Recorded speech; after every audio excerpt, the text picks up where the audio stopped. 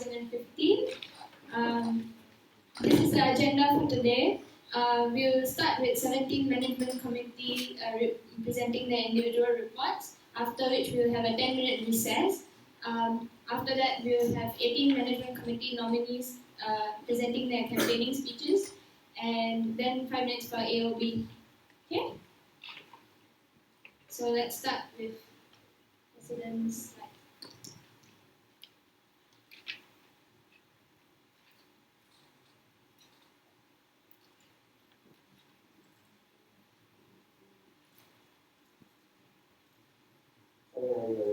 Welcome to AGM this year. At the time we are recently our community asleep in the phone and South Bay and San Francisco. So AGM is a time where the staff, or rather the management committee, step up and present about what we've done for the year. So our job is to improve the state of the staff, and it is an iterative process. So every batch we will try something new to see if it works, if it doesn't work, but ultimately we will try to make things perfect. Okay?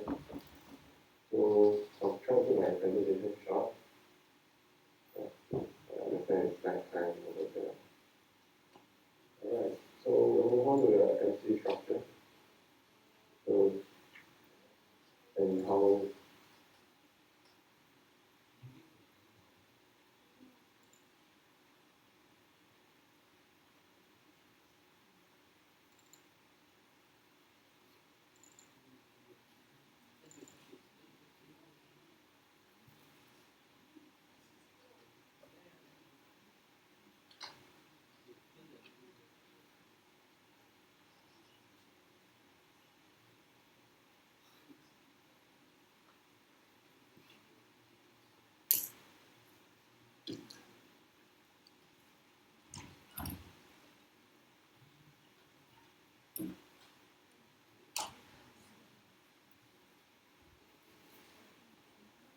Hi everyone, welcome to this year's AGM.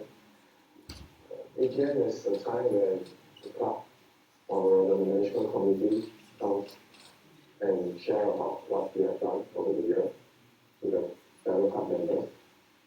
So first, we'll start with an overview of the MC structure. You can see there are 4 different colored boxes. So on the top is the presidential wing. We'll mainly do administrative stuff like finance, which is help out with documents, archival processes. The brown will be external relation wing consisting of marketing, publicity, and alumni relations. Pink will be operations and project wing, with logistics, freshman projects, CGF, and IT. CGM is not really an MC member, rather it's just a project that's under computing club. And then lastly, we have human resource development with welfare, academic, tourism, and sports. So I'm representing PCL. So who we are, we basically are the main core group of the management committee. We make key strategic planning decisions for the club. And this year we have 3 highlights, or rather 3 aims. Firstly, we want to build a strong work culture towards a better management committee. And then following on that, we need to improve the ties with other parties who we make up to run the club. And lastly, improving relations and our relevancy with youth, especially students. So firstly, towards a stronger work culture,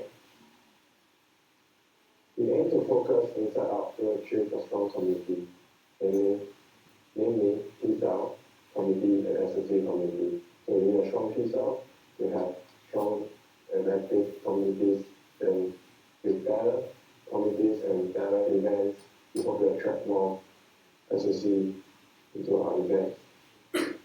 So we try new processes to make things more fun and dynamic within the MC, as well as to improve efficiency. So the first thing we've done is that time is to make a common workspace for our community members. I think this is a good move because, as you know, if there is scarce in SOC, it's find it hard to even find place to study. So I hope, at least I hope that this is a space for members, community members to hang out after their studies to talk about work or talk about how their day has been like, basically to hang out and to encourage people to do their club work. This will help and we all go welcome these our new community members where I shared about the vision of the club and also to let everyone get to know one another, know who's in what project community. And it's also a chance for advisors to get to know some of the project community as well. We also did a weekly Pizza Strong meeting. So what this does is every VP will report on their week, on what they have done, what they're going to do, or what's hindering them, and how they're going to hinder others in the management committee as well. So this helps us to keep out on the top to monitor situation, and it's also a means for the directors to feedback issues up to us so that we can discuss and then decide on actions to take. We also updated the constitution and election standing order. You can find in our election website. We reviewed it because the documents were very obsolete and outdated, so to the point that it's not useful to refer to anymore. So we revamped it and hope that the future batches will do their part and update along the way to make it constantly useful. Yeah. So improvement comes with other parties. So when we run the club, when we want to run events, we definitely cannot do it alone. Even if we want to seek help from the university or feedback complaints and issues, we need the help of others. So we have done a lot to manage or improve relationship with SOC officers, the student union, and the alumni association. Lastly, on improving relations and relevancy, it's always a great challenge to engage as many SOC students as possible through events, because there are many different kinds, as in trust people have many different kinds of interests, and definitely we should not engage students through events only. So what are some of the things we have done? We've been encouraging welfare staff and other staff to come up with a more meaningful and interesting events. So in the result, we have SOC boys, we have a design competition, which I really look forward to for the merchandise. But I can't get it.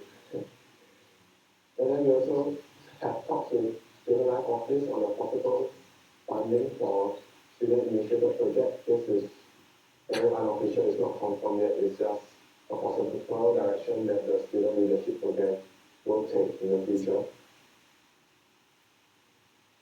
So what this basically means is it aims to target students, a group of students with an idea of an event to hold, a student-like event, something interesting like talent competition,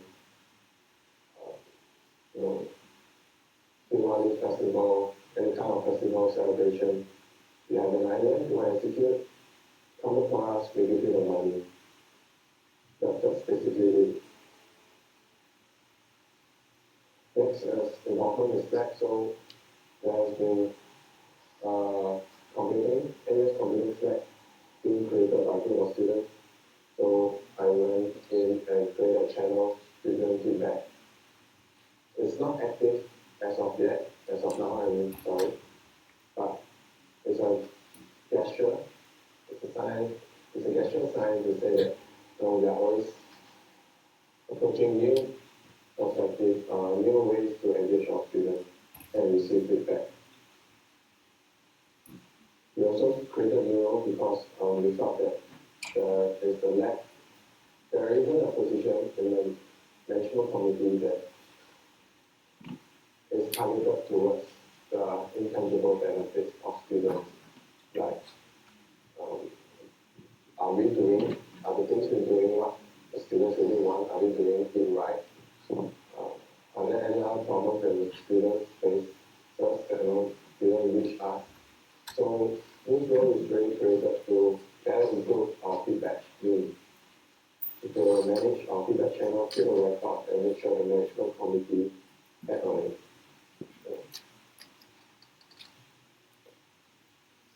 Lastly, we are stronger training the students.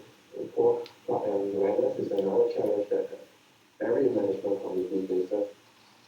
So we made many publicity improvements, with some interesting projects like humans of SOC. We have some housekeeping matters on our notice board, our publicity materials, and of course our very cute mascot. So I'll leave it to the publicity cell later to present to you what they have done. That end my quick presentation. Thank you.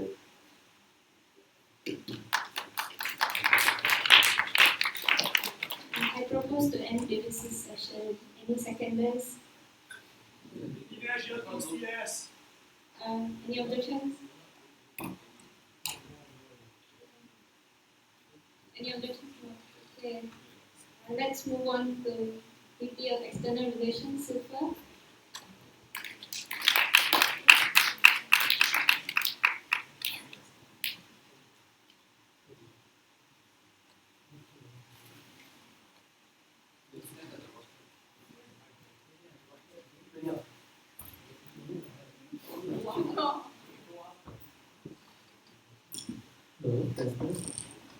Hi everyone. Yeah, so my name is Silva, the Vice President of External Relations of the 17MC. Oh, sorry. Hello. Yeah, so hi everyone. Yeah, so nice to meet you all. Thanks for coming out today. I hope you'll find this a very pleasant night. Yeah, so I'll share with you what the External Relations Wing has done over the past year and such. Yeah, hope you enjoy it. Oh yeah, okay, so for starters, yeah, so this is actually our External Relations Wing. So there's like 3 directors and 2 directors as I believe on the very well. So I'd like to thank the 6 of them for helping out a lot in the past year or so in my year as a VP. Yeah. So what we strive for? Okay, so we aim to bolster the club's image among external organizations because as the External Relations Wing, we like to promote ourselves to other clubs and also other organizations so as to get more reputation and so forth to organize larger events for the beneficiaries of the company community in SOC. Yeah, another thing is we also like to aim towards shorter organizations and also to build form like a larger form in terms of tripartite in the form of school, the alumni, and also the students in the SOC itself. So I'll talk a speak a bit about what marketing cell has done over the past year. So marketing cell has done on like a semi-centralized role. So what they do is that other than FOP and CGF and like other switch events, most events under SOC will go through the marketing cell, which will in turn look for sponsors to build the events and stuff. Yeah, so one of the key initiatives that marketing cell has came out with is the SOC dinner competition, which I believe everyone is very familiar with, because they came out with our very own mascot, the socket. Yeah, and also the Valentine's Day career, something that we did like the year before this. So it's very innovative because in the sense that people can also buy for other people outside within NUS, but not in the SOC itself. So this is something new that we touch upon. And also we have to do like other things within like karaoke or like sing-along sessions for those who will pay extra and stuff. Yeah, then finally it's also merchandise sales that we did combining identity shirts that you all saw and also a bazaar itself, which we last had as signs. We'll be having another bazaar soon, which will be coming forth in September, so which will be a central forum. I hope you can support them. Yeah, so similarly, upsell is also taking on the semi-centralized role for this event as per for the year itself. And also, what they did for this year is that they focus on the shifting of this box. Why such? Because we like to maximize our publicity reach. Basically, a lot of our posters have not gone through the direct channels itself, and a lot of students have not been able to see what we aim to provide for students. So by putting the shipping of this box to more relevant areas, so we hope that students can actually get to share and learn more about events that we're trying to put up with them. Yeah, and something interesting that the humans of SOC, which I believe everyone is very familiar with, it stems from the idea of humans of New York, which we like to also bring forth to build a larger identity with the SOC, so that people will feel more familiar and know each other more in general. Like I'm just saying that every person that you met is facing a battle of their own. So we should actually not judge people and hope that through this humans of SOC, we can actually hope to understand people themselves and we should be good for SSC in general. Yeah, finally, we've also created the Timeless Community T-shirt, which for students itself, right, this is something to recognize everyone as part of the MC or this subcom or in general. The aim is actually, right, such that students won't feel like there's a distinct badge or like position that you've done over the year. What we aim to do is we want to make everyone feel as comfortable with each other, such that we want to create something that's timeless, that can go through many generations and through different cells and communities. Okay, so lastly, I want to talk about the relations. When I talk about what relations have done, it's something unique. They created this thing called SoCal. So it's something, it's a new brand. I think it's something that we never seen in SOC itself. Yeah, so the SoCal is obviously School of Building and Relations. Aims to help build the contact within SOC, so with the school, the alumni, and also the students itself. Yeah, so with SoCal, we have created our very own alumni networking session in February. We got together different alumni who have graduated from SOC in Canada itself to share with the students on what they have done and what they can do to get in this relevant industry that they're interested in. And last but not least, there's also grad night. So this year's grad night is really interesting because we have it at Suntec itself. So it's one of the type of ST. Yeah, so it's NUSS. It's really interesting because this year we really was a movies team, so we want to bring forth something different for the graduates every year, as to also commemorate their 4 years in SOC. Okay, so speaking about what myself have been doing, so how about me? I guess my job is quite different from the rest, because what I do is organize with external parties as a representative of Conclub. So my aim is actually to meet more people, get so more connections for Conclub. Then we can build more extensive connections and long-term partnerships, such that companies and organizations will be more interested to work with us. So in general, it's more like a liaison role in general. Yeah, so in my 1 year BD, I don't think I did as great a job as I could be. So I believe my successors could definitely do a better job than me, which I believe he can. Yeah, so what can be done better? Yeah, I definitely could be a more honest person, so I'm not very honest myself. And I hope this is going to change a bit. And also to, take care of my directors. This is something I want to share with all the VP candidates. Like being a VP itself, right, you're actually in charge of 6 other people. So your job, I feel, is to actually take care of them, to protect them from any unnecessary trouble itself. So more like you're the intermediary between them and the so-called the more red tape itself. So you're there to actually help them make their life easier, so they can focus on what they aim to do based on their respective positions. So I hope these VPs understand that you're actually more like a big brother, to also take care of all these directors and help them grow in their league, because they're going to look up to you as definitely about them, I don't know. Yeah. So last but not least, I like to thank those 40 people who have helped me in my journey. Yeah, it's a bit long, so I should not go over that. But yeah, I think other people, anyone that said hi to me over the past year, there's a lot. So I hope you enjoyed my speech and good luck to all the kids here. Thank you very much.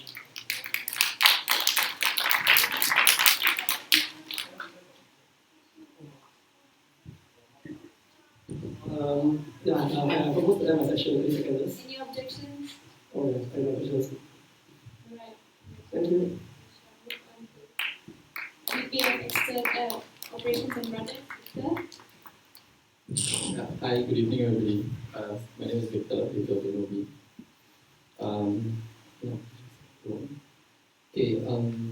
So this is the Operations and Project wing. I have 3 directors under me. It's very good that you all are seated here and under me. Sorry? Okay. So there's 4 directors under me, and then there's another CGF project that's parked directly under me also. The Operation and Project Wing, we actually set out at the start to become we had a very nice logo which was to be the forefront as well as the backbone for the MC, because we wanted to provide all the basic necessities in terms of logistic as well as IT support to the MC and other subcommittees under us. And then as for the freshman projects, we wanted to invite and welcome all the freshmen into the FC family. I will talk about CGM later. This is the whole MC structure as pointed out by Davis earlier. So my job as a VP Ops is more like a liaison for all the directors that are under me to the rest of the MC. Yeah, it's more like to make sure that they are able to, like what Silver said, they can plan whatever they want to plan and they can do whatever they want to do without facing too much restrictions from the school or regulations. Start off with what a few highlights of the things that my cells has done. So, for example, logistics, they actually came up with this extension called return box because we used to have this problem of people not being able to get extension box. I believe they will talk more about it later. Then they also have these new initiatives, which is to have the better bookkeeping system for all the equipments and stuff that we have from the classroom. With a room book. And then this is for IT cell. So we have a new revamped website. If you haven't been, please go and take a look. There's quite a lot of cool features there. We are intending to use the website to become like a one-stop portal where there's more information and a lot of utilities for the website so that it becomes more relevant to the student point of view. They are also the ones who were behind the maintaining of this elections website. And then moving on, we have the freshman orientation projects. This year we also had 4 events under the FOP. So this is FSC, Freshman Social Camp, Orientation Week. This is RAP, and then we have FINISH. So FOP as a whole, we aim to welcome the freshmen into the SOC family, as well as to let the freshmen have a taste of what university life is like and prepare them for university life. I'll go more in depth into FOP later because you is not here and I'll be speaking to them. This is the special project that we have annually. This is called the Cyber Gaming Festival. So this year, this is the games that we have, and as well as the sponsors. This is actually the poster that they use, the latest poster that they use. So they have the Dota 2 competition. This is like the main highlight, Dota 2 as well as Hearthstone. We have managed to reach like 32 players, 32 teams for Dota and then 52 players for Hearthstone. And then we also have the small 1 versus 1 knockout tournaments for quite a few games. I think it's CSGO, and then we have the people at Ninja, the Autosport, as well as Fighter. Yeah. So initially CGS started as an event. We wanted the purpose of the event was to raise money for the club because the club does not have any project that is able to bring in income to support the club because our club is student voluntary and then we don't actually earn money from it. So this event was supposed to supplement our income so that we can host more events for the students. And then this year we actually managed to earn $1,400 from this event, and I'm proud to say that those money doesn't come from our own students because this event was targeted at public. So that was one of the objectives they reached. Another is also they managed to outreach out to a large group of people.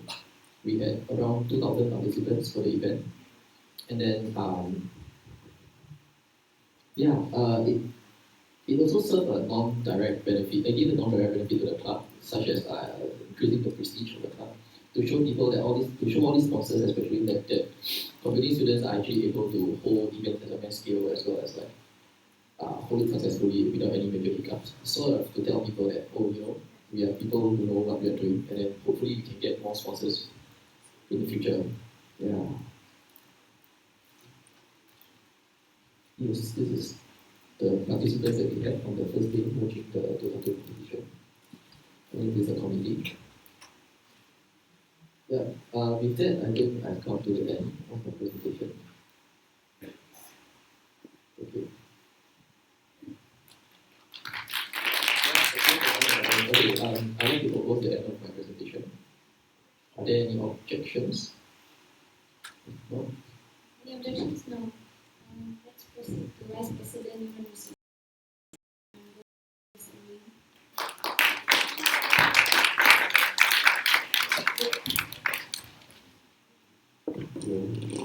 Good evening, everyone. My name is Serving at the and Wing. So I will be reporting on behalf of my wing. So firstly, let me introduce people under my wing. So we have Fei Xue, the Director of Welfare, Edward, the Deputy Director of Welfare, Yomi, the Director of Related Opportunities. So I will be giving a brief highlight of the events and other initiatives that was held by the H&D wing. So firstly,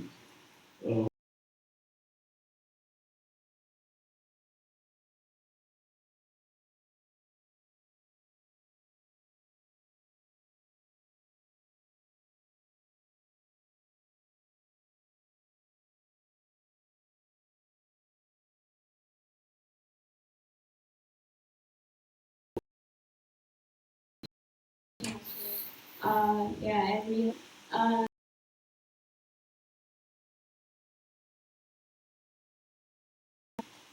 And so all I have is money that the school gives us in terms of your school fees, right? $8 from everyone equals to approximately 14,000.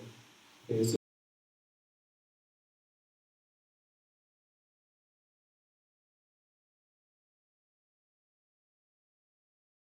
branding efforts to the external stakeholders and internally through the identity shirts and other merchandisers.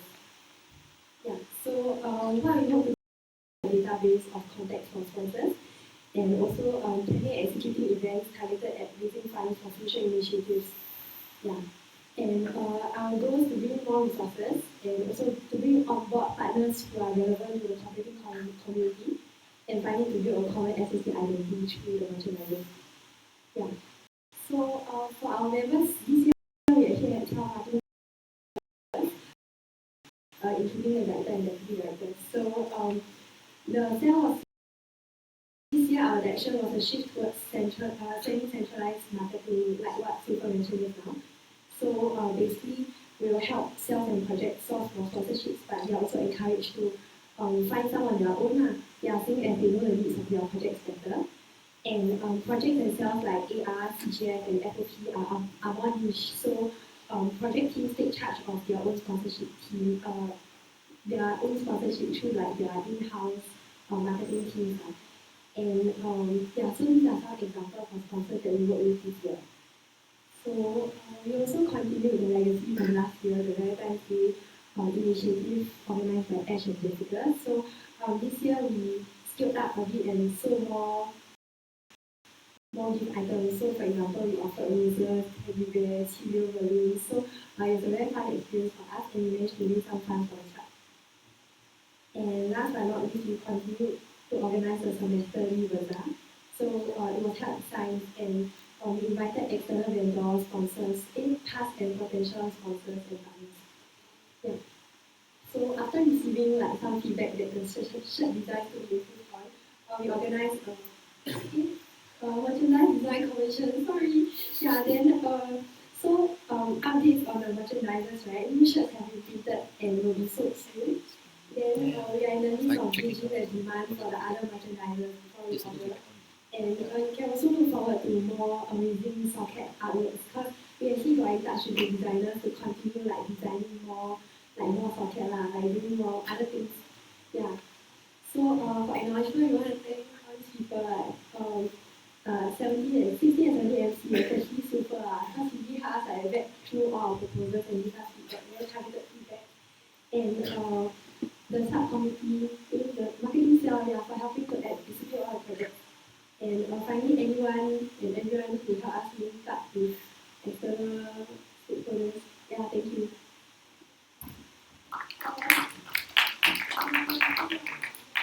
I propose to end the presentation. no objections. Let's move on to the publicity.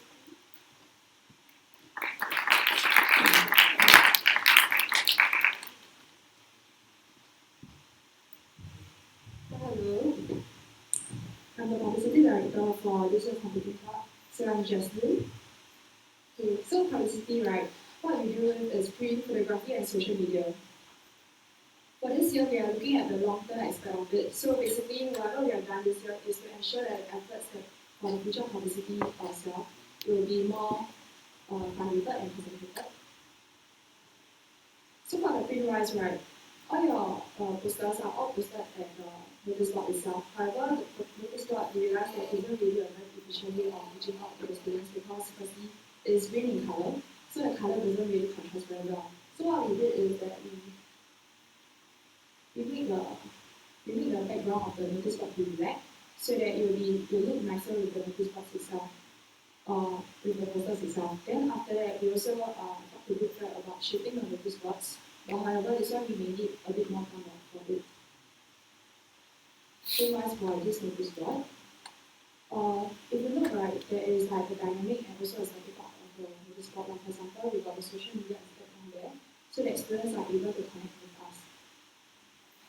We also have the overall timeline where we let students know what other events to expect.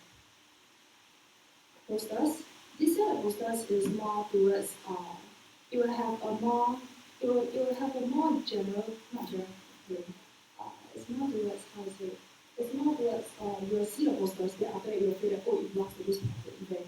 It's more of building an identity for the event itself. So like for example sports camp, you have the colours as something that to match the two posters together. SOC voice, we have the microphone. After that, we have the layout. IG's directions, we have the black color as the main theme and also the layout itself. We also have integrated publicity for EGM and also voting. And what other things that we have done is that we are trying to build identity without within the SOC itself. So marketing has very kindly did a design competition. So we have this SOC tag up. And this mascot what will help us is that will help us in terms of publicizing in terms of the posters border. So when students wear it, will know, oh, this belongs to committee club. Then we have the committee t-shirt, which helps to identify that, oh, all these are the committee people, and helps to build a sense of identity. Photography. So photography wise, right, because we are very skilled, so we will need to, we need to take photograph and we need to look excellent, outstanding as well. So over the years, we realized that there is a lack of people joining photography itself. So that's why we invested in purchase of camera. Social media. Our likes has been increased over the past 3 years. Even though the intake of students has been increasing, this shows that that doesn't mean that the likes will increase automatically. There's an effort to look outreach to the students themselves. This year we initialized this Instagram account, Humans of SOC, as mentioned by Silver. So what happened is we want to cultivate a sense of culture within the users, saying that we are not just nerds like studying, so we are more than just whatever you see beyond the surface. We also developed SOP for posters and learning on camera. The SOP for the posters is important in the sense that it helps the designer to give them more buffer down, to create the posters and also make changes. I'd like to thank my publicity staff for helping me out during this term and also the previous MC. Okay. So that's the end of my session now.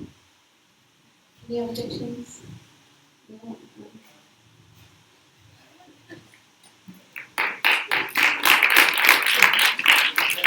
Alumni relations, AY14.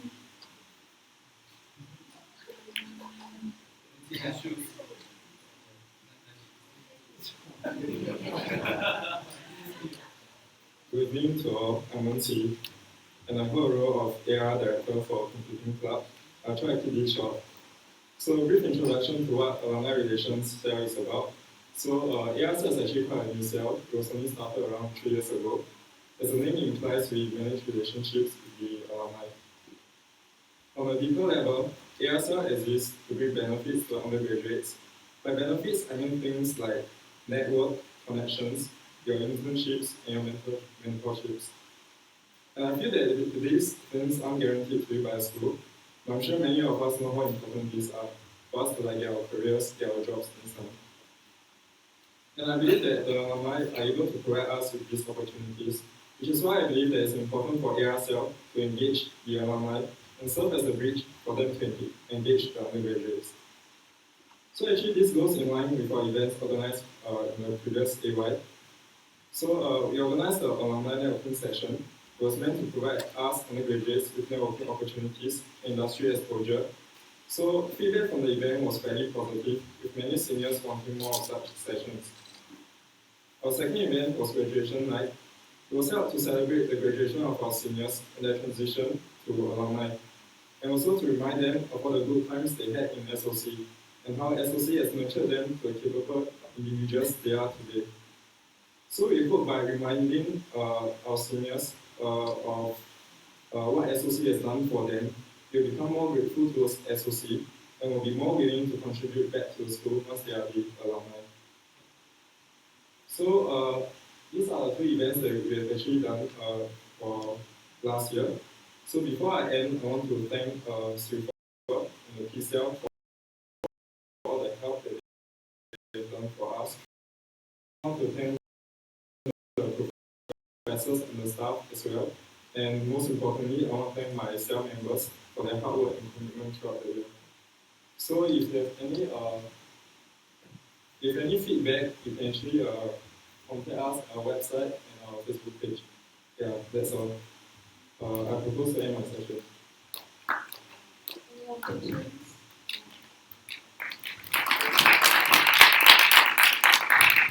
Logistics? Person?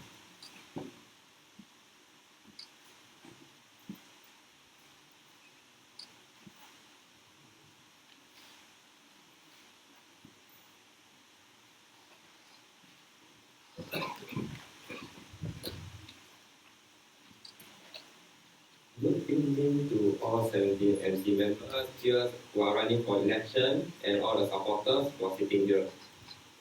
I am Joseph, Director of Logistics 17 MC, and Terence is my Deputy Director who is unable to attend this evening.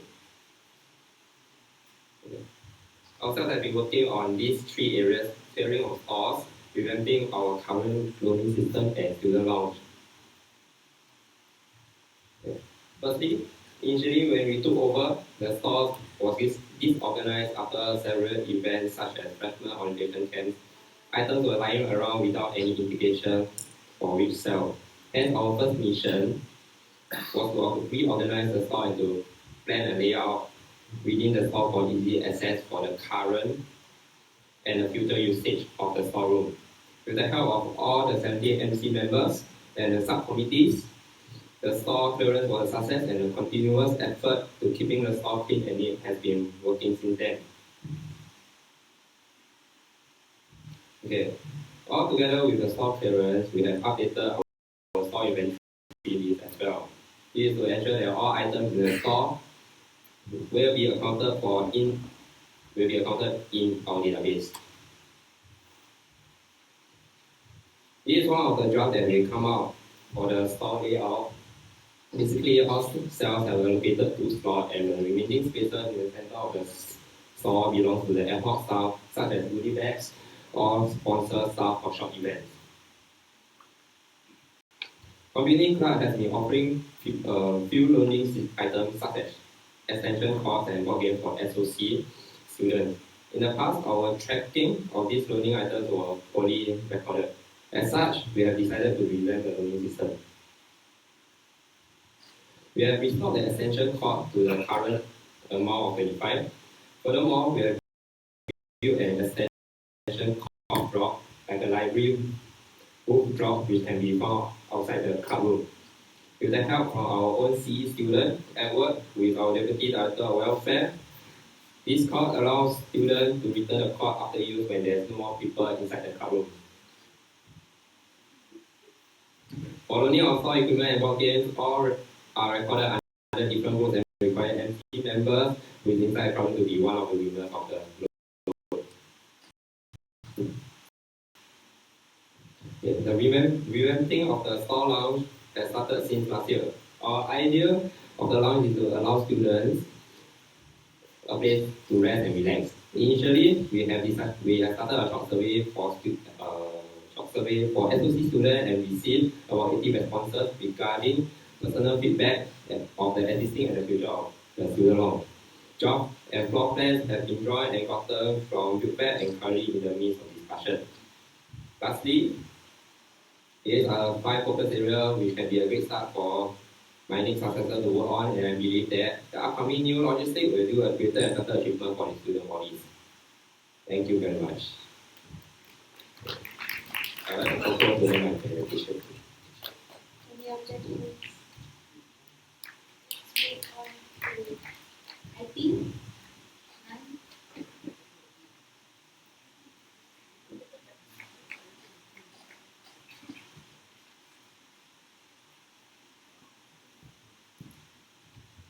Hello. Hi, we are the IT cell.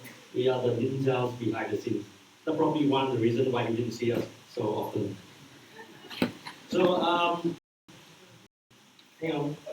All right, so what we do is that we provide the technical support to the other cells as well as build and maintain the services that's catering to the student body. So the cell consists of me, myself, the director, and Alex as the deputy director. So together as a cell, these are the things that we have achieved during last year. So we moved the main website from the WordPress CMS to Ruby on Rails, which is a framework. This is to allow us to extend the website further. So we believe that a CMS like a WordPress is not flexible enough so that we can implement new features and services to the student body.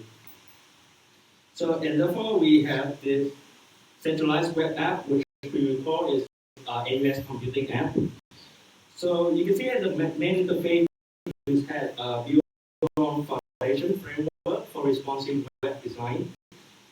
We also integrate a lot of other information portals, such as soccer, cyber gaming, the election webpage, and as well as the MC webpage, which have the current MC. And then also we have the other services, such as the borrow system. Just like Joseph mentioned before, now we take the system online, and now the student can just log in with their IBOE and borrow stuff, request the stuff. And once the item that is requested is approved by the logistics cell, there will be an email sent with a QR code, I believe. I will not remember. But and we also have the locker system, which will help the welfare cell to maintain the local balloting and all. And internally we have a wiki web page. We record down stuff and documents for the next. The recommended improvement on the IT cell. We will employ a lot of other students and not just the cell member. Because if you notice,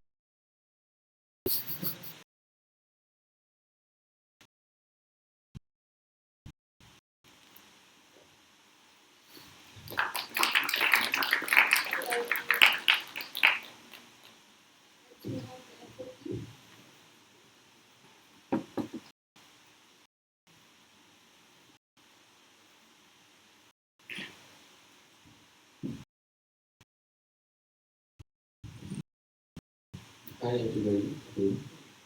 So I'm here for COVID duties. Senior then this year. We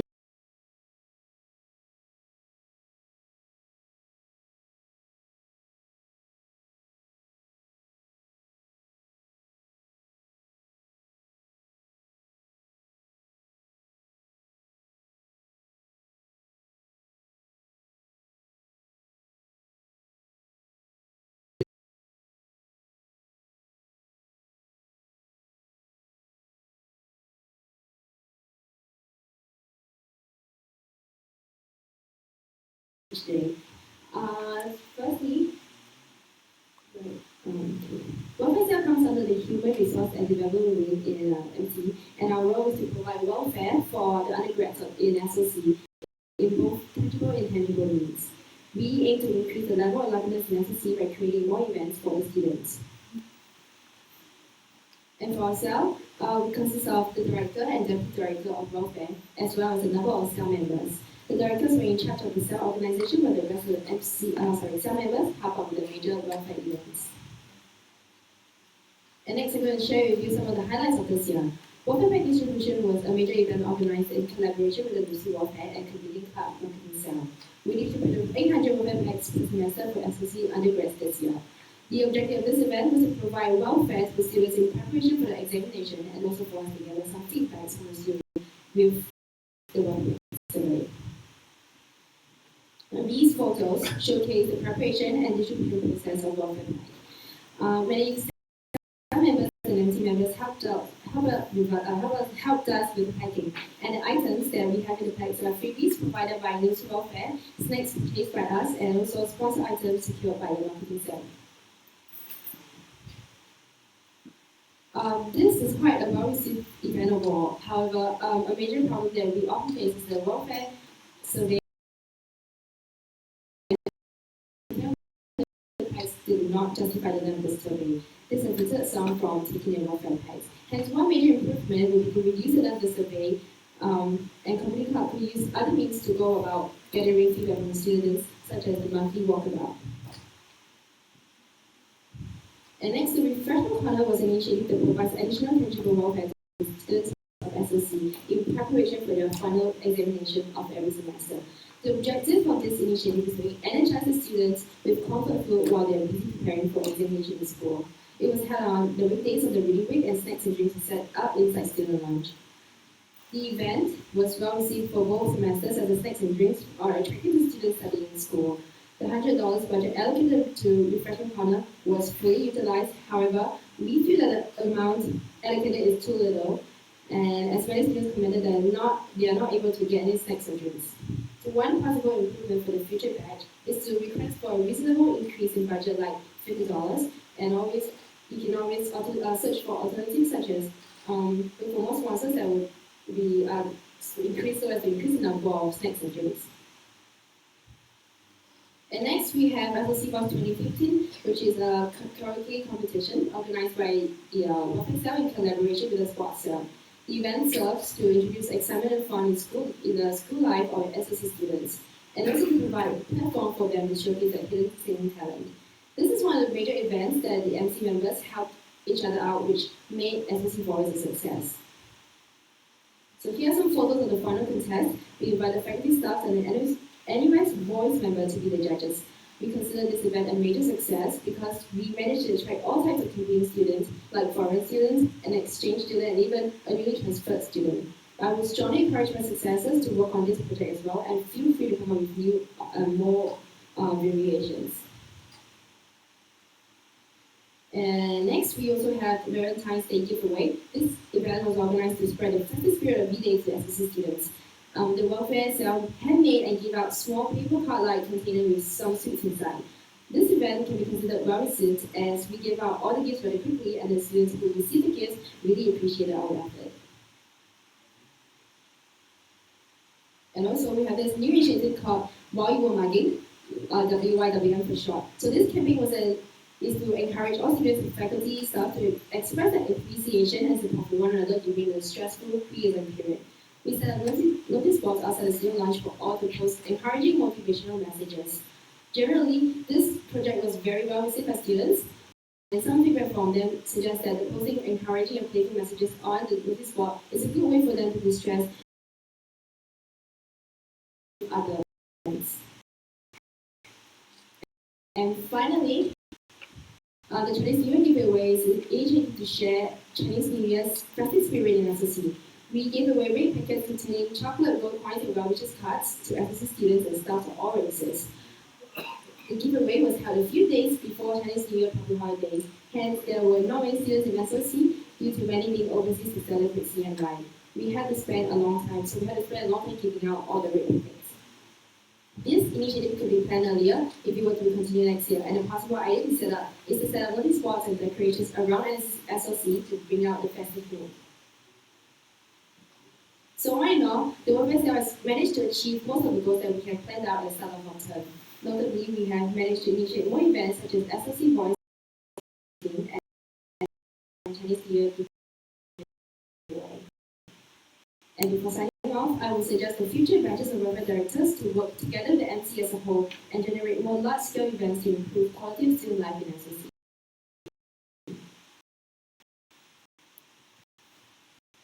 At the end of my turn, I would like to thank the welfare cell members for their contributions during many of our events despite their own busy schedules.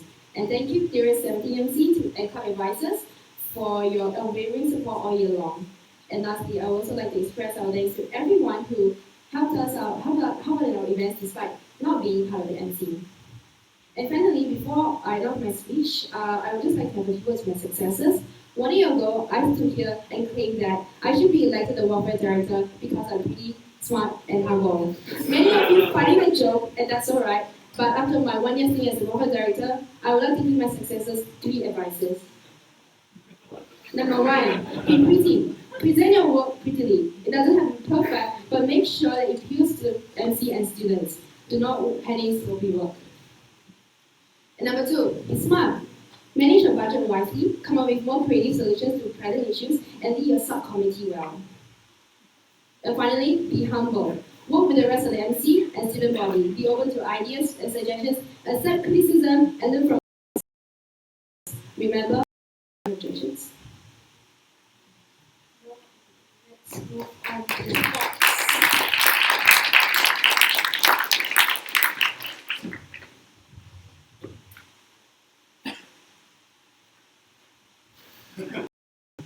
Okay, another one you. Good evening, everyone, including those who are at the bar end. I hope you all can hear me. Can you hear me? Right, I'm Nominees, and I'm the sport director for this year. Agenda, mission, structure, talk about two highlights of my experience. So when I took over sports, I gave myself this vision in the 5 years' time to raise the awareness, sportiness and competitiveness of us, SOC, to match those of the other faculties. To achieve the mission, these are the three missions, these are the three missions that I have to do. First is to conduct 2 major sport events and 3 minor. Second, to enlarge the sphere of influence of sports within SOC. The increased awareness of sports events, milestones, achievements, and also increased recognition of students representing us. Thirdly, to increase SOC footprints in the IFG. To qualify that is to win more medals and banners. So this is my sports cell. From my right, AY14, Shiqi, Yang Jing, Jia Yi, and Jia Ying. All of them are unable to be here today. They are either busy in IFG trainings because we are still training for IFG, or they have the Yang Jing, the handsome guy and muscular guy, he went on exchange program. Yeah. So going to the first highlight, sports camp. Our getting considerations for sports camp was to cater to students who have no prior experience. Second consideration is to cater as many campers as possible. Initially, we were forecasting about 60 to 70 campers, but it turned out to have 151 signups, and we didn't want to turn down that many campers to system, so we took some steps, did an emergency meeting, and then we changed it. The last main consideration was to avoid game sports played at the previous sports camp, so it wouldn't be a turnout for the seniors. So along the way, the obstacles and difficulties were, first, the time frame to plan, publicize, and execute is very, very short and restricted. Because by the time we took over, it's already near recess week, and we had to publicize before exams and projects deadlines were near, and that means by week 9. So we had to kickstart and plan everything, publicize everything within. Second is manpower resources. As you can see, myself is only 6 of us. When I took over, I felt that there was an impression and image to change because the impression of SOT students. So the highlights and delights. Firstly, we managed to secure lucky draw prizes, PS4 and RWS citation.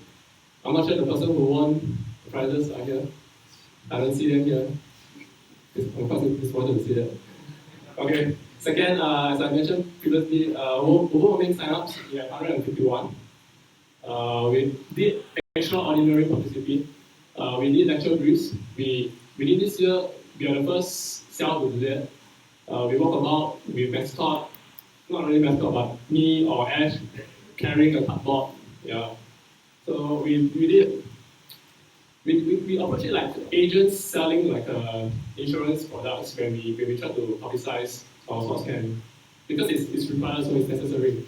During the welfare pack giveaway, we station ourselves at outside student lunch, and we approach strangers, people who we don't know, people who have never seen an election before.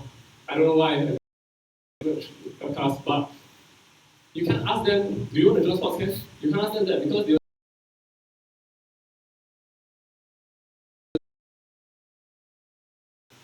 Yeah, we managed to play more than 6 of the games. So I'm quite happy that we managed to do that as well. So some statistics, some interesting statistics from sports camp. We had a total of 151 signups, but we are unable to cater to that. So in the end, we raised the campus from 70 to 88, 86. That's about 12 teams. And we had 11 helpers. So as you can see, the signups reflected in their majors, respective majors and their years. I believe we are quite successful in bringing together and bonding different students in SOC, regardless of their year, regardless of their majors. So next highlight is the IFG, which is still ongoing. Some of the unfulfilled ideas were IFG camp, boot camps, and IFG forum. I wouldn't go into detail because I think some of you will not know what is it. Some of the obstacles and difficulties was the seniors, the students were busy and internships or exchange program, so we can't really start any IMG programs before week 0 or week 1. And in terms of training, we can't really find facilities inside school. So the publicity efforts, with the help of FOW, FSC directors, we publicized FSC and FOW, and we did publicize the welfare pack giveaway. Facebook posts, videos. I hope you all have saw the first one with Suchi inside. And lastly, the IMG board, which is outside student lunch right now. Yeah. So these are the captains and team managers who have generously stepped out and helped me with the trainings. And I'm not sure how many of them are here. I think some of them are. So Andrew, Kizaka is here. Jaden is here. Okay, I really appreciate your help with conducting this session for me. So some interesting statistics again. The largest number of signups were at badminton. We had 71 signups, much more than the previous years. I think maybe combined together, it can't even beat this number. Soccer, table tennis, frisbee, and a few other sports, we had more than 30 signups. So I would say it's pretty healthy. Total number of signups, we had 294. We did it over a period of 2 months. Yeah. Some acknowledgements, pretty important stuff for my, as in nominees for sports directors. You have to work with a lot with them. Mr. Sim, Mr. Ravi, they help me do facilities and clear my safety aspect of proposals. Mr. Abdul Halim is the Secretary General for Singapore Football Federation. He's very, very generous. I went down to there and he straight away put me into his meeting with 8 other stakeholders. It's like, wow, it's crazy. But he was very friendly and helped me a lot. And he did everything for us in the sports camp for free. Some of our sponsors, I missed out one here is Jeffries. Sports camp participants and helpers, minions, drivers, photographers, and all the participants. Yeah, great. It was a great memory and great time spending with you all. 17 MC. Yeah, some of you, I think everyone is here. Yeah. I think because sports is heavily involved and interdependent on other cells, like we need the help from art, we need the help from marketing, we need to publicize our efforts during welfare pack. So really thanks to everyone and help us to make our life better and publicize efforts better. Publicity efforts, sorry. Lastly, I want to thank my sports self. Unfortunately, none of them are here. But we spent good times together. We had our unforgettable year memories. With that, I propose to end my session.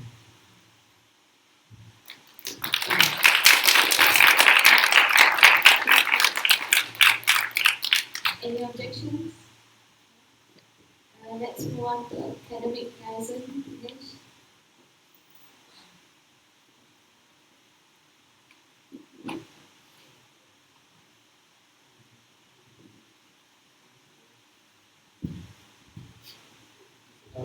Hi everyone. I think I'm the last person due to speak before we go off for a break, so I'll try to make it quick.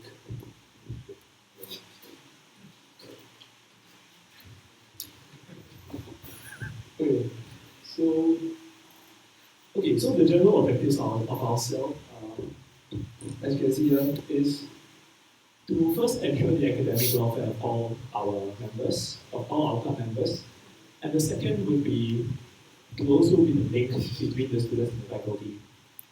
When I say faculty, I mean like the various officers, like for example, the Office of Undergraduate Studies and stuff like that. So yeah, these are the two people in our cell, we are a very small cell. Okay. So in order to meet our general objectives, we came up with another 4 set of objectives. So the first one would be to provide direct module-related assistance to our club members. So for instance, we hold mock PEs, I'll elaborate on those later. Our second one would be to hold academic enrichment programs. So for example, all the workshops that we have held. And then finally, we also provide career-related liaison. So during activity, we had career center, participants from career center come down to speak. And also, we try to be a point of contact for all academic-related matters. So for instance, like when freshmen, they don't know who to contact or their modules after being pre-allocated, they're not pre-allocated properly, we try to be a point of contact for them. Okay. So the first of our events, I think the last of them, because it's the most recent, will be a CAT Day. So CAT Day targets incoming freshmen. It actually fulfills all of our, it fulfills the first 3 of our objectives. So it's kind of like the highlight of a CAT cell, I guess.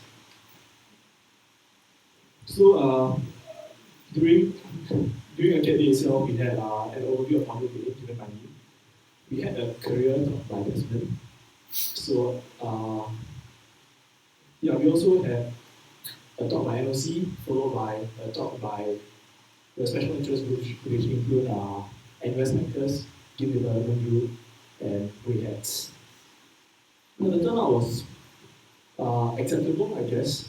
109 actually is quite a lot of people, but in IT auditorium it seems like quite sparse. We had 68 students from CS. We had 21 InfoSec students. We had 16 from BA and 4 from CPG. Yeah, I would say it's a decent turnout. We captured about 1/3 of the student population. But perhaps it would have been better if we conducted earlier publicity and more publicity as well. So most of our publicity channel for this were mostly the FOP groups. So we sent messages to our FSD OGL to ask them to spread to their OGs. We posted it in the FOW chat and so on. Also, one thing we noticed is that people can, we had full attendance right up until the NOC talk. Right after the NOC talk, most people started leaving, and as a result, very few people were there to listen to the SIG's talk, Hackers, Grey Hats, and GDG. So I think that's quite a wasted opportunity because the SIGs really, they kind of are what computing is at the end of the day, the kind of interest, the kind of things that we do. So one solution to this I suggest for my successor would be to end the talk right at the end. To force them to stay. Yeah. So I mean it sounds a bit draconian, but you allow them to reap the full benefits of the talk. So next up we have GCC. So GCC was held during the winter break, the last holidays. It was conducted by 2 people, myself and Kitaki. This it fulfills our objective of module-related assistance because it's a preparation for CSN 2020 and similar modules that require Java. And it also provides some enrichment because we did go into quite a lot of detail that is not necessarily required for the module. So one of the things we did was to split the class into two. We split it into the group that came from CS1010 and the group that came from CS1101S or CS910S. The reason why we did this is because the two groups have different backgrounds. The people who came from 1101S and 1010S, they don't really have a lot of static typing background, so they can trip them up a lot and can spend more time on static typing. Whereas if we do that with the group that came from CS1010, we will just feel like we are wasting the time because we already know all these things. So that's our syllabus. Turnout was quite good, it was really quite good. And people actually stayed until the end, mostly, which is quite nice. Next one, Unix workshop. So, one thing you notice is turnout was quite terrible. Actually, 60 people signed up, but 30 people showed up. This one we opening for all students, but I think only freshies came. I don't recall any seniors. This will also help during the previous interview, so when I say freshies, I mean like common twos. We held a single class over here because I think we didn't really need to split into two classes. We need to split this group. And we just covered an overview of Unix. Now, one thing I feel is that people don't really see the value of learning Unix, and especially when you're a freshie, you don't really care what's the use of learning all this nonsense. So perhaps, I honestly don't know how this problem can be solved, except to just let the students go on to read the modules before they realize what they need. But anyway, we're holding another Unix workshop this Thursday, so please show up if you want to learn. Okay, the next one will be the web and mobile development workshops. So this one was conducted by a JetBrains representative, Sebastian, and it was actually a series of 2 workshops. Now, we had somewhat overwhelming sign-ups for this. We had 86 sign-ups, but we only had 25 slots. Actually, we had initially 20. After begging the guy, we managed to get 5 more slots. So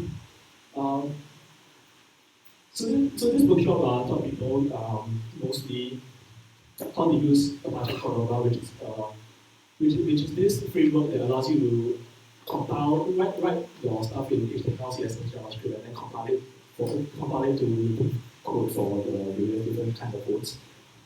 Also introduction to AngularJS and the node ecosystem. One thing could have improved by this is we could have spent a bit more time on setting up initially because a lot of people ended up using time setting up, I guess. Anyway. Now, mock PEs. So mock PEs are okay. So mock PEs, you all can read the slide already. The reason why the turnouts are approximate for the 1010J and 1010 first PE is because the file in which we got the signups is password protected. And the password is sent via SMS, and I don't know where the password is. So, but anyway, this is the last known number. Now, one good thing about these workshops, this mock PE, is that we managed to capture people who wouldn't otherwise attend compound events. So you get all kinds of different people you never see anywhere else, and we can use this as an opportunity to publicize to them. So, for example, the next weekend when you conduct this, go bring other cells down to go and intro, like say, sports camp or something like that. Yeah, I think we publicize sports camp as a second mock PE. Yeah. Anyway, I'd like to thank Andrew Kizaki sitting at the corner for being the mentor for a cat cell. Like, really, without you, we will be doing a lot of rubbish. Yeah. My boss, GSM, thanks so much. I also like to thank Sebastian, the facilitator, for the web mobile development workshop. Also like to thank the top advisors and the centers for the mock PE. Last but not least, I'd like to thank my deputies for agreeing randomly out of when I asked you. Yeah. So anyway, I propose to end my session.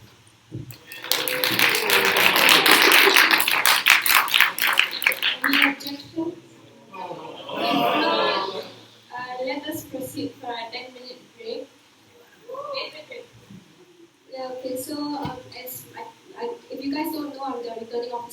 Janelle, the returning officer for the elections. Just a quick announcement for the nominees. If you have slides that you want for your presentation, you want to use for your presentation, please come here during the break to upload your slides to this thing, computer tablet thing. Also, the lineup is going to be, so this will be the lineup. First will be, the lineup will be first Jeremy Hon, Yong Ming, Andrew Ko, Lim Hui Qi, Eng Zhi Kai, Dinesh, Xiao Hui, Juliana Seng, Li Jialin, Dylan Seng, So Wei Hao, Lo Wei King, Chen Wei Wen, Terence Chok, Jaden Shen, and Lim Wei Ling. So that's how the flow will be like for the lineup. Okay, so yeah, don't forget to come over here, give us your slides. Yeah, thanks. Be back in 5 minutes. Thank you.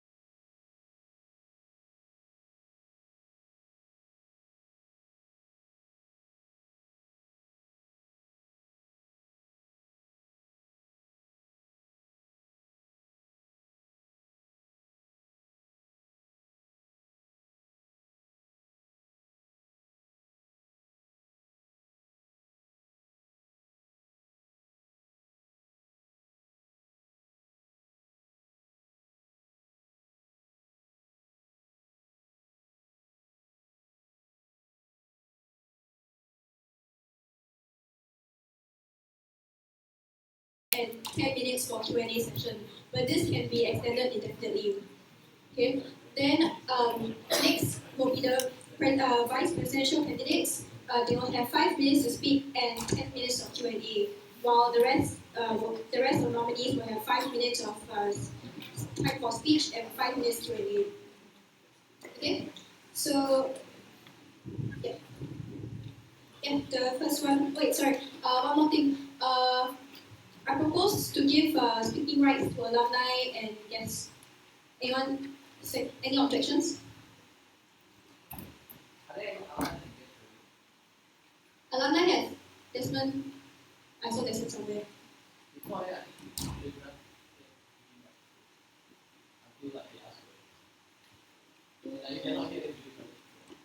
He should come back in now. Desmond, speaking rights to alumni and guests. Okay, to alumni.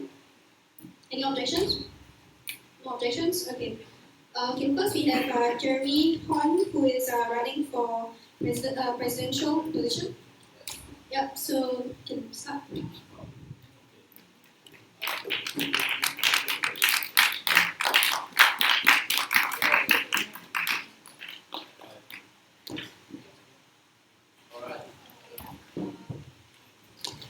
Sorry, one more thing.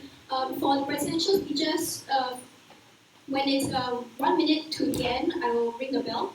That means you should start to wrap up. And for the other nominees, when it's 30 seconds towards the end, I will ring the bell. Okay?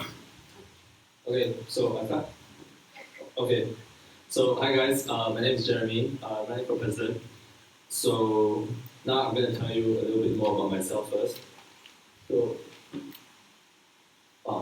okay, the slides are a bit screwed up. Please, sorry. So I'm studying computer science, year 2.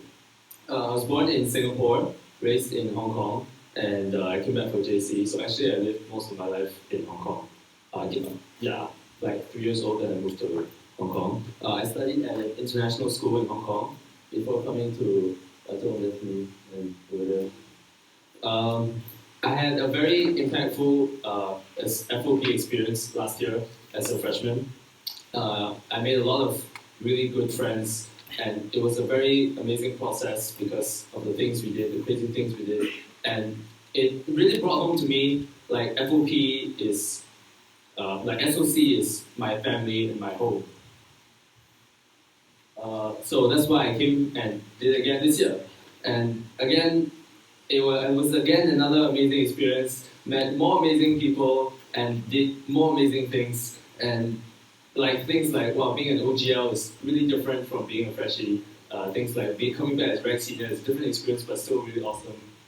Okay, now I'll talk more about what I've done.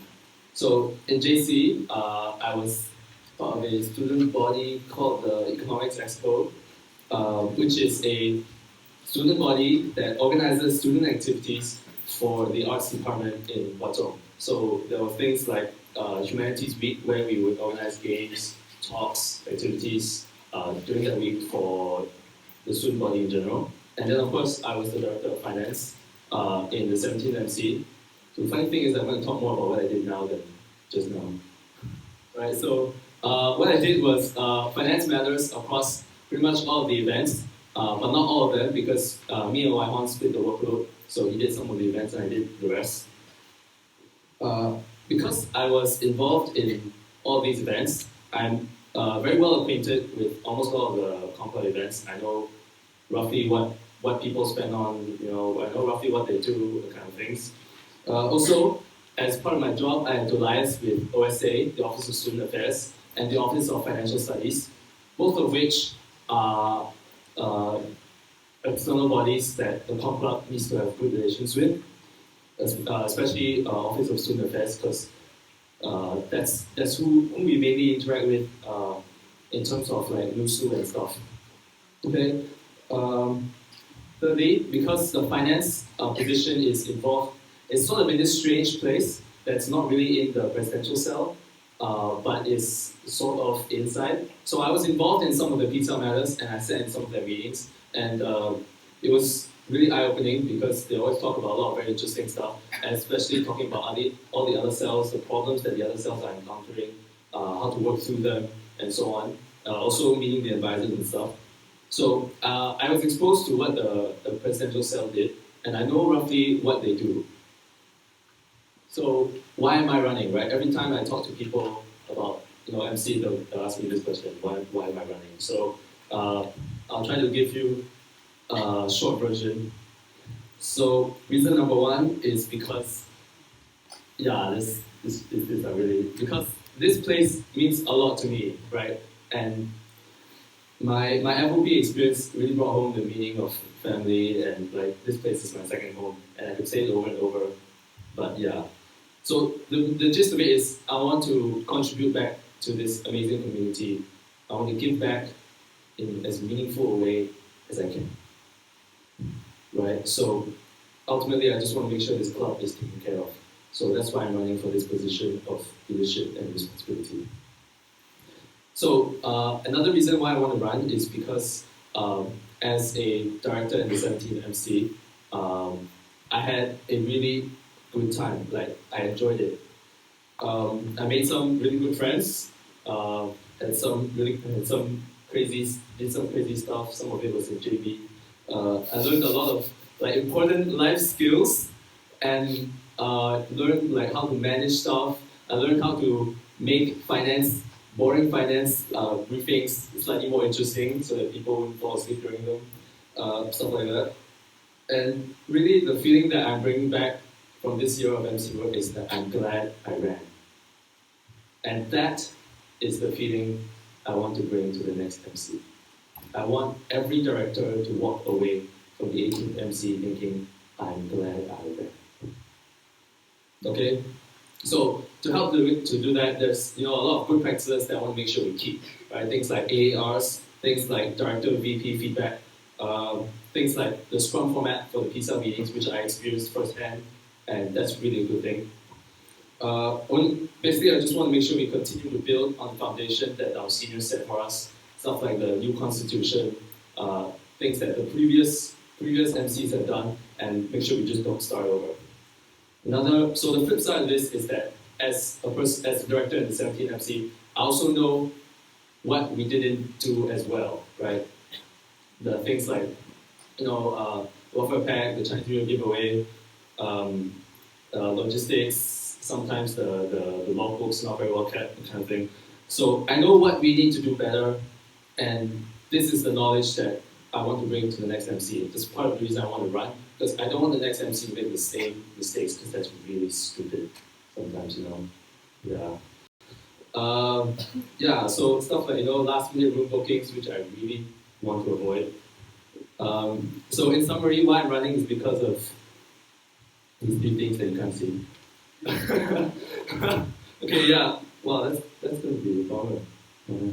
So in summary, why I want to run is because reason number one is SOC is my home. Reason number two is I want to make sure we keep doing the good stuff. And reason number three is we don't make silly mistakes or the same mistakes again, because some of these mistakes are very clearly preventable. Okay, so which brings me to my theme for my vision, right, for the year ahead, which is to reconnect like that. Okay, so what do I mean, right? If you talk to other people about MC, right, some of the more random people in SOC, random friends, right, you ask them, oh, what do you think of the MC? Most likely they'll come back with this.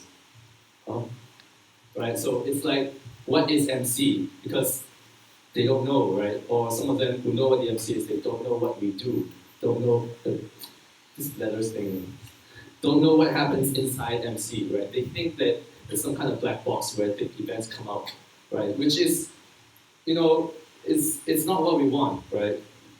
And for some of them that know what we do, for them the feedback, if they have feedback, it feels like sometimes that it goes inside a black hole and they don't get any return out of it.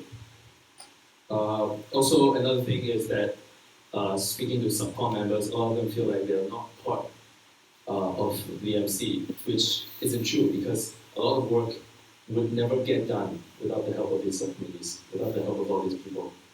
And so they are every bit part of the MC. So as you can see, that there's a gap between the subcom and the MC, and there's also a gap between the student body and the MC. And so really what I want is to reconnect the two. So how I'm going to do that? First, I'm going to focus on reconnecting the students with the MC. One of the ways is through responsive feedback, 24-hour response feedback. So if you submit any feedback through an official response channel, so meaning not sitting down side by side and talking about like through an email or through a Facebook message, something like that, right? We will respond to you within 24 hours. Okay, and after this, off by the new relations secretary, and then they will make sure that the matter is taken care of and addressed, and you know that will be their job. Oh,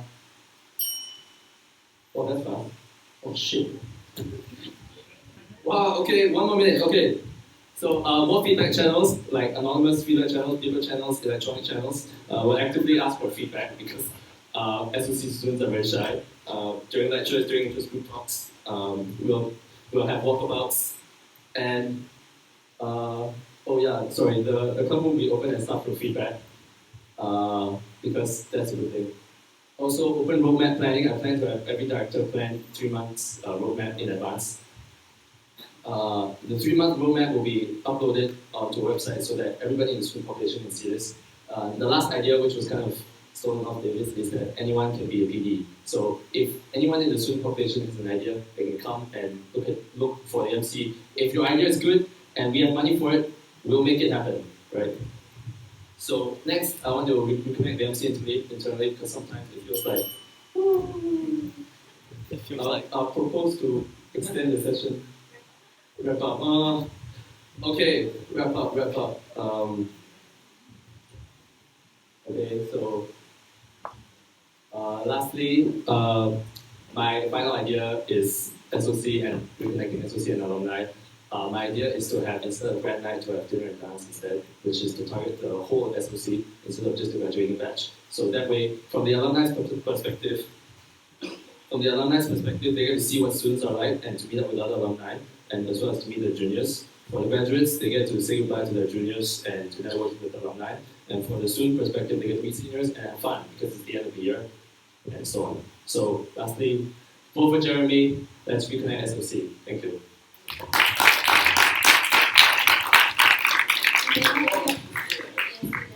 It's not Now over the yet. floor is open for questions. Any questions? Yes, questions are. Yes. Okay, the questions will be when you ask questions, use the format of your name, your major, your year, your major. So it'll be like Ah Kao, year 4, computer science. Yeah, and then you okay? Yeah, okay, there. Third year, 3.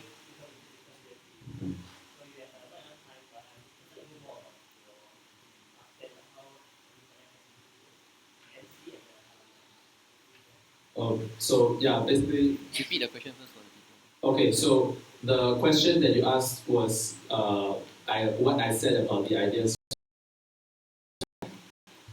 Basically, my big idea was what I said, the dinner and dance instead of grad night, because it will, instead of it being a small quiet event for grad night, it will be a big event every year targeting the whole student population. And I believe it's a different kind of event, but it would be just as good in terms of for the graduating batch, because I believe one of the aims for grad night is when they graduate, they will have like lasting memories and so on, to reconnect as well as to see off the alumni before they see off the graduating batch before they leave, and to make memories before they leave and make friends and stuff. So a dinner and dance would achieve all these objectives and more, because now you have the juniors there and alumni have more of a reason to come back and meet up with each other. Yeah.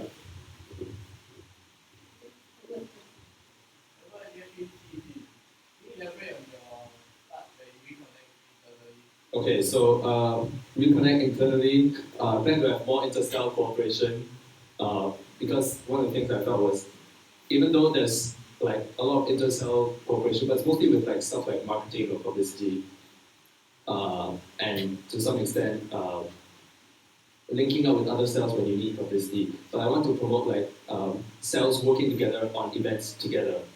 Like I believe SOC Boys had some aspect of that, but most of the events don't. It's like one cell works on one project and they don't have help or planning help from the other directors, which I don't think that's a good idea because if we work together, it really gets like some of the cells think, oh, it's just the two of us, then it's very hard. But we're one MC, we should work together. So I want more into cell cooperation, planning events together, so on. Also want to open up P-cell meetings to all the directors and PDs. My idea is that because I learned so much from this practice, I should do it for everybody. So not just directors, but PDs as well. We will so-called publicize the timings to all these people for our upcoming P-cell meetings. If you want to come down, just come down, it'll be open. So it will be an eye-opening experience for them. They'll learn more about how the P-cell works. And they'll be more connected to the MC because during P-cell meetings, it's really different. You really get to see like, oh, marketing cell has this problem, Kent liaison cell has this problem, FOP cell has this problem. We need to talk this through. And you really get a sense of the whole MC, what it feels like. And I believe that's very helpful. Also, the advisors might sometimes be there for P-cell meetings. So it's always good to get to know the advisors and like ask them for feedback or ask them for questions that you have that only someone in the faculty will know. So that's, yeah. Oh yeah, so the two things were how my plan for reconnecting the MC internally. So the two things were, one is more into cell cooperation and two is opening up P-cell meetings.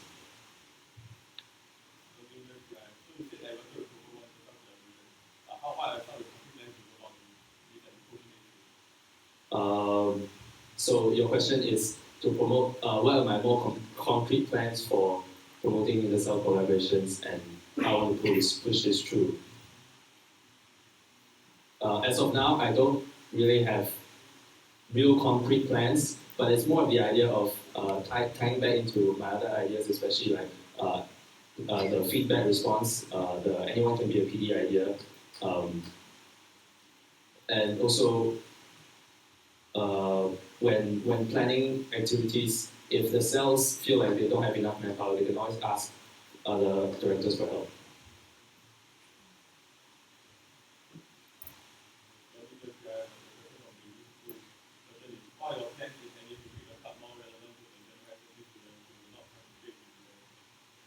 Okay, so the question is, what are my plans to make SOC more relevant to the general student population who do not participate in events? I have that somewhere. So yeah, it's basically so that MC can be the bridge for them to voice their opinions, because even these people who don't particularly have participate in events, I'm sure they still have complaints, still have things that they want to talk about. So for them, the MC will be, because they don't participate in the events, for them the MC will be a place where they can voice their complaints and their complaints will be heard. Any questions from this one?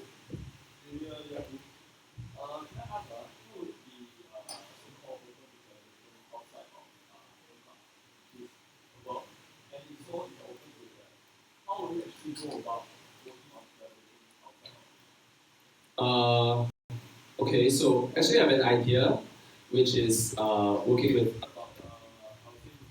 Okay, so so your question is how I would I promote? Yeah.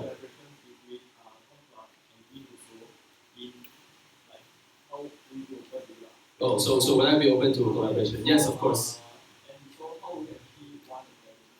So how would I want the collaborations to be like? So if, for example, we're planning an event together, ideally we would have one PD from either your Nusu side or our side, okay, and then hopefully the project committee will be formed of students from both sides, and then the project will be overseen by either party, as in the project director, and in a sense, the funds could be from both parties.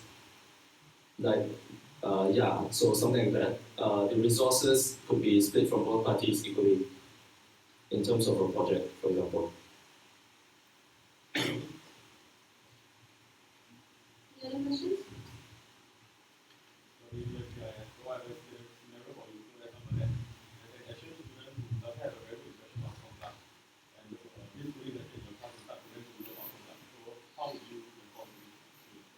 Wow, that's fantastic. They actually talked to me.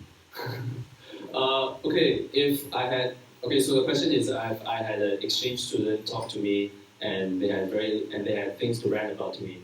So how would I address this, or how would I talk to them? Well, I would first try to get to know their feedback, exactly what they're unhappy with in Concom, and then what I would do is I would submit the feedback first for them, of it through an official channel, and then because there's paperwork and stuff, then I would investigate the possibility of that feedback being true and representative across whole SOC. Because sometimes people have, personal complaints like, oh, I don't have a limousine, right?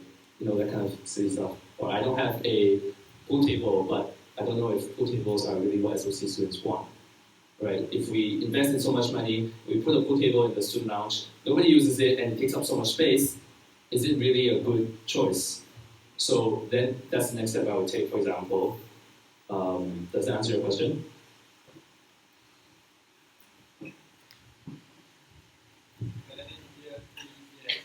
If you don't get elected as the president, what are you going to do? So if I don't get elected as president, what will I do?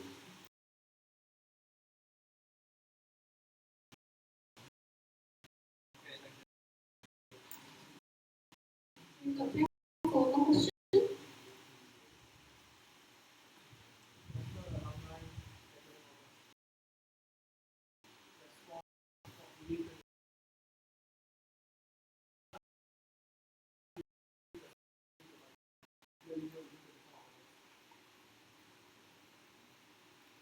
Okay, so Desmond's question was, with how feasible do I think 24-hour response time is, and also how many times have I achieved that as a FinSec? Okay, well, generally as a FinSec, first of all, I do believe it's feasible, and secondly, as a FinSec, my target was not 24-hour response, but I did definitely have 24-hour reading time. I read the emails within 24 hours. So I guess for that's sort of what the response means. It's sort of like, okay, we've received your feedback, we're working on it. Here's your ticket number or something. So I believe that's feasible in that manner.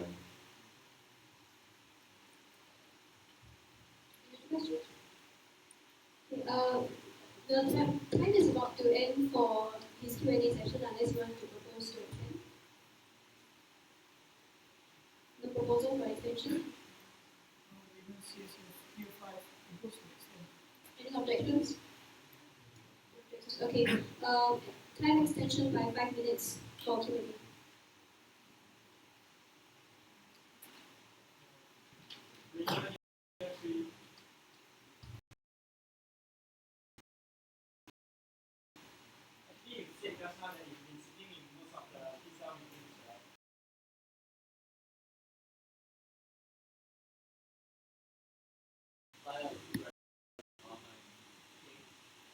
You today and Q&A you mentioned that you are working with other organizations and for your past experience you know that you ever want your project to go according to the and you have I think most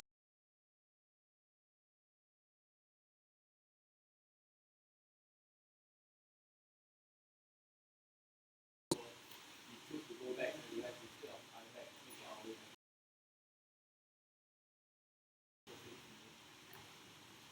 Okay.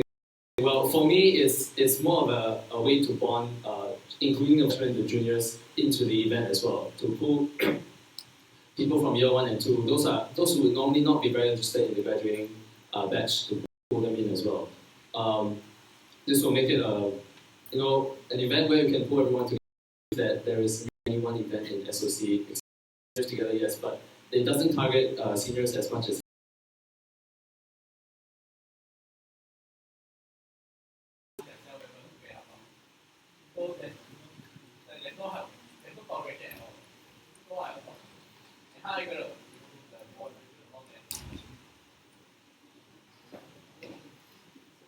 Okay, so how am I going to make sure the MC is bonded? Yeah. Okay. Well, for me, I would want the MC to bond through, for example, induction camp, really make it a more fun event, but also through work, hopefully, because because there will be now in the club room. Generally, I feel like as long as we continue what the 17 MC has done, the bonding process should not be a problem.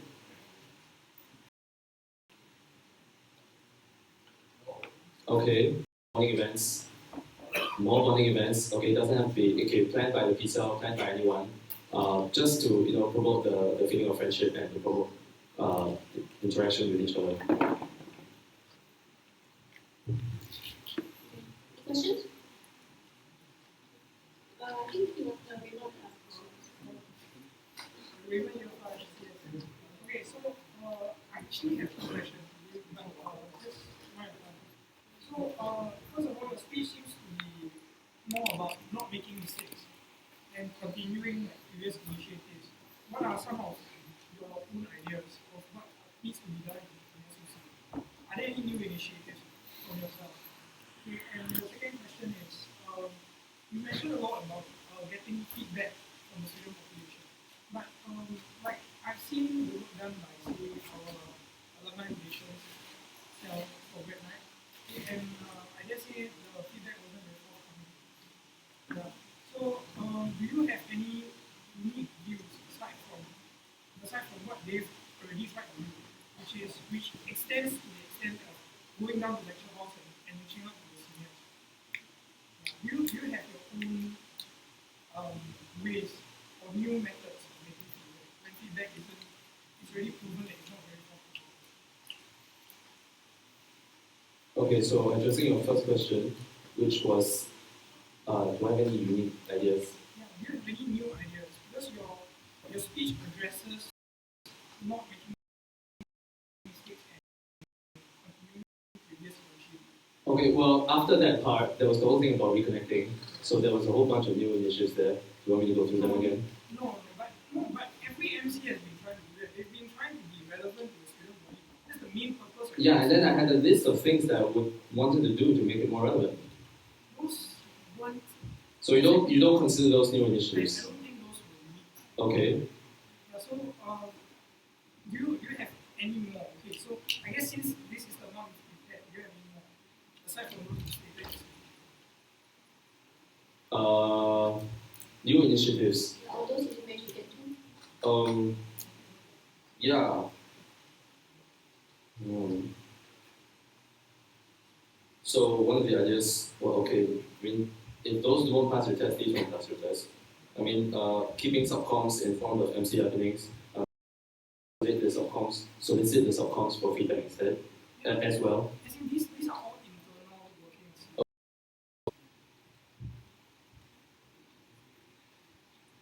Besides dinner and dance, not really. Then the second question about getting feedback. New ideas to gather feedback. Yeah. So the 24-hour response, does that count as new? No. The question was, do you have any ways to better get feedback? More feedback channels, including anonymous feedback channels like through Google Forms or whatever, through paper ways, like submit paper forms, those can be anonymous. Through electronic ways. Do you have good ideas for how to? Because I believe right now we have fairly decent channels to collect feedback. They're not perfect, but that's why I want to get more. But the problem is like you said, is the feedback is not forthcoming. It's not really that there's a lack of channels. Yeah. So, which is why I said that having more channels isn't really the solution. But you asked me for more channels. I think we'll keep this. I think we'll keep this till after your program. Okay, sure. But yeah, think about it. Yeah. I think there's no question. No? Okay. Anyone have any more questions?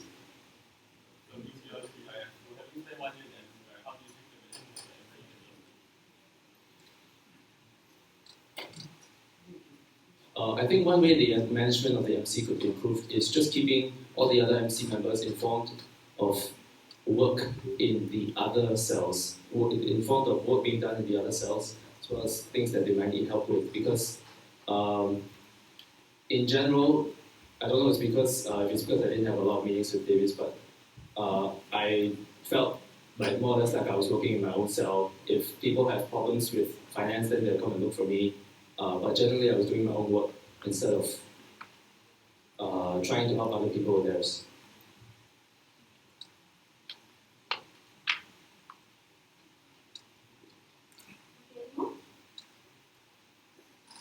Okay, then I propose we end the Q&A session for Jeremy. Questions? Okay, up next we've got Tan Yong Min, who is also running for president position.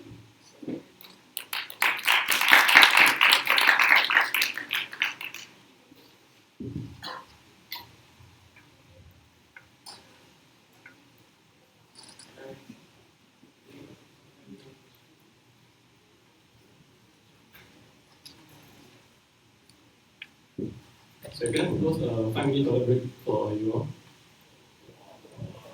Any oppositions? Okay, object and opposition. Sorry. Sure. Okay, before I begin my proper speech, first, 2 things I want to share. I want to apologize for not approaching the former T-cell presidents and vice presidents and seniors and alumni who have serious, genuine concern and interest in moving forward Conclub. I've been very busy with IFG, and if I have time and if I'm elected, I will hear from you, I will go approach you. Second, all the stuff that I'll be sharing today are not fixed. I want my P-cell and my MC to be with me on this together. So this is my central idea. Okay, nothing is fixed, right? First, who am I? Yong Ming, I'm 25 years old. Okay, I did, this year I was the director of sports. What helped me along the way was I get to experience the whole package, because to plan for sports camp, I did marketing, I did publicity, I did sourcing of facilities, bookings, everything, right? The rest, I want to go into it, see time. Okay, my motivations. First, I want to ensure there's a continuity in this MC, in this Conclub. Being the sports director last year as a 17 MC, I believe that I can help to bring, to hold on to the expertise and experience from 17 MC and beyond and before, and bring to 18 MC. Second, I believe that I feel the most sense of satisfaction in sharing, in inspiring, and in motivating the people around me. So, as a president, I hope to do that, and to my VPs, and the VPs can bring that to their directors and so on to the subcom. Lastly, being a president is never easy, it's very difficult, but for now, for this term, for this SOC, I feel that and I see that it's possible. Why? First, there are staff who are helping us along the way. There's a creation of student life office. Second, there are seniors that I know that, like I said before, they are genuinely concerned and want to help to bring Conclub to go further. Second, third, I have friends, peers around me who I can touch, I can rely on when I'm in trouble, and that is for sure, because along the way it's never just all rainbows. Lastly, I have seen juniors, freshmen coming into SOC from sports scenes, from FOP, that they are all enthusiastic and passionate and they want to help to make this place a better place. Okay, my vision of Conclub, I apologize that you all can see this already slow. To possess the knowledge, skills, reliability, flexibility to represent every community student and reach out to them when needed effectively. How do we do this? Mission number 1, to redesign the image of Conclub and enhance its status and capabilities. Some subtasks that I think of. 1, to redesign the Conclub door. right now, the compound door, the compound door is actually sitting at a very ideal position. Every time you walk up from the stairs, you see it, but we can make better use of it. We can put more posters, more publicity, and we can make it more welcoming for anyone, any strangers, any alumni, seniors to come in just to pose a question to us. Of course, that being said, the people inside the compound room must be friendly and engaging. You know, when seniors or strangers walking past the door, you must welcome them with a smile. You can't just do them and then with a death stare and then people will be scared to come in. Second, to have stronger collaboration with school entities. This is to facilitate a faster working process like booking of rooms, approval of proposals. Thirdly, stronger presence in school events and milestones.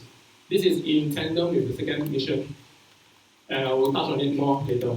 Lastly, to have a stronger and closer knitted cells, and as we call it, one com club before we have one SOC. Second mission, to ensure every community student know com club's existence and purpose. You may think that why not we know every student out there? But is it feasible? I don't think so. I can't know every community student's name out there.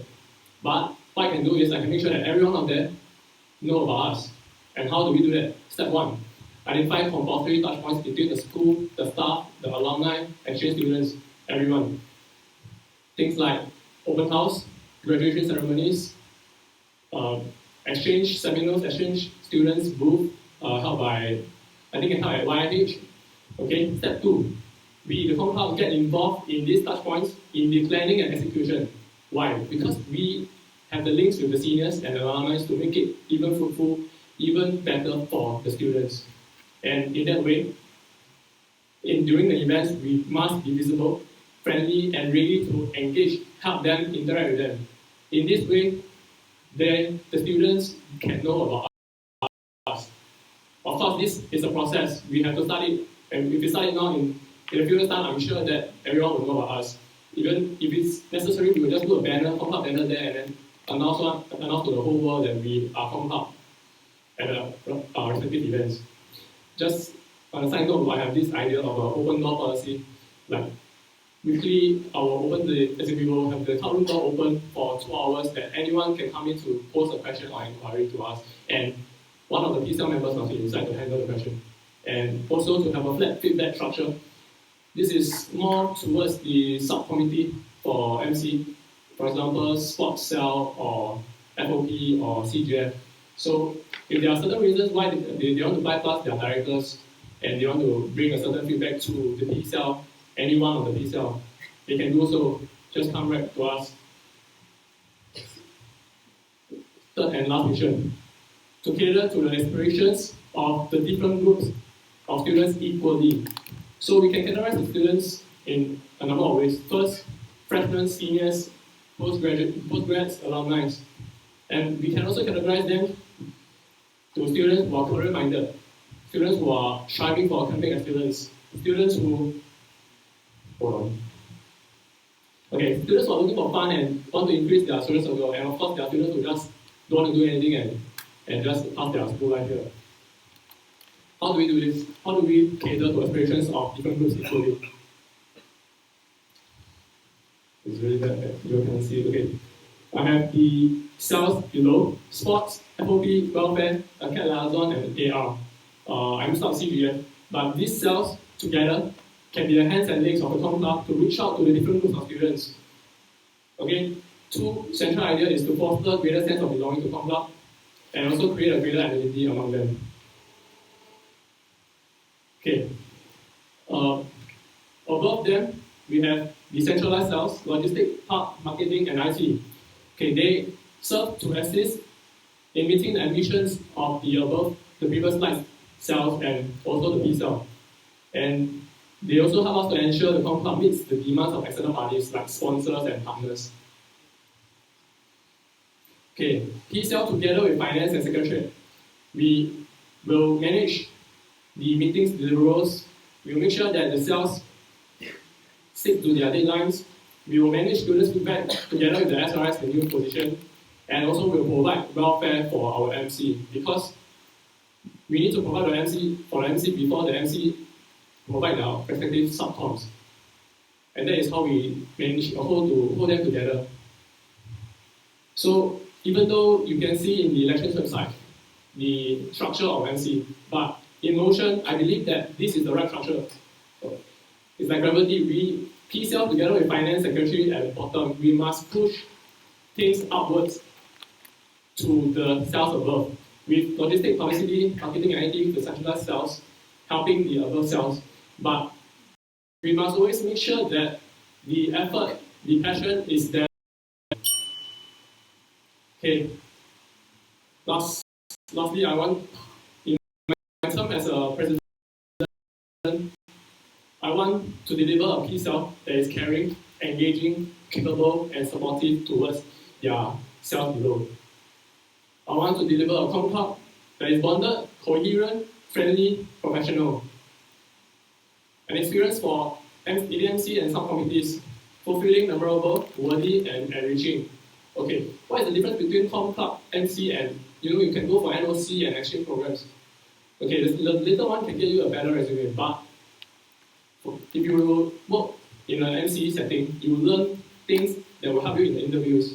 You will learn things, valuable working skills and life skills that will help you as a working person, working adult out there. And lastly, I want to deliver a time for everyone in SOC that is fun, happening, vibrant, and aspiring. With that, I'm my session. Thanks.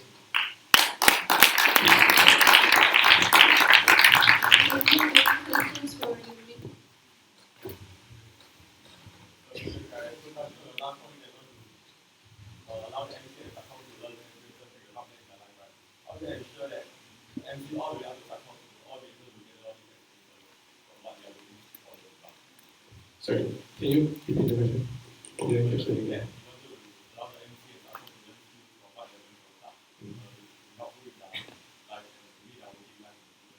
How do I ensure that everyone, all the way up to the subcon, even the smallest and top subcon, will be able to take on this skill? Not everyone is doing different tasks. Right. Okay, there's two ways that I see it. First, can you repeat the question for the people? Oh, sure. Sorry. Something was asking, how do I ensure every member in the com club, even down to the member of a subcom, gain valuable working skills that I mentioned in presenting this slide. So I have two ways. One, the way I handle my P-cell, I will pass on valuable skills to them that I think that will help them in their working life, and hopefully it will trickle down the structure. Second, through the flat feedback structure and also through myself going down to the ground level and interacting with the subcoms, I hope that I can help them gain valuable working skills and the skills that I mentioned. Yep. I hope that answered your question, sorry.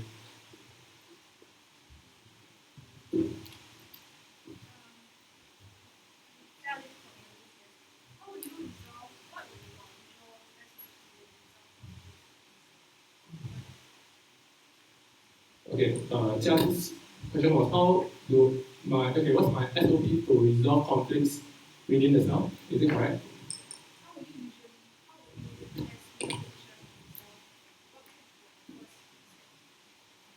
Okay, it really depends because it depends on whether I'm on a how to say it, if it's between cells. Is that a question or someone else's question?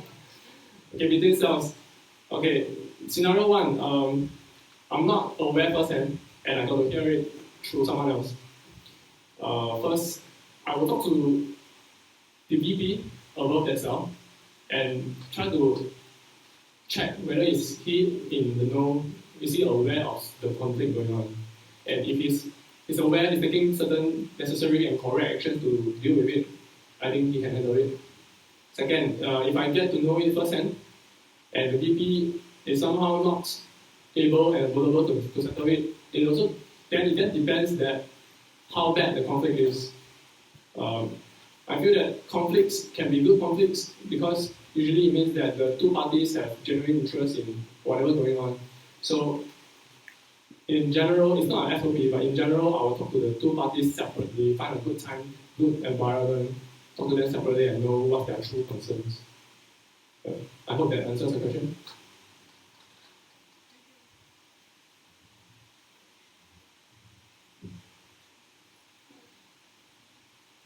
Hi. I'm curious whether will you be attending any NOC or activity that will shorten your term of president as a president, such as hamper or prevent you from doing a proper handover and looking for a suitable candidate? Right. As some of you might know, I'm an army officer, so I work in my holidays, so I can't go on that. I can apply for leave to go that, but I think I might. Is it correct? Okay, let me repeat his question first. His question was, will I go on to NOC or exchange programs in my term as a president in a way that it will hamper my the handover and takeover process and the process of finding a suitable candidate? Is that correct?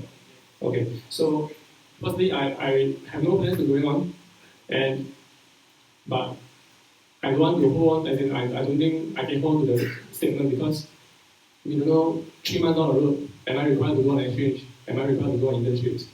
But in that way, I will make sure that the PCL, similarly to the idea I have to the directors, the sub-council, I hope that there is always someone else in the cell who can step up and be that big role. For example, within the PCL, I hope that there is someone within the PCL that can step up to be a president when times need. And in the subcommittees, for example, there's directors, deputy directors, but I hope that if there's situation that's called for it, I hope in the subcommittees there are people outside the directors and deputy directors who can step up and deliver that role. And because in that way they can really learn the working skills that I mentioned previously. So if you are unsure that you are able to stay in your term in office for a full term, why did you choose to take up this role? Okay, right now in the ESO, in the constitution, as I understand it, allows students who intend to go on exchange and internship subjected to approval. That is why, yes, that is why I still went ahead and run for it. Leaving while you are still in the office is a conduct of irresponsibility. Right, okay, but sorry, am I continuing your question? Okay, you can answer the question. I just wonder, previously I was not know that if you are unsure that you are able to stay for your full term, why do you still choose to take on this role? Wouldn't you feel that teaching or leaving your office before your term is out and unable to for yourself as a first person to look for a suitable candidate, don't you feel that it's an act of irresponsibility? I think the action, okay, let me repeat the question. Like I was saying, do I find it irresponsible for me if I were to leave for exchange or NOC in my term of office? That's correct, right? Okay. Firstly, I don't think that going for exchange or NOC 100% satisfies and qualifies as irresponsible action. Because before that, you need to see whether the person has taken necessary preparations, whether the person has delegated the duties down the PCL or subsequent committees to the extent that he can leave his position responsibly. I think it really boils down to the person's character, that you need to trust him, as in he need to allow people to trust him that even if he's not there, even if he's away for 3 months, his people around him will do the duties that he's doing. And that is because if you are just saying about exchange and NOC, I think it's just one possible reason why a president can be away from the office. There are so many other reasons that he might be away from the office. Maybe unforeseen, I don't want to say accidents, but touch wood, he might have family issues. And the way it's just it's really possible for any member in the NOC to be away for a long time. But what we can do, firstly, is hope that person has made the necessary preparations, that the cell, the P cell, the MC will not collapse without him around. Second is we hope that there's someone else below the committee, in the committee, who is ready and prepared to step out and do that role. I hope that answers the question.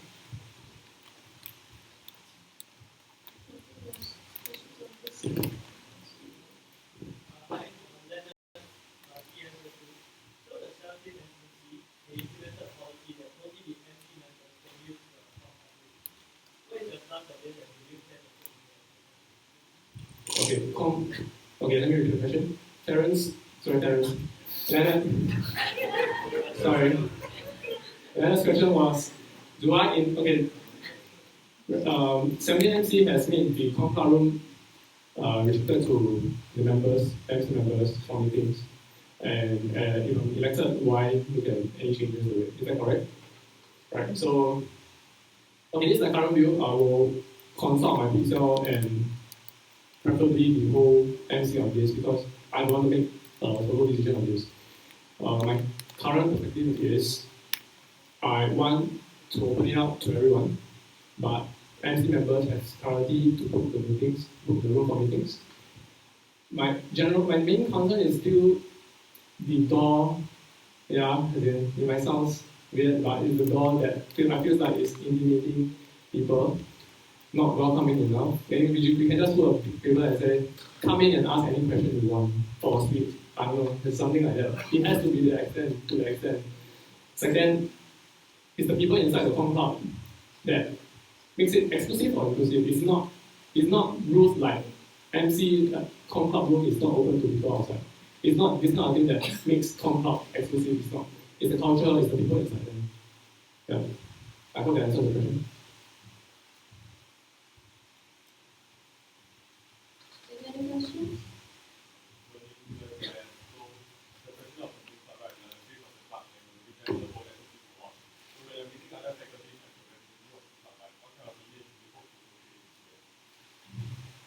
So the next question is, as a president of SOC Hong Club, when I interact, go for meetings with other clubs, what kind of impression, what kind of image I want to give to them, is that correct?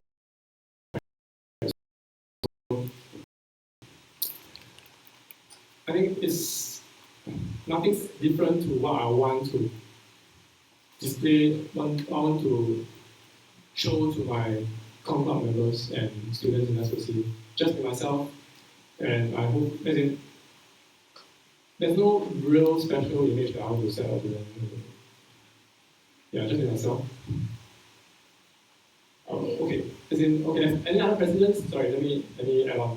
As any other presidents, I think there's expected level of capability, professionalism, seriousness, effectiveness, efficiency, all this, but the list can go on, but I think we can get there. Yeah. Okay, I think the Q&A is up. Would anyone like to propose an extension?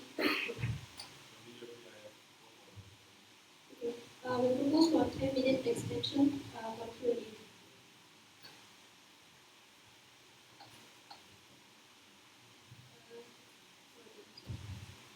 Hi, technically year 5, from science. Actually, just like you mentioned, stuff like designing the club room door, putting up posters and everything to get people aware of the club, trying to give sense of belonging to the club. However, right, from my experience, it's not that people don't know what club is or don't know what club is. It's more people just do not care about club. You look at the attendance today, just today ago, and you compare that to the size of our student body, it's a single percentage, really a single percentage. So, my question to you is, now that you know that the problem is not about people not knowing, but rather people do not care, how do you plan to attain relevance, make sure that contact is relevant for the student body? Okay, Yong's question is, he feels that the problem is there are just too many people who are not concerned about the happenings in Hong Kong, what Hong Kong is doing. They know, don't believe that they know the existence of Hong Kong and they just don't care. So, do I have any solution to that to increase the relevancy of Hong Kong? Is that correct? Right. First of all, I beg to differ that the students who are not here, they don't care. I don't believe that. I do believe, what I believe is there are students out there who feel, like I said, there's a lot of groups of students out there. They might not relate to Concloud right now, but what we can do is do more things, spread our wings, change our image and status to one that we can be relevant to students who are inclined to improve their career skills, networking skills. Students who want to get certifications out there, Java certifications, skills certifications before they go to the society, working society. Students who want to have fun, make as many friends as possible, different type of friends, different nationality. And so far I can only categorize into these three, and the fourth one, which is what Yong said, those who generally don't care. But even in this scenario, these four groups, I hope to cater to the first three groups. And just one more thing to share, I feel that right now the Conclave has not enough mechanisms to really quantify and benchmark how many students are genuinely concerned and interested in Conclave. So hopefully with the introduction of SRS, we can do that to get more feedback, to join more feedback and process and analyze the feedback. Yeah.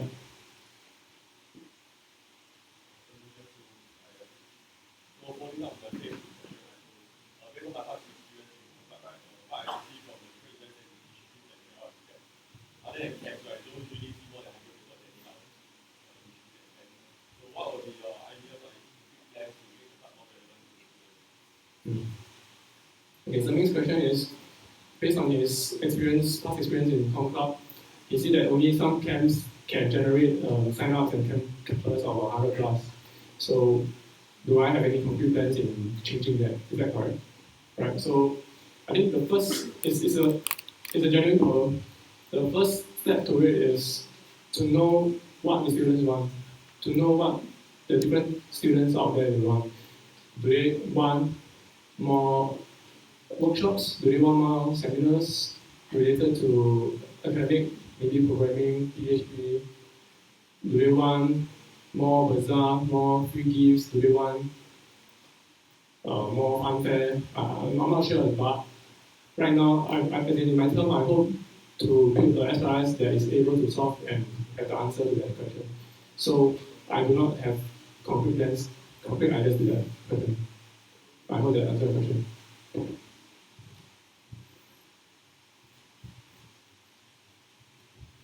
Okay, this question is posted by David CS. What are your thoughts about the current state of the union? And what do you hope the union to be like? And what steps do you take to push for changes? So the first question is, what is the state of? What are your thoughts on the current state of the union? Okay, second. Second would be, what would you hope for the union to be like? And the third one would be, what steps do you take to push for changes? If any. Union means student union. Okay, David's question is three sub-questions. First, what do I perceive of the state of the student union right now? Okay, what's the second one? Sorry. What is the union to be like? What do I see the union should be? Any changes I want to propose? And thirdly, is there any steps to make the changes? Right.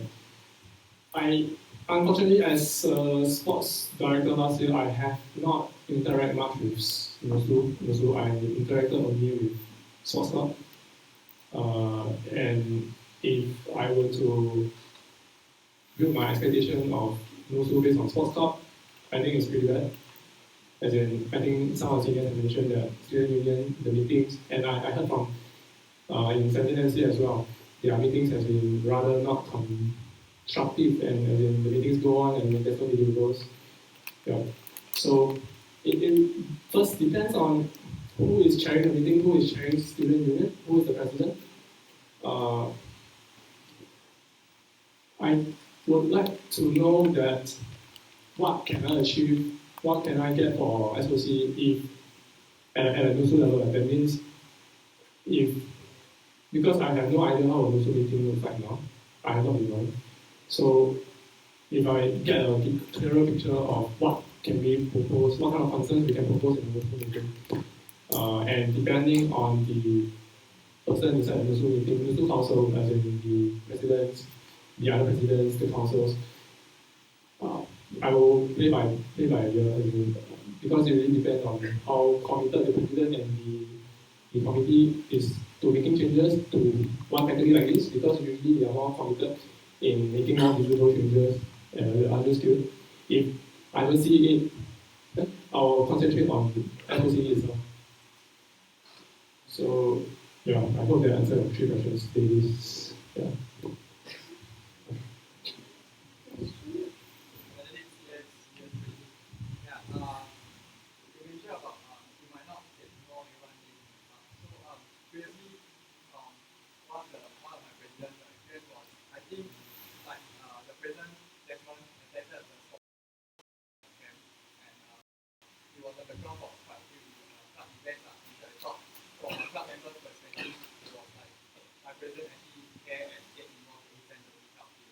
So what's your view on him and what's your plan on like engaging people? As a president? Yeah, of course, as a president. Okay, the next question is, how do I intend to know more people on the ground, more people around SOC as a president? That's correct? Okay. First, I wouldn't want to shoulder that responsibility solely on me. So hopefully my PCL will have share the same ideas as me. We will immerse ourselves in the ground level projects and camps when we are available. And before we involve in the camps as campers or helpers, I want the PCL to be involved in planning, not micromanaging, not forcing them to do certain ways we want, but we want to sit in the meetings together with decentralized cells and provide them experience that we have from previous camps, previous versions of the project camps that we did. So in that way, we can be more involved, and whether we can attend the actual events, that depends on our availability, because ideally in PCL, at one time, I don't see everyone will be free to really reach my vision and mission. I think we have a lot of things to do. But we want to be involved in planning, and one of us or 2 of us will be involved in execution. Yeah. I hope that answers the question. Okay, this is a question from Nick in year 2 BC. Are there any new things that you plan to add in Contact for the coming year, like the room system or new or anything like that? Anything new, as in to students or MC? I'm not sure whether you qualify to students. I have some random ideas. Okay, the question was, okay, I think everyone hears that, right? So it's a mark. Okay. Some random ideas. We can have more intra-major events, maybe CS, IS, BA kind of thing, sports, maybe just games, and more inter-faculty games, not the IMG I'm talking about just now, but maybe just between us and engine, maybe an FOP with engine, just the 2 of us, so the CEG students will need to choose which camp to go. And we can have a greater bash, like let's hope our bash, we can win engine bash, you know. It's really random ideas, but ideally I will leave that to my directors and subcom to explore and propose to me new ideas. Okay, time for Q&A is over. I propose an extension for another 10 minutes. Any objections? Objections? Okay, time is for Q&A has been still 5 minutes.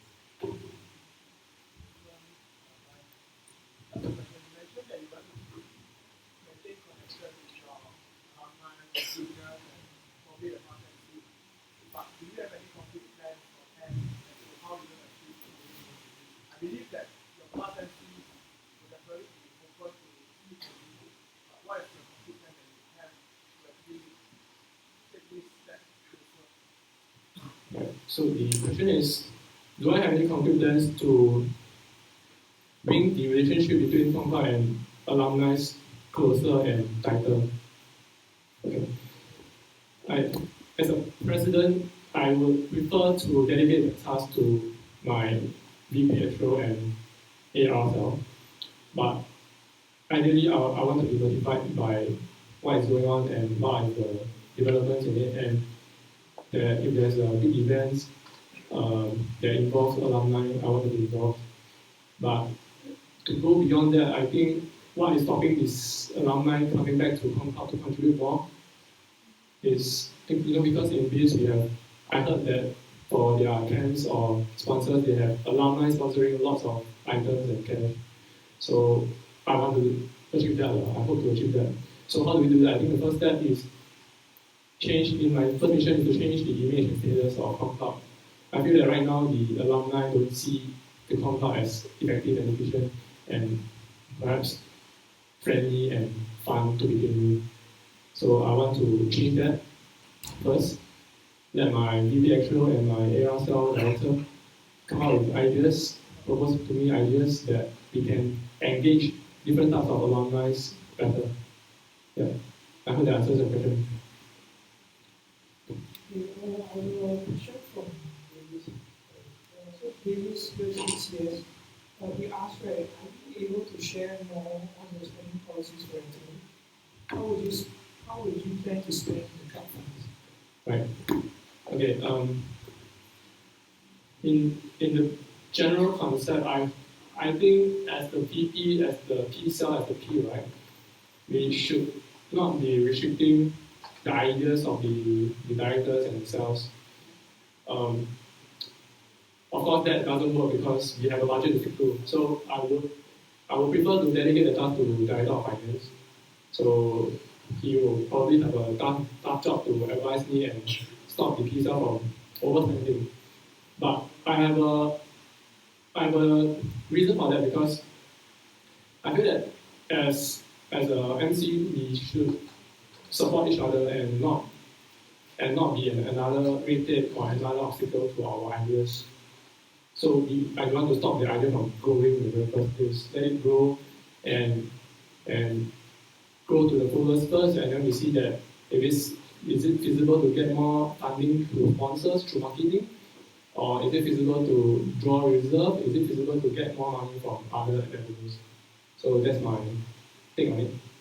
Yeah. There's going to be a follow-up question.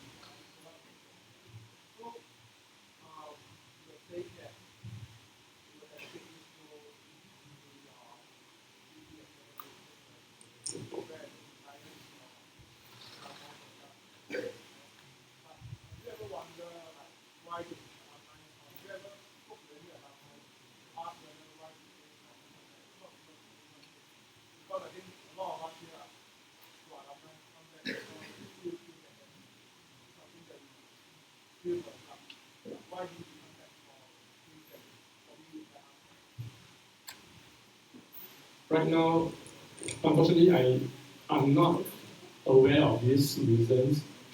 I think it's because I've been largely doing sports stuff as a sports director, and honestly, I want to know more, and I couldn't in the last week because I have been still busy with RG stuff. So I hope that the alumni here and the seniors here can be patient, and then I promise that we will seek your advice.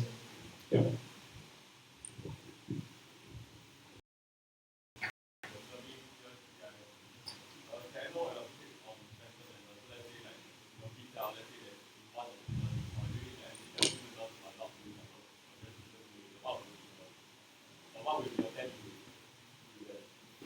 Okay. Firstly, I hope to replicate what I did with my short cell,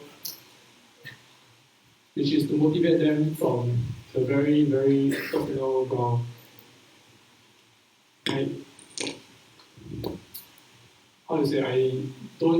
Nobody can know whether you will have phantoms members. But what I will do to prevent that is, I want to understand the reasons for them running to be in the MC. I want to know their expectations of what they want to do in their term. I want to know their principles of life, values in life, so that if they are missing out on complex activities, I will know why Is it family reasons? Is it other reasons? And if it's really a larger calling, because I can relate to that, as in everyone has their priorities in life. So if they cannot be available for certain MC or come up event because of a legal reason, I think it's okay. But ideally, they should let me know and let their direct immediate superiors know in advance. So, but I really hope my qualities as a motivator and as a person who is inspiring, that I can bring that to the very low level, so that nobody will phantom in that sense. Let's say that you already have mentor members and your motivational tends to go out to your next. Okay, we will look at, okay, we will consult the people around the phantom member, try to know more. Okay, I assume that we don't know the reason why he's being phantom. So first step is to know why. If we can know why, and we can address that and bring him back to the club with maybe enough time remaining in his term to do something concrete, then I will do that. If there is not enough time, if it's like 3 months to AGM to hand over, I think I will still consult his partners, his immediate superior, and look at the condition and the remaining aspirations of the cell. Do you need one more extra manpower? If you need, I will replace that guy. I will recommend him to be removed, and so that you can bring in a new person in. But ideally, again, you should have someone in mind before you do that, so that there will be a depth.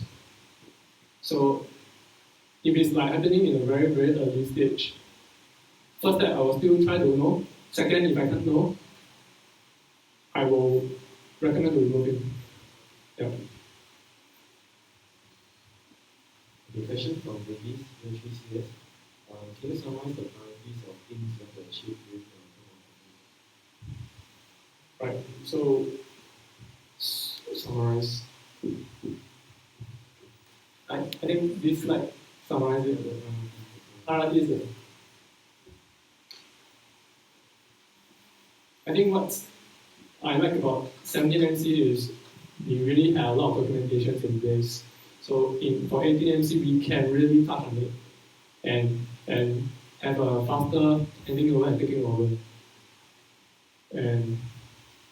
But my main purpose, my priority, to have a strong one com club, because that's the first step to have a one SOC. Coherent, bonded com club through subcom events, welfare events, camps, so that we can be bonded one com club.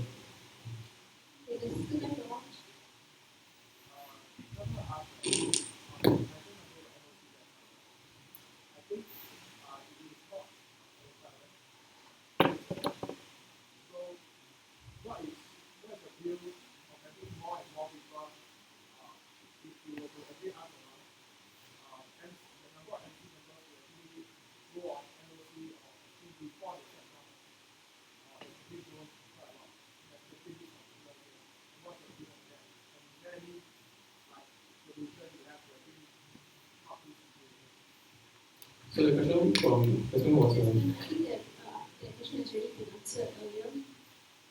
If there's time, I can answer it again. Sure. The question was, there's a recent trend that more MC members are going on to NOCs and exchange programs. Is there any reasons, any rationale behind it, and do I have any solutions and response to it? Is that correct? Right. Firstly, I feel that the reason why people are going on NOC and internships is priorities, but hopefully I can make their job challenging, fulfilling enough, so that they prioritize MC job over NOC and exchange program. Because in my eyes, I see it as not above NOC, but equally fulfilling, equally enriching as an NOC or internship. Because it will help you to grow, help you to understand yourself, your working styles better, help you to know more reliable friends and networks. Yes, it is it is equivalent to NOC to my eyes. So that's my rationale, that's my stand on it. I hope that answers the question. Questions? Okay, Dana, I propose to end your news Q&A session. Any objections? Thanks. I second that. 5 minutes. Right. Thanks, guys.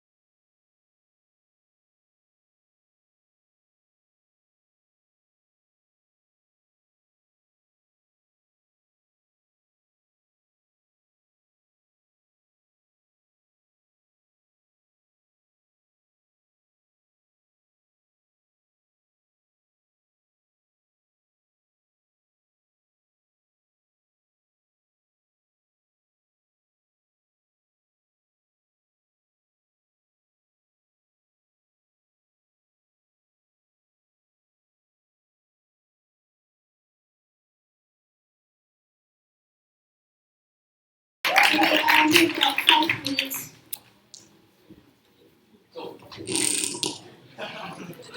Good evening, everybody. Before I introduce myself, I want to thank everybody, students, friends, alumni, seniors, and national committee for setting up this EGM to allow the communication between MC and MC, and of course the other students and alumni. Okay, so to introduce myself, hello, if you do not know me, I'm Andrew, but on the election form is Koten Kang, so don't worry, okay? So, okay, my name is Koten Kang, and I'm running for Vice President, External Relations for Computing Club. So, as I submitted my application a few days ago, there's a lot of people who ask me, why are you running? Like, why do you want? Why haven't you panggang already? Have you like stepped down, graduated because I'm your computer science student? So, today I'd like to try to answer that question. Okay, so for me, why do I want to run for this post is because I've benefited way too much from this student body, this community, and I want to give back. Of course, that is just on top of it, I just say it. So, why external relations? Why not the other VP posts like ops or human resource? For me, I think there is a lot of ways we can improve our lives here. How we can value add to the people, our students, our fellow peers, and alumni as well. But some more tangible benefits could be an extra certificate. Like we all come here for one reason, like at least this reason minimally. You want a degree from this school. Like if not, why do you go through all the half lectures, tutorials, labs, all those projects for? So like that I will have like some plans that I would hope to see go through, like extra certificates that are lessons, guides that we can get from our computing degree to value add to ourselves so that we be more employable. And of course, for alumni, to have this chance to upgrade themselves, should it be like, they can relearn and be better in all these areas, so that there will be another purpose besides relaxing to come back to school to study again. Of course, that itself is what I want, and it's not really very important. What is important actually is what you want, because this whole student body, this community itself, it's for the students. It's not really for me, like for the MC. We are really here because we want the student body to benefit. So I'll be hoping to work closely with my elected TCL members as well as other directors that are emerging, and of course every other single director that is elected and co-opted into the committee. So I think that is all I have for today. And for me to end this, I want to build up a computing community, and I can't do it alone. Will you help me? Thank you.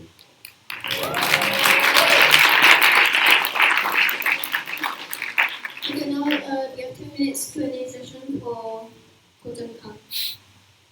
Any questions?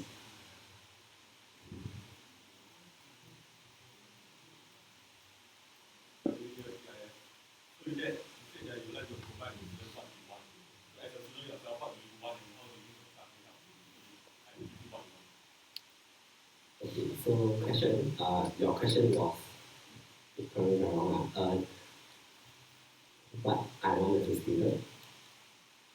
Actually, I have most of the things I want as a student. Like, I'm year 4, so like, I still want a lot more than something more.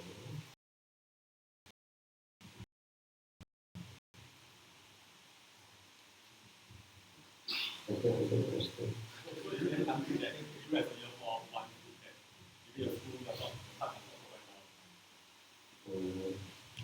I don't know, like at the moment, currently looking at the past few MCs, what I want is in place, like graduation, like maybe also separation.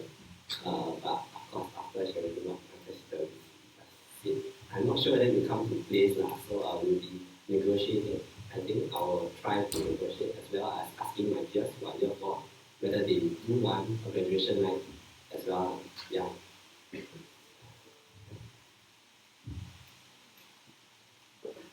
Any other questions?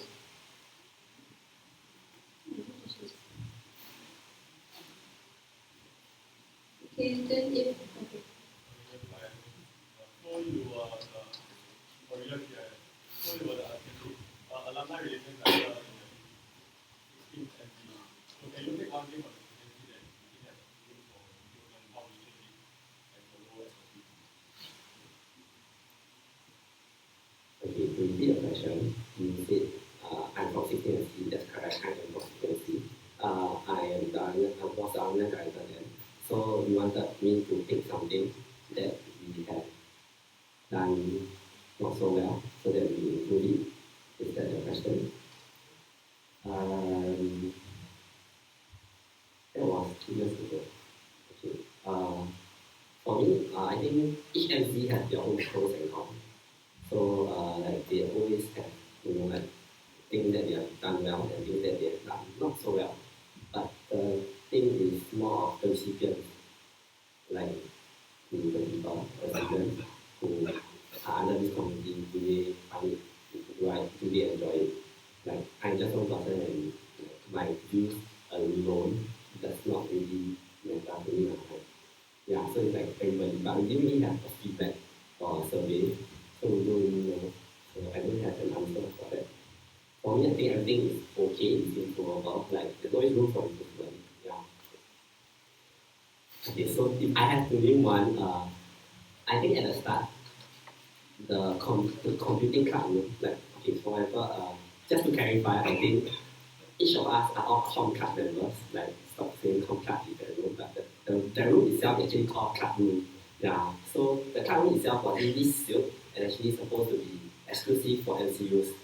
So after like negotiations and feedback, which I heard happened, we decided to change it to a hybrid system where other students can actually come in to use the room if there is an MC member in the room. Of course, right, there is always a loophole. What if the MC members are all too busy with their own stuff and not being able to go there? So maybe that is a slight oversight, but yeah, it could be covered up with efforts of other MC members like being there if they are free. If they're not free, go there and study so that there will be people in the room so that students can have benefits from the room. That is the question. Thank you.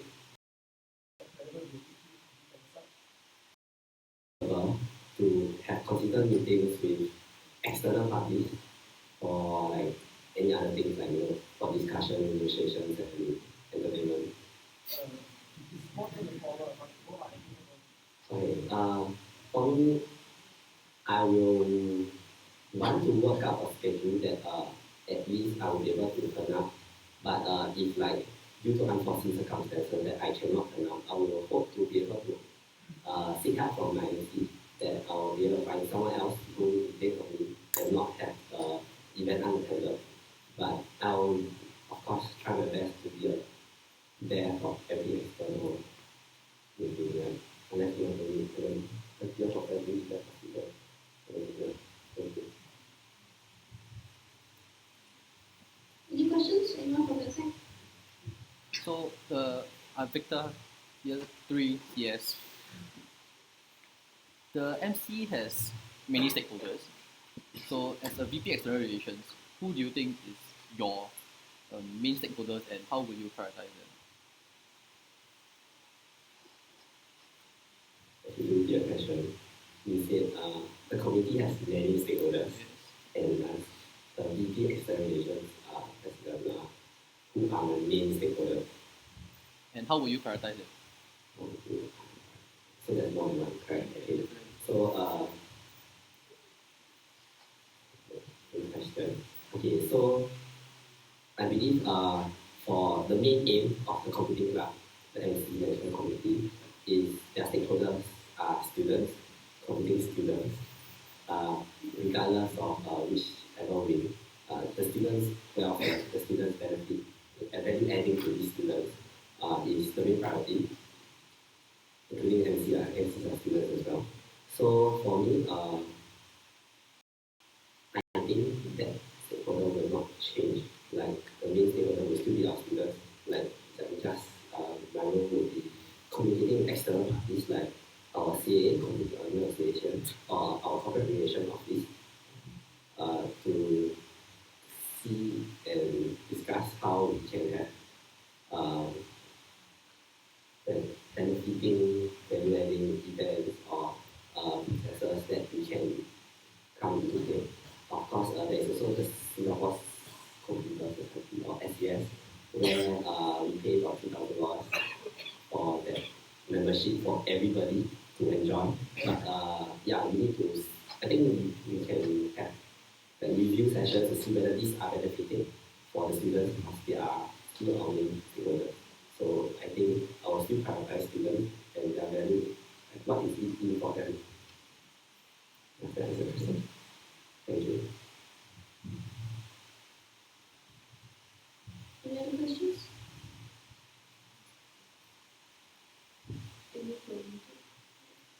Yeah. So okay, building on that, then how do you think that you will? Okay, do you have any plans on how you want to like brand the club, brand the school? Because I mean, like as a VP external relations, you will be liaising with external parties, right? So what kind of image do you want to portray SOC as?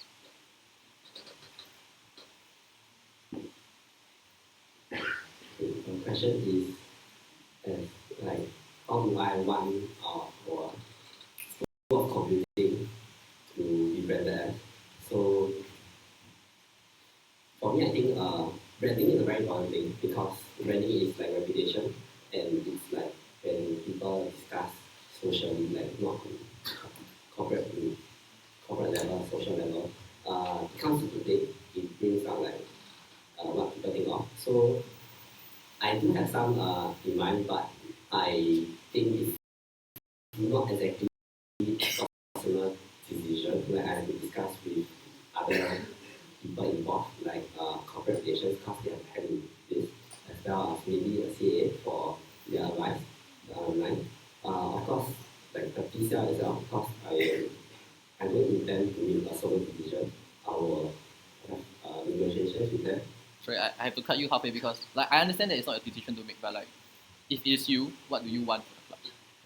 Yeah, that kind of viewpoint instead of like. Okay, so for me, I think we are community students. I think geek is a good word because geek is not like nerd. Nerd is just on study and study and study. Geek is we do cool stuff. Pertain to life, interesting to like other people who don't touch IT, like tweet and virus and whatnot. So I hope that itself can help do a branding to find where we are. Once one group of students where we are not aware of IT and we can value add and bring upon like how we know how to use their applications or we know how to use social media and whatnot. Yeah, but that is an example. Okay, I propose to Q&A is time is over, but I propose to extend for another 10 minutes. Okay. Any objections? Reason for objection. Objection.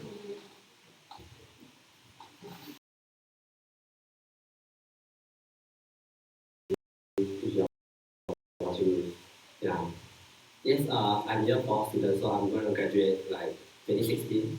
Actually, it should be July because official graduation is in July. So I think that in the constitution, it is stated that committee members will hold position for 1 year and 1 month. So it will actually end around September, October, around that period in time. So how would I be able to cope with the lack of being in school or maybe I'm not even a student, like not even part of this community anymore because I'm no longer an official member of this club. First I will be asking like if I could be extending my membership in this group because it will help with being in the activities. If not, actually if I was still dealing with external parties, it will not revolve around being in school, except for corporate relations, which their office is situated here. So I'm okay with coming back to school to talk about stuff and see the things that they have done. Concrete plans wise, I don't intend to get like full-time work or sign any bond immediately, so I think it should be okay. I cannot ask if it's okay. A question from Benedict alumni. 1 week before the event, we found out that only 10 of the targeted 50 students signed up. So what will you do? Will you cancel the event, postpone it, push for it, or any other ideas?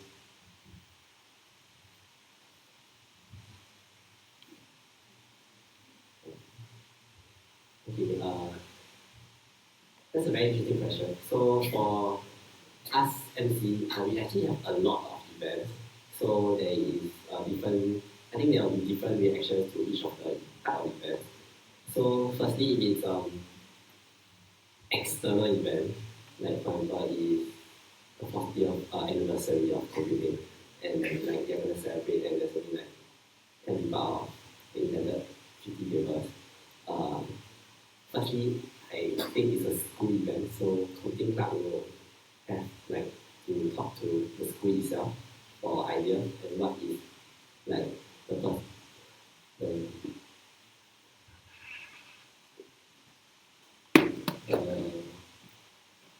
objective of the event, and so that if we can postpone or to cancel the event, it will be a joint decision with the school.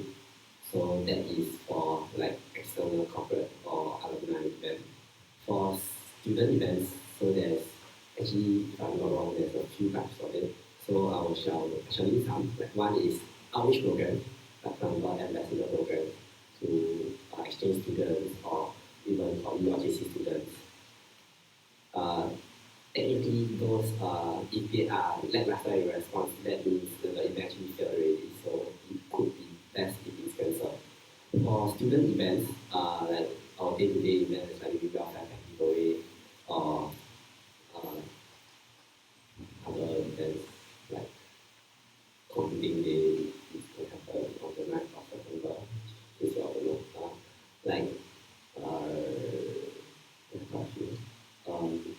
I think if we cannot get enough students to turn up, we should reflect quite a bit because we should try to reach out to most people or actually cancel it way beforehand. So I would actually vote for postponing the event and trying to revert the marketing and the publicity out to the students so that they know the true value or the real value and what is in for them so that they can make a more informed choice of whether to turn out or not. Yeah, that would be my answer. Okay, Andrew, I have a question for previous year. So previous year, 3 years, what are your plans or visions for marketing, publicity, alumni relation, communities, respectively? Okay. Yeah, so for external link, there is 3 cells. One is publicity, marketing, then of course alumni relations. So for publicity, I'll be looking into discussing with Juliana, who will come out on the stage later, and any other possible candidates, which at the moment there is none, to see how we can work on publicity beyond posters and social media, where maybe we can, or we may not have ambassadors, or actually just all of you itself, like themselves, to be people who are interested in our events and to join your friends in the shop. Yeah. So that is the ambassador thing, which I will talk to Juliana and my fellow PCL because it's an idea, but whether it will happen or still marketing engineering just for sure, I only know when we have more concrete things to work with. For alumni relations, our student is from itself. So because of the role of relations in the national committee is very interesting. It's not exactly because it's not possible. You want your alumni to go far, go higher and further away so that they bring, bring background into the school of computing. If they stay near you, that is actually a bit of a problem. So for us, my vision will be seeing how we can build up happy memories here, like for maybe FOP up to graduation, right? To have better experience wholesale. Of course, there will be more negotiations with our CA, Computing Owners Association, see whether they have any.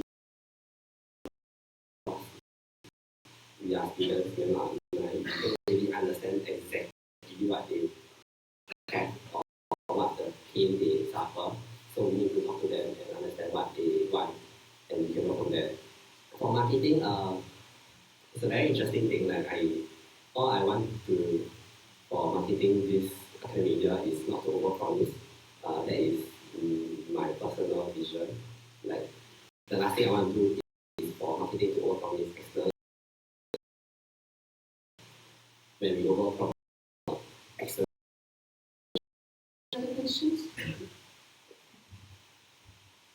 Right, seeing as there are none, I will end the quick Q&A session for Andrew. Any objections? Okay, thank you, Andrew. Okay, next we have Lim Hui Qin, who is running for the position of Vice President of Operations and Projects.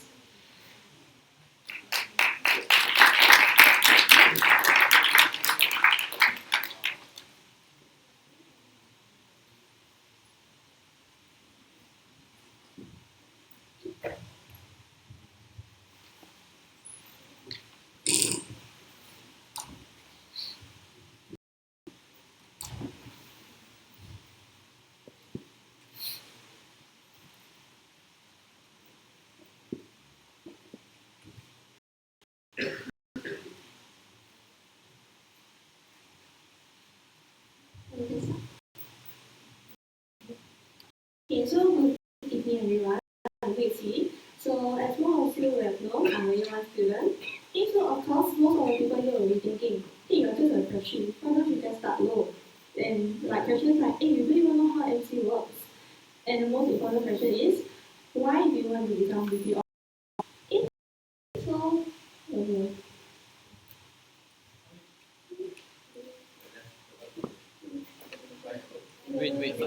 Wait. At the side, there's a button to on it.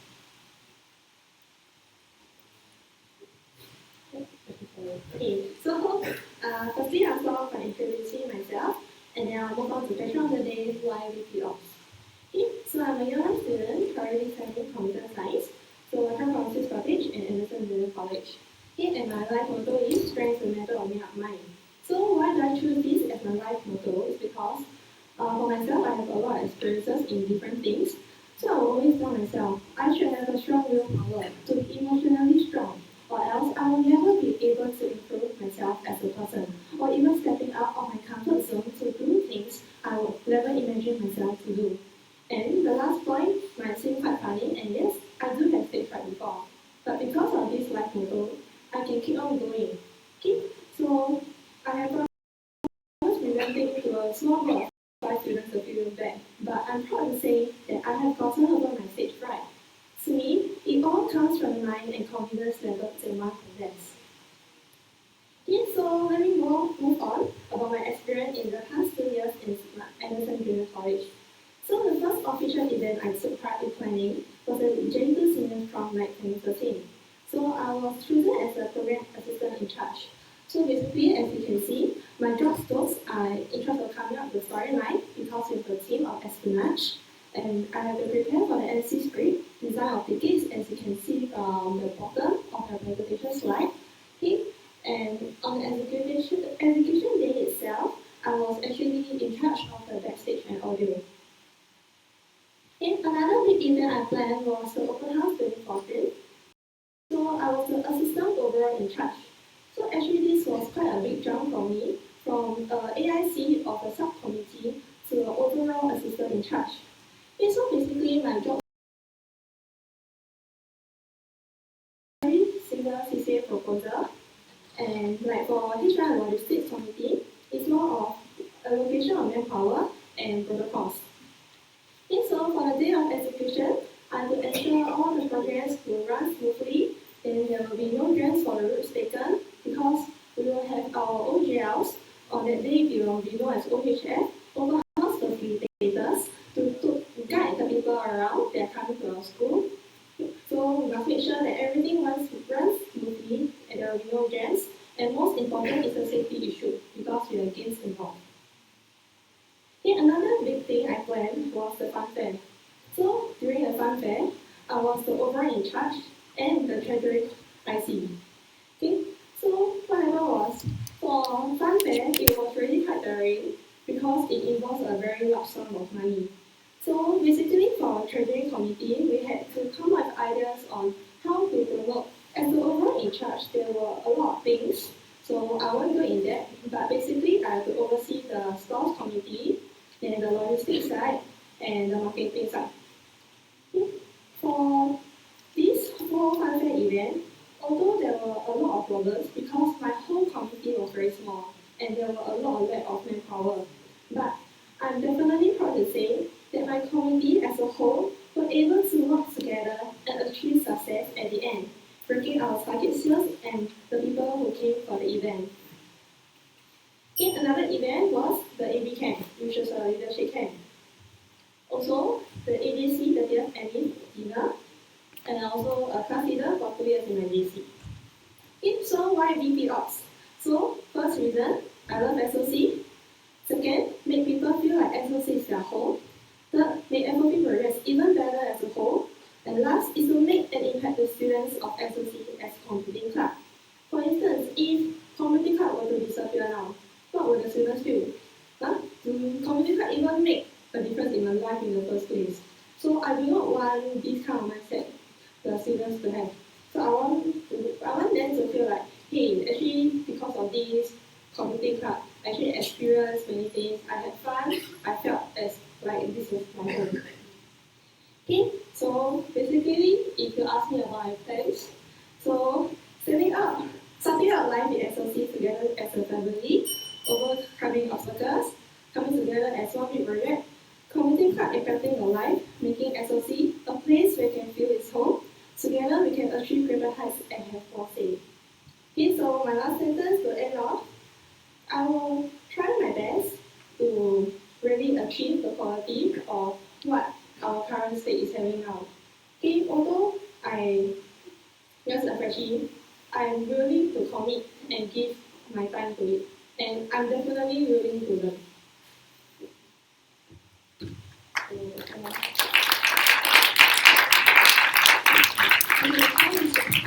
Now we've got 10 minutes Q&A.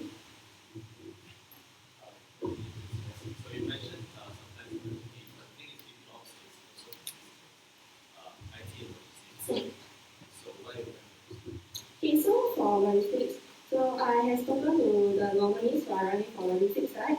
So the first reason why I will talk to them is I want to make sure that we do have conflict of interest.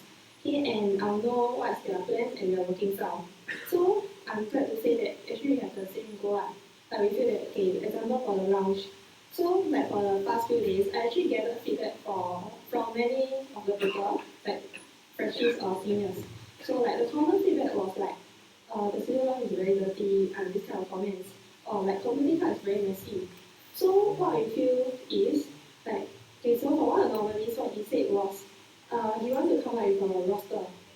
Okay, so I think that is actually like a good idea, and I will support his idea because having a roster, right, it actually helps to promote responsibility either way. And if the lounge is dirty, why would people go there in the first place? So if I want to make SOC feel more like a home for the students, then I should start off like making it really feel like home. Like you don't live in the trash, as in your house is not a trash. So same thing for SOC. We want to live in a cleaner place. We want to have fun in a cleaner place as well. Okay, so like for logistics, it's mainly really about the cleanliness. That's the first thing I will do. Okay, second thing is about the organization inside. the phone club and the logistics, inside the lounge. Like sometimes you go into student lounge, the chairs are always in different order.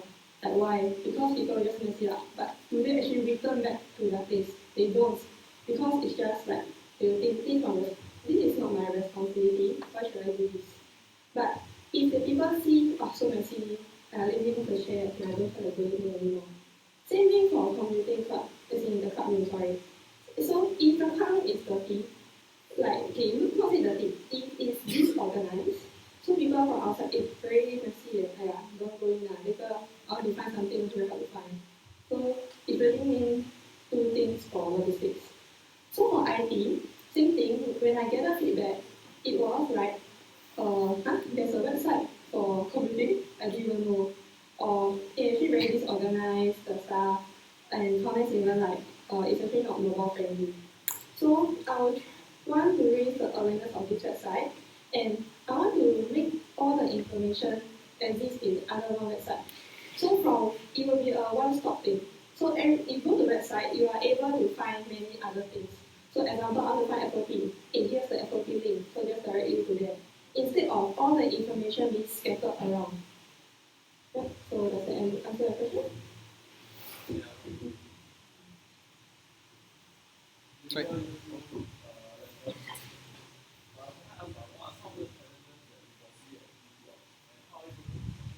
Okay, the first challenge I will foresee is authority issue. Because I'm a freshie, and people will think that, hey, you freshie, you sure you can do it a lot. So the most important thing I believe is communication. So first we will talk things out. As in, if you think I'm not good enough, hey, just tell me. I'm willing to improve myself. Like, because, okay, like, so you have seen like many events I played before last time. So I also had this kind of issue. So it's like, I don't have any position. I wasn't a student counselor. So I was just like a class leader trying to step up, become an OIC and lead like the student council people. So naturally, some people will feel like, hey, I'm a student counselor, I should have more experience than you. Then why should you be doing this? Then also, like, when I just set up the OAIC for open house, the first thing I felt was, am I really up to this? But what keeps me going on is, like, I'm willing to learn. And my friends actually helped me along. Because we actually communicate. I told him, hey, I don't really know how to do this. If you have more experience, why don't we just talk it out? Let's work together.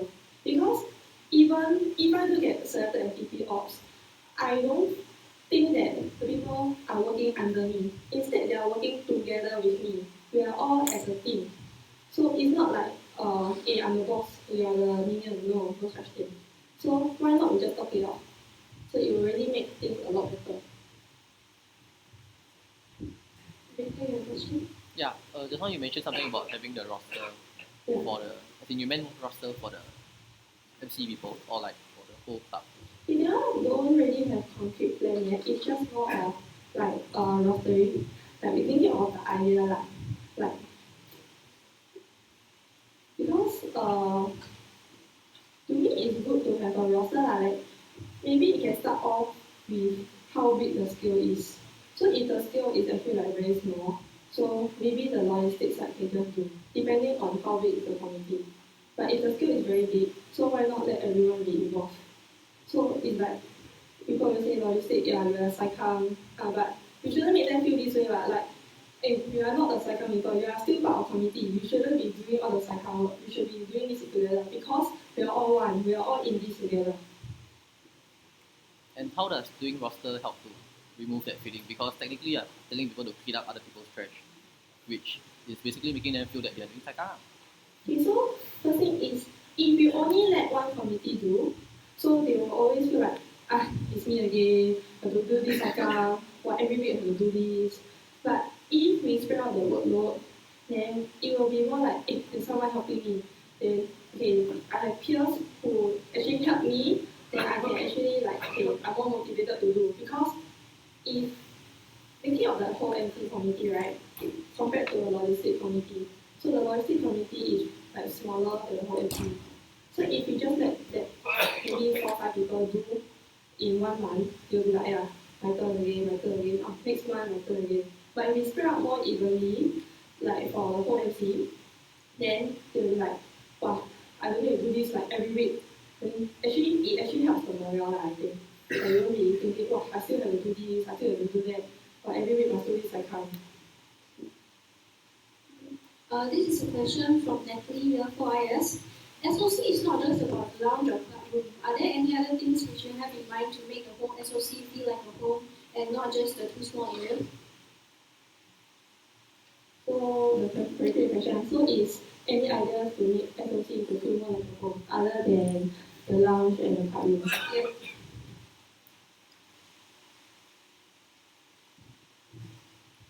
Okay, first thing, right, what made me feel SOC was the home, was the FOE project and the people I met. Okay, so if I go back to my slide, the first line says starting out life in SOC together as a family. So what I felt that when I just stepped into SOC is hey, everyone is like so friendly, so welcoming. To be honest, my first impression of SOC people was just hiding in the corner, using a com very respect, that kind of thing. But after I came to SOC, my impression totally changed. Because I really met very awesome people who were so welcoming and friendly. Then it was really something unexpected. Like, I dare to say that during MSC, it was one of the best camp I ever attended. As in for FOW as well, and compared to other camps that I planned or attended before. So I want to make FOP as a start point for everyone to feel that it's a home and like you have other friends, you have seniors that are actually welcoming, like hey, let's have lunch together. So it's like my current group of friends now is not just high five friends. We can just sit down there and talk, hey, how's life? Then what more do you take it? Hey, you want to have lunch together or not? Yeah, I want to make people have that kind of thing instead of just hey hi, hey sup, hey bye, that kind of thing. Yeah, so but an issue this plan will face is the international students because they won't be able to attend FOP programs. So I will think that this one have to think more about it because it's really a hard issue to tackle. It's been going on for years. Because there are people like international students, they will be overseas, they will be in their home. So by the time they receive all the letters and they come back down, if the camps are over, then they will feel left out and never mind, don't go. So I believe that this problem should be discussed in more detail with my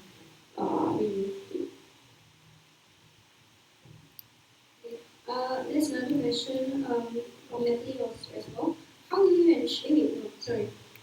How will you ensure that there is continuity in the IT cell since are usually short-term projects, with the people in charge not continuing or documenting their projects properly?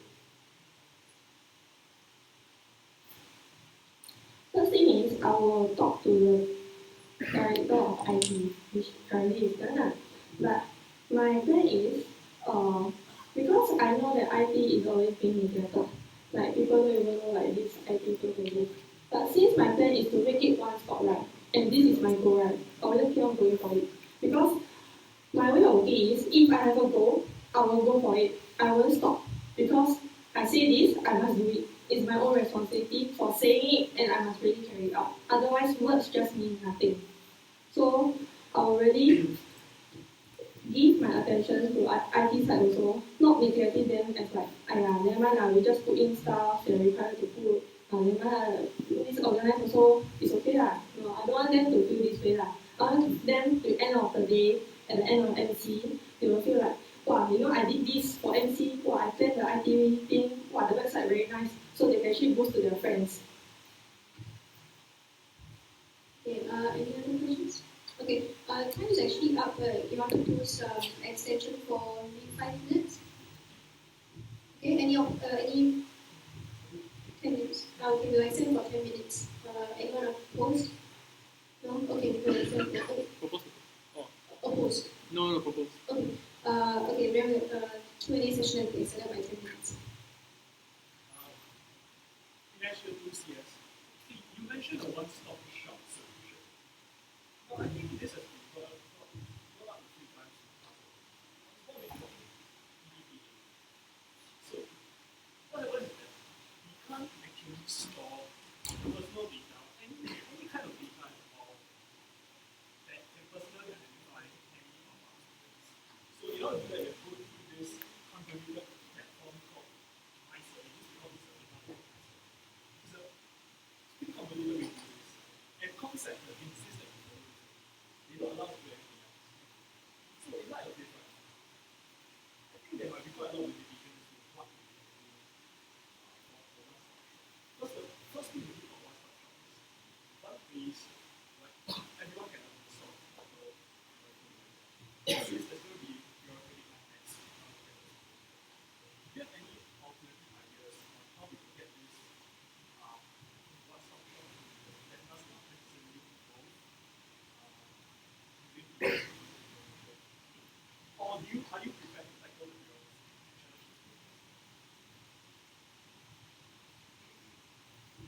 One question, I'm not very sure of PDPA, but PDPA is set up by who?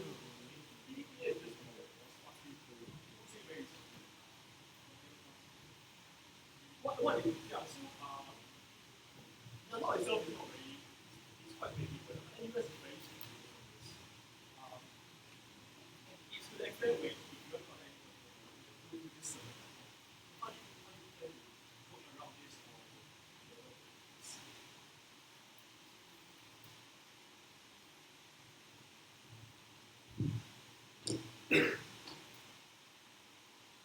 If based on my character, I would say I will talk things out with the person in charge, like whoever is implemented this, and understand better. Sorry, can you repeat the question for people who cannot hear? Okay, so repeating the question, the next question is because of the PDPA thing, so yeah, Personal Data Protection Act. So this one stop thing actually becomes limited because we can't put personal info and cannot show any personal like face and everything, right? Point of information, the PDPA is a government legislation.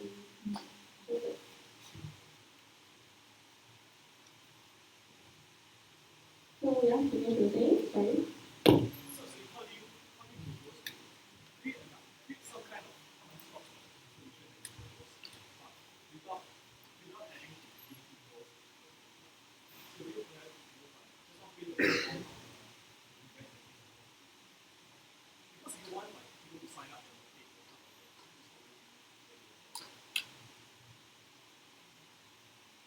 It's in sign up. What do you mean by sign up?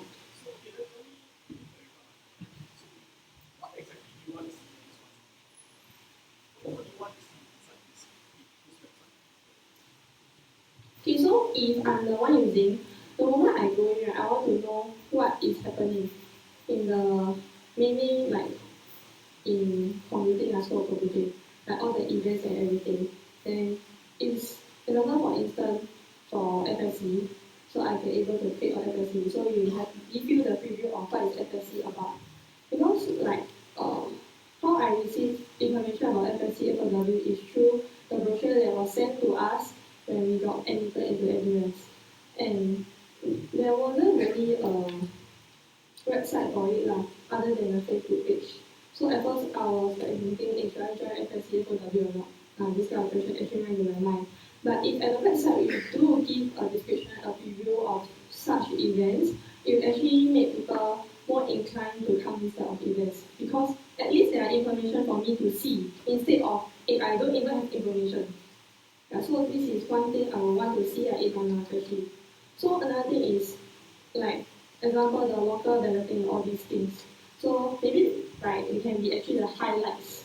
Like there's a page that always be the highlights of the thing like okay, so this week what is the main thing we should take note of?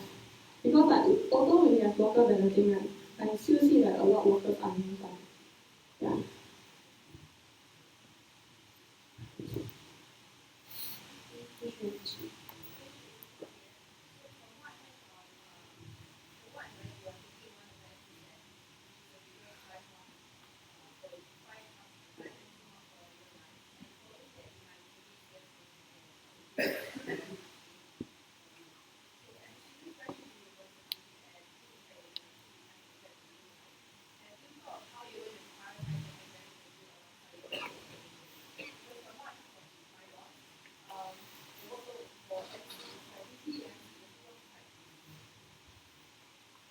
the question because I'm currently taking ONS, which is a very heavy mod, and next sem I also might be taking 2022.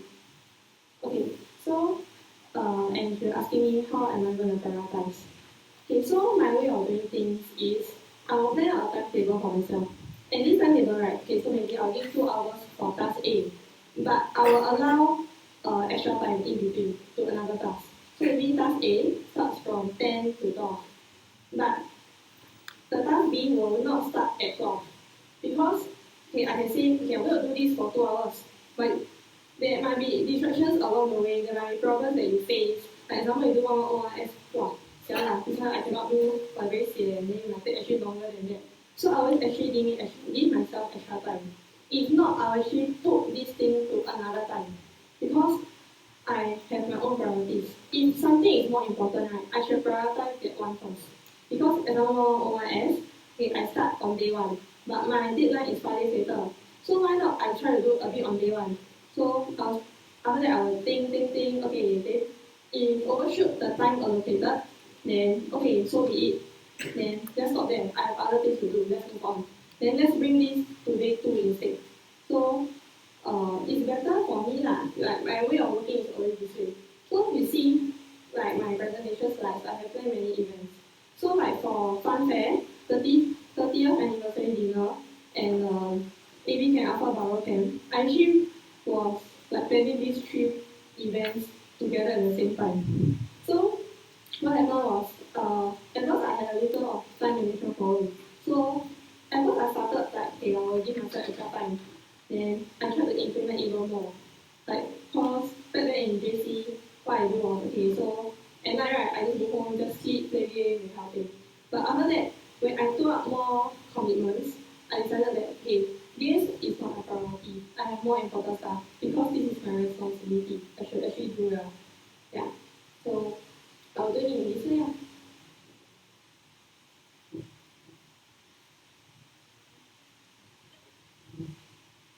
The question by Davis, year 3 CS. Seeing that FOP projects require liaison with SSC and AS officers, such as Good Flight, SASs, OSA, OFHP, Office of Student Affairs, Office of Safety, Health and Environment, how much do you know about them? Okay, actually, I talked to Victor last week about all these officers. So I understand that all these officers are being split up among the 70 MCP cell. So like the president and the vice president will talk to the officers separately. So I kind of forget like a few of them, like actually what they do. But I talked to Victor before that, and I do understand like what are they supposed to do, like which paper they are in charge of, and which office is supposed. Example, you want to book room, so which office should we go? Exactly.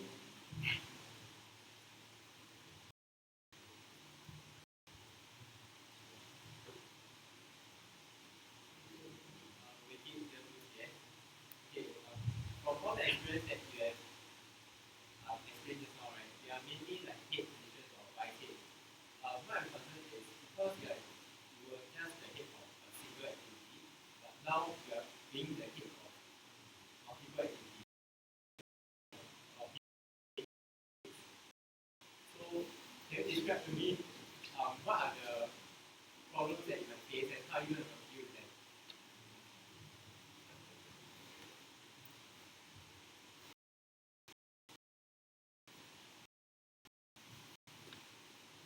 Okay, I believe one problem I will face is the welfare of the committee.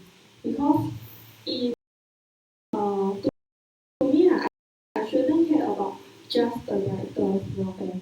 I should also care about the availability in the subcommittee. Like I should ask the director, hey, how's your this committee people doing? Or I would like try to find out more about them so I can understand them better. So for example, I take more OIS and maybe another person also taking more OIS.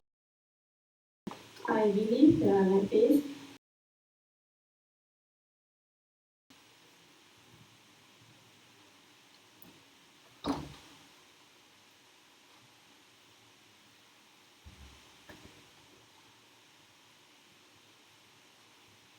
Okay, so Ricky, so I talked to you just now, right?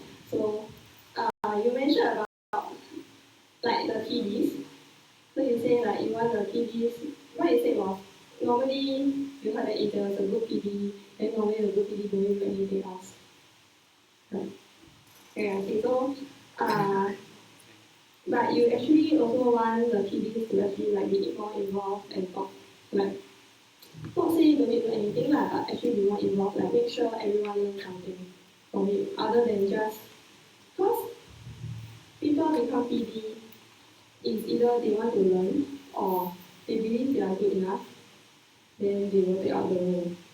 But I will feel that one of the main problems I will still face is authority issue.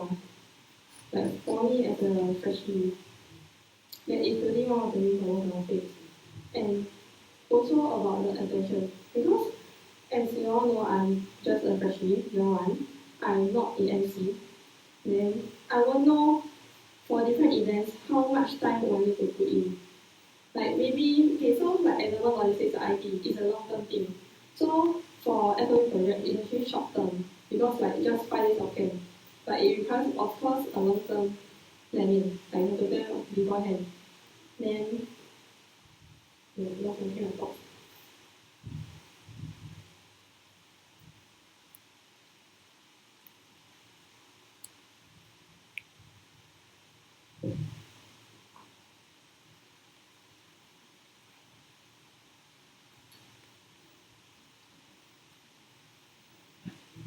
Yeah, okay, go on to this. It's taking quite a long time to go on to the next question.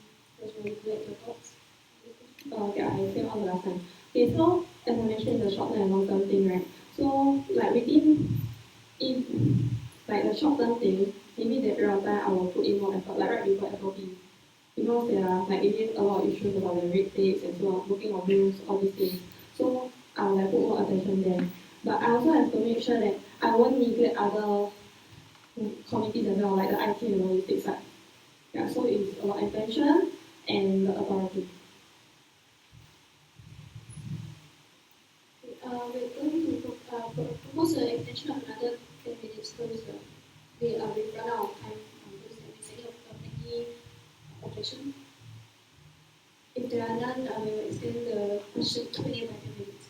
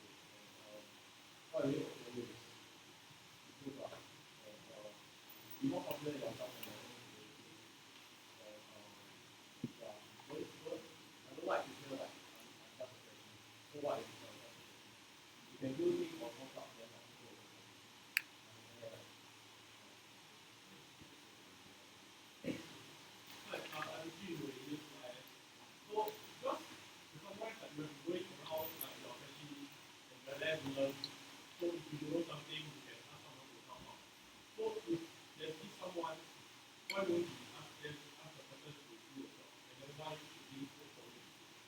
So it's like if I ask Victor for help, if Victor come back to you and do the job.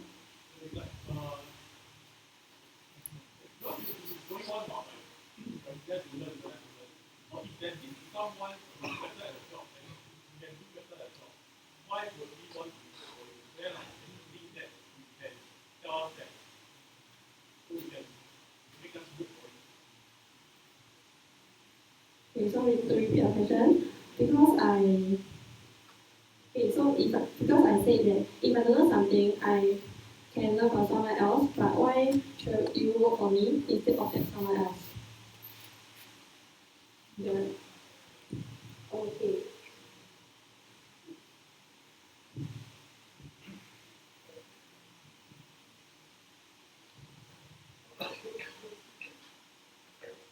Okay, to me, right, I believe that learning things, right, there is no limit of learning things. So this point of time, right, I may seem very experienced because of my JC past events. But when I really step into the NC, then I will know what I truly don't know. So I can't give you a definite answer of like what I truly don't know. If I say I know everything, then there's also no point because how are you so sure that you know everything? But one thing I can definitely say is I yeah, one thing I can definitely say is okay for I will try like let me rephrase.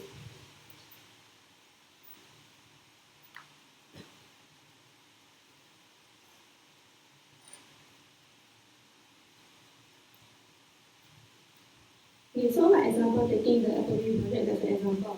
So even if I cannot achieve the 300% quality of the current quality now, I will still try to reach the 300. Not 300 and my 200. If not, I will minimally maintain the current standard. So it's like, if you cannot even maintain the current standard, why do you want to be in this position? So I will really try at least maintain the current standard. If I can, I will really go up higher because you can never stay at the same level. It's always better to go up. It's like SOC is like really a home to me. So obviously you want to see your home to be like a more vibrant place, a happier place. So why not make it a better place? If not, we just try to maintain this if I really can't like achieve at my current standard. So my target will be my point is saying that I will try to minimally maintain the current standard.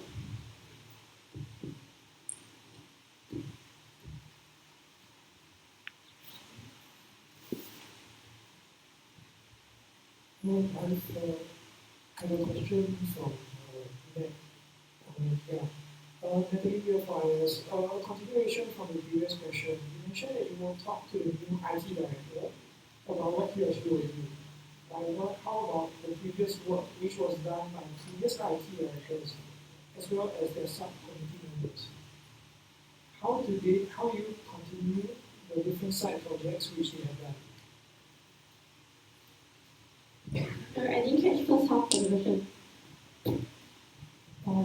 Basically, her question was about you mentioned talking to the IT, the current IT directors.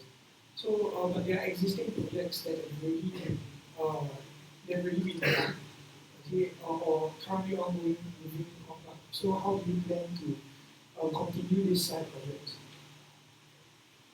One thing I would say is I will definitely try to improve it because from what I know that if this 17 MC, the IT actually like kind of revamp everything, they start from scratch. So it was really tough for them. So I will try to improve it and make it better.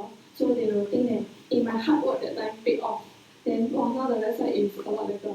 And the starting point is because of you guys.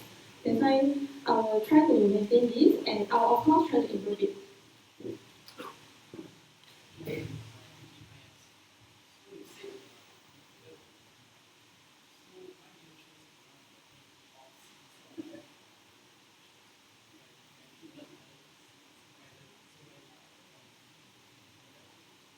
Okay, so to repeat the question, you're asking me that why do I go up to such a high position like VP off instead of starting low? Okay, so one thing is since I have so much experiences, I will want to actually like share my knowledge and experiences with other people. Like instead of being the one who's always planning. Although I'm only planning at the like student JC level instead of uni level, I still believe that there are things that actually I learned back then, like really a lot of things.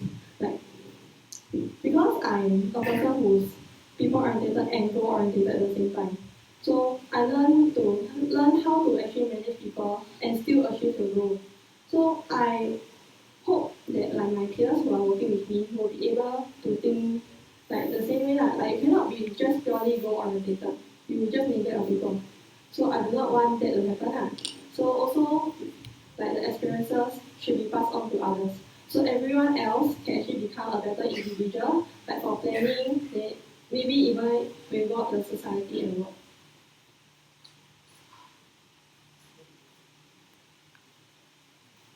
Okay, to add on, one thing is I want to step out of my comfort zone instead of just doing what I have always been doing.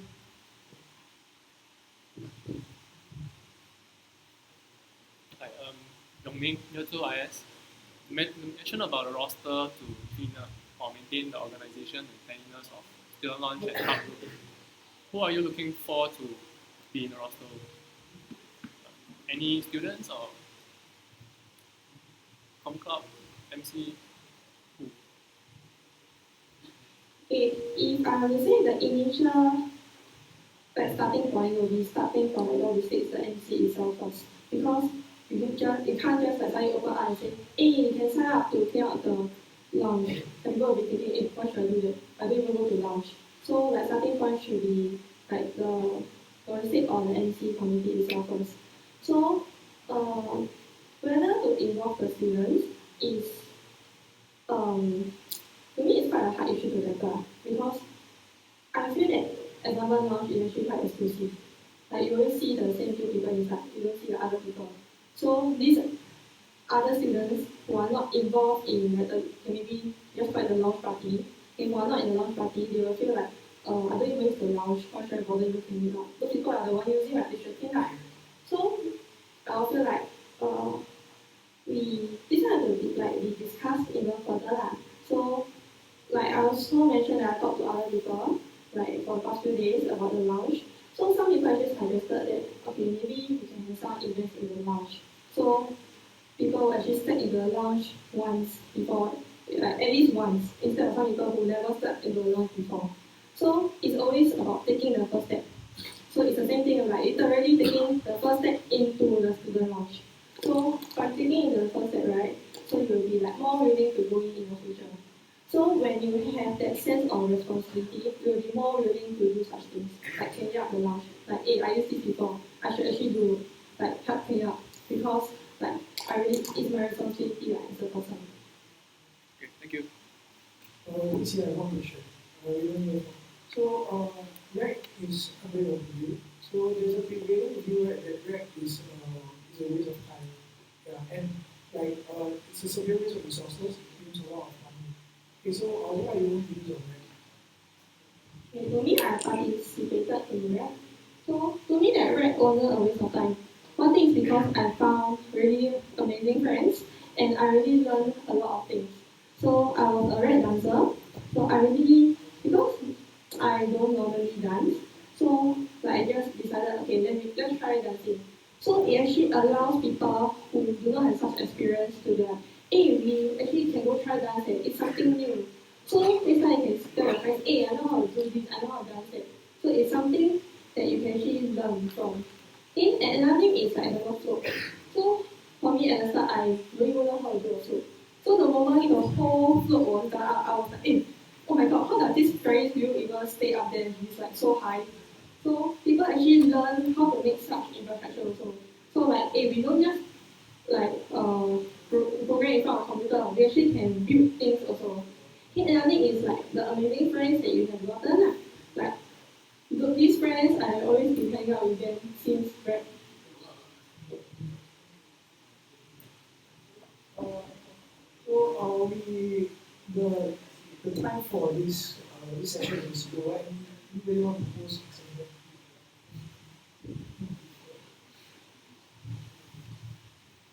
Okay, since you asked propose, I propose for Hui to end the session. Any objections? Okay, seeing there is none, thank you.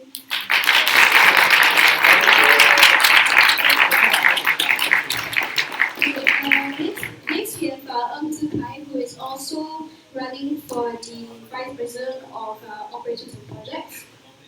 So,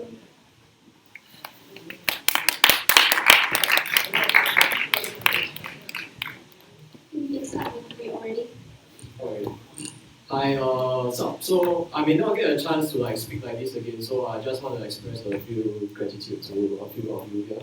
First of all is to everyone who is present, because the fact that you are still here means that you do care for Hong Yeah, I would like to say something more vulgar, but I realize it's the AGM. Yeah, so you do care, and please continue to support Comcom. And to all the nominees, especially to my competitor PT, thank you all for running, and especially to Hui, you have shown a lot of courage and fortitude. And I really admire you for that. And finally, to all my friends who have been with me throughout the past year, I wouldn't be here without you guys and this, in a sense, is for you. So, yeah, thank you all very much. So, without further ado, hi, this is me, I'm Zikai, year 2 InfoSec student. You guys don't need to care about this. In case you don't know, I'm running for Vice President of Ops, and I was VPD for festival, I was committee member for FOW. All these are not important. What's important, right, is what are the plans I have for the future, right? So,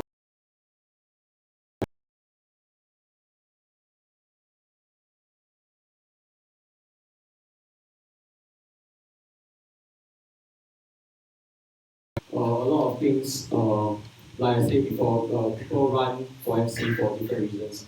And it's important to find out what you're really in here for, so that I can actually help to give you what you want.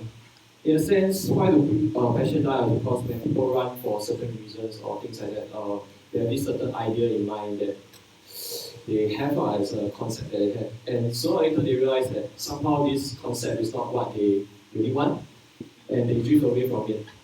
So what I hope to do as VP of is really to provide a more nurturing role and make sure that you are in track with your purpose and achievement.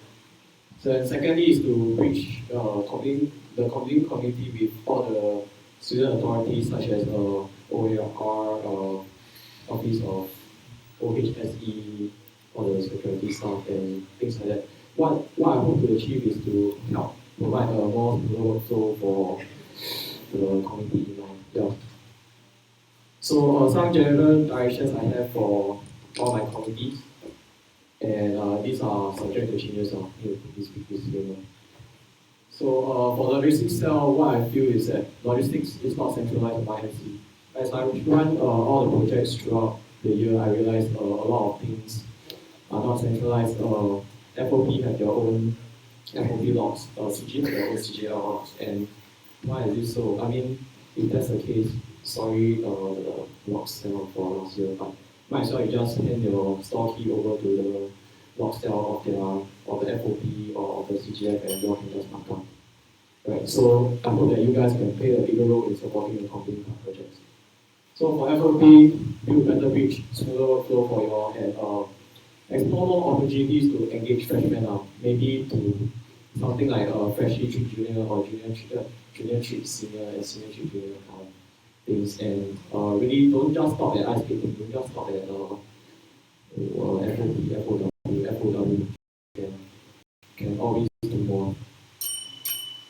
Yeah, for IT, don't have it on that one. So for Cyber Gaming Festival, it's a big Q&A you can ask me. Considerations, anyway, this is how I plan. These are all the considerations and this is for them now. To run for VP it's really to see happy faces and to see. And with that, thank you very much.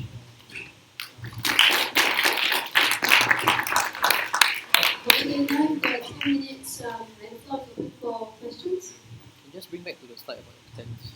Sorry? Yeah, no, right. Yeah, okay, yeah, thanks.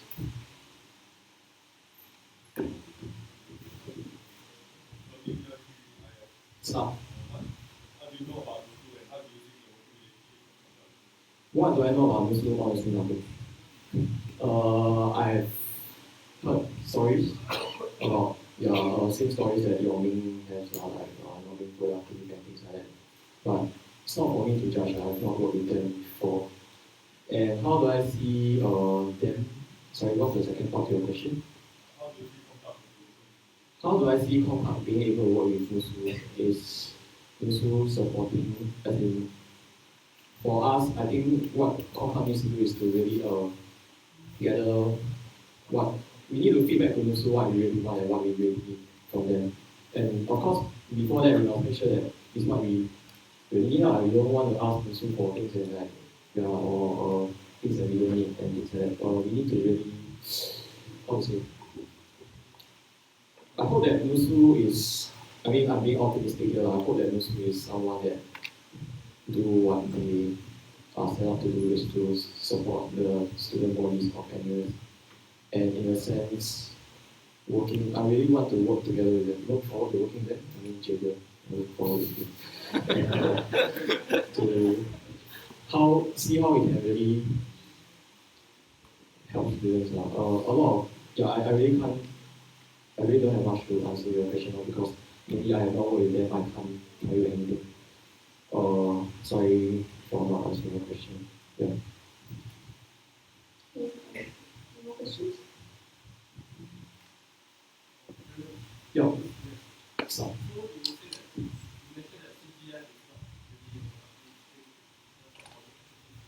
Hmm.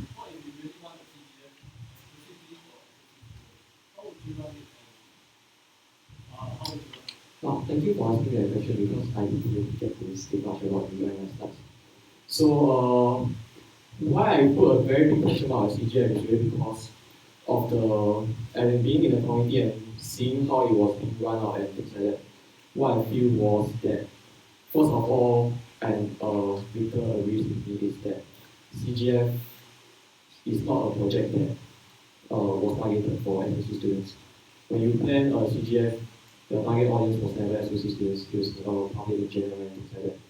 And I mean, to me, it doesn't make sense. Why do you have a project you spend so much money and effort putting in something that is targeted for SOC students? Like, putting our money and things like that. Why do you even do that? And the reason that I got back was that CGF was a money-making platform for Hong It's sad but true that we need CGF to a certain extent.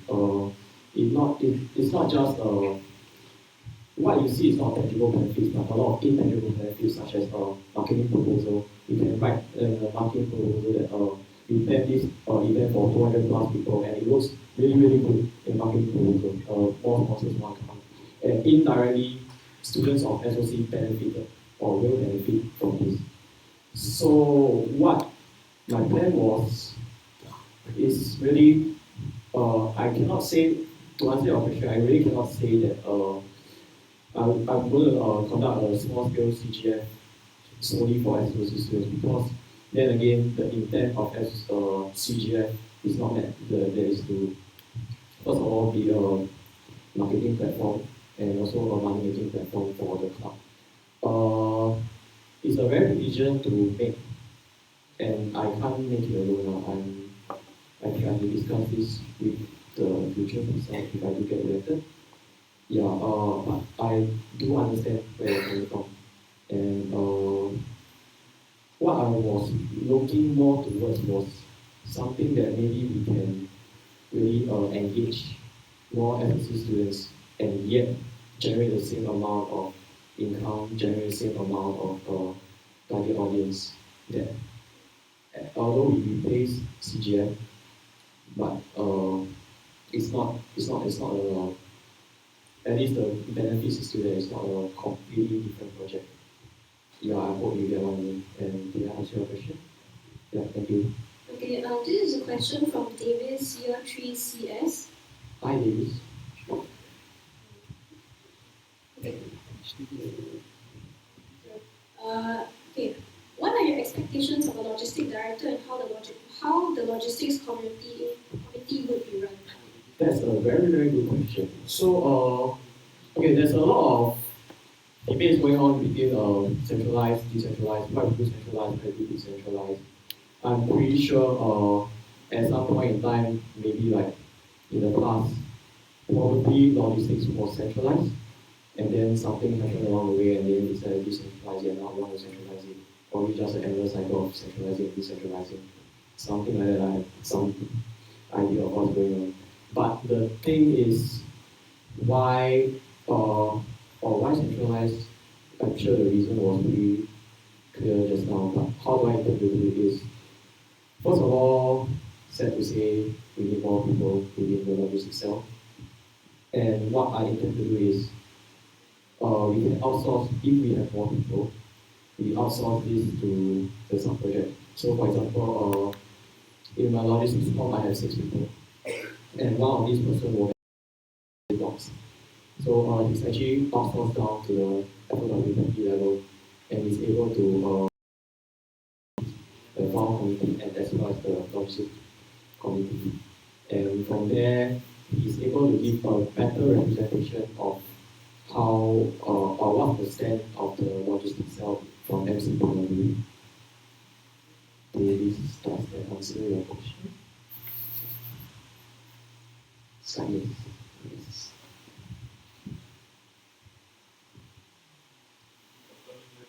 Yes.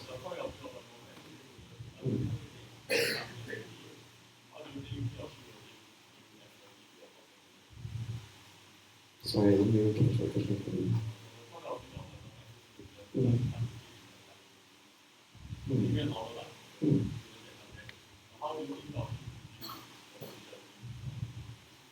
If he or she doesn't participate, therefore he wouldn't really care what position am I at. Does that make sense?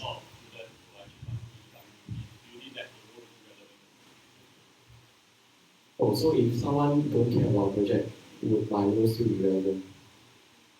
Is that generally your question? Yeah, I think that's the main concern of everyone here, right? I mean, if nobody cares about Cock, then why do we still exist? Believe it or not, there is hope. I choose to believe there is hope. And in a sense, why I take up this role, I mean, I could probably just like don't care and just be my normal student. But why I because they want to make a difference to Concord. And there is this hope that we all have that one day Concord will prosper and like engage more students and things like that. This is like the dream that we all have, the common dream that we all have. And to say how I portray or what's my image to someone who doesn't care, honestly, doesn't matter to me. Right? What matters is the people who actually care about Concord. What will I look like to them now? And I hope that they see someone who is really want to give back to them and always just try to give back in small big ways. Yeah.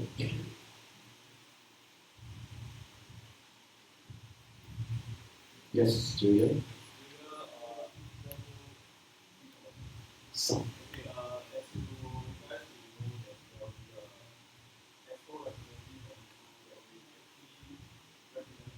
Mm-hmm.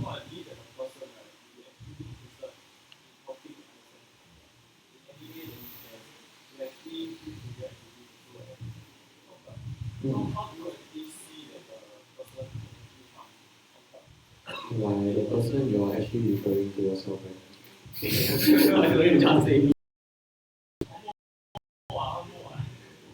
May you repeat the question? Yeah, so sorry, can you repeat the question?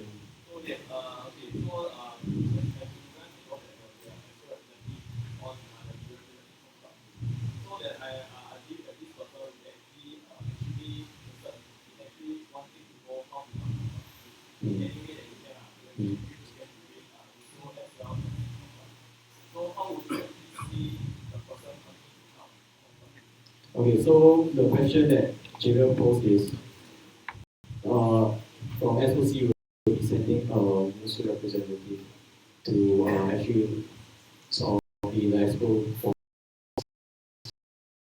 and how do I foresee we can work with that person, aka Javier, to make this happen. Is that correct? So first of all, you need to realize that when you get this position, you're not a Muslim representative. You're I want to say something about it. You're in between SOC and SOC MC and Muslim. So to the person, you need to realize that you are also part of the MC. And I'd like for you to actually join in our MC discussions and things like that and see what. And also, I hope that you can actually provide us more insights on how Muso works and operates because honestly, at least I don't know how they work and what's their how they think and operate also. So I'd like to include you in our meetings and discussions so that we can work together. It's not at all you're used to on your contact or things like that, but you're in a very special position and I hope you know that. Okay, so the time for Q&A is over, but I propose a 10-minute extension. Any objections? Okay, seeing as there are none, has been extended by 10 minutes.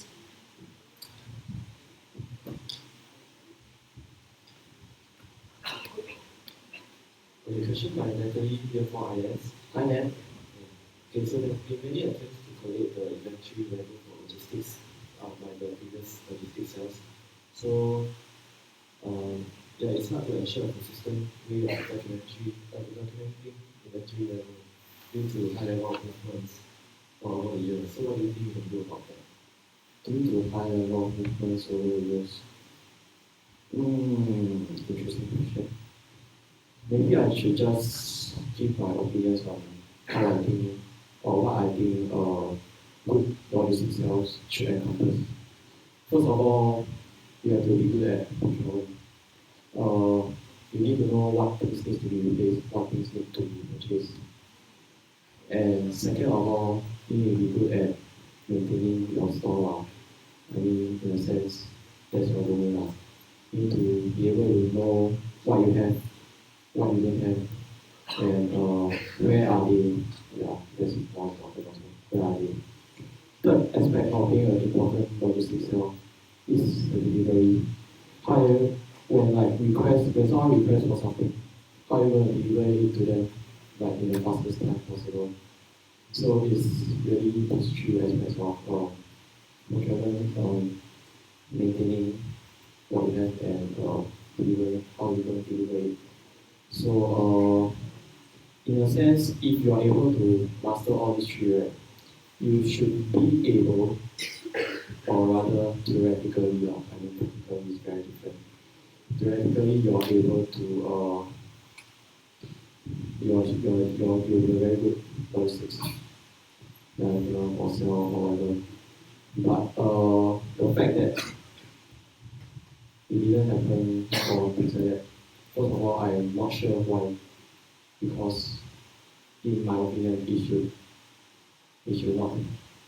There shouldn't be any problems now. So maybe what I can do is find out what's the problem and maybe can try new systems. I'm not sure what the current system is, but maybe can look at it together, fix whatever that needs to be fixed, and hopefully improve the system in general. Yeah. Okay, next question by Natalie from IS is a similar question posted to Richie. How do you ensure that there's continuity in IT sales since most of the projects done over the past few years are usually short-term projects with no people, with the people in charge not continuing them or documenting them properly? No, so if you actually pay attention to the plans I have for IT sales, is really not to develop on new initiatives, new projects, but rather actually look in depth into the whole projects and in a sense you have to do more cleanup. I know that the IT directors of the previous MC very stay in the AGM just now that yeah they do something like centralization, but I believe that there's a lot more things that could be done now. And one example I can really cite out is the freshman orientation project. I can't remember, freshman.ascomputing.com is the FOP domain. Yeah, it's not really linking back to the main NUS computing domain at all. There's no link from the freshman side to the main NUS computing side. It's a question that I have. How do you how can I call it centralized development bank. But I will have to relook again to what I have, and from there see how I can improve things. But from the general impression I get, like wiki pages, things like wiki pages have been updated, lots of files in the drive, things like that. I feel that, as in, my general direction for now would be really just to look into things and clean them up. Yeah, and hand them over to the next MC. And but of course, main priority is to find a director first. Yeah. Sorry, brother director, you got a lot of things to do. Yeah. Okay, next question by Davies, year 3 CS. Before that, point of information, NCO Exco reps are not part of MC. But you can see as yeah. The first question is, what are some of the specific topics in workflow processes that you have seen in the companies that you're in, and what are the steps that you will take to tackle them as a weekly ops project? Can I just repeat the question? So what are some of the workflow challenges that I see when working in the project, and how I intend to implement it with yours? Okay, wow, that's a lot. First of all is in dealing with all the student officers and things like that. I have no idea why, but proposals. So give me a while to straighten out this thought. I don't even know quite how to say it, but I find in a sense, the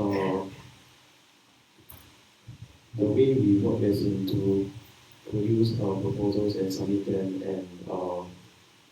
and after that bounce back, things like that is one of the biggest challenge faced working throughout all three projects, Red Knight, FOW, and CGF.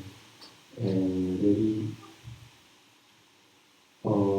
why it happens is I think there's a lack of understanding between the students. There's a lack, I would say, distinct in students' idea of submitting a proposal and the office, what the office wants out of a proposal.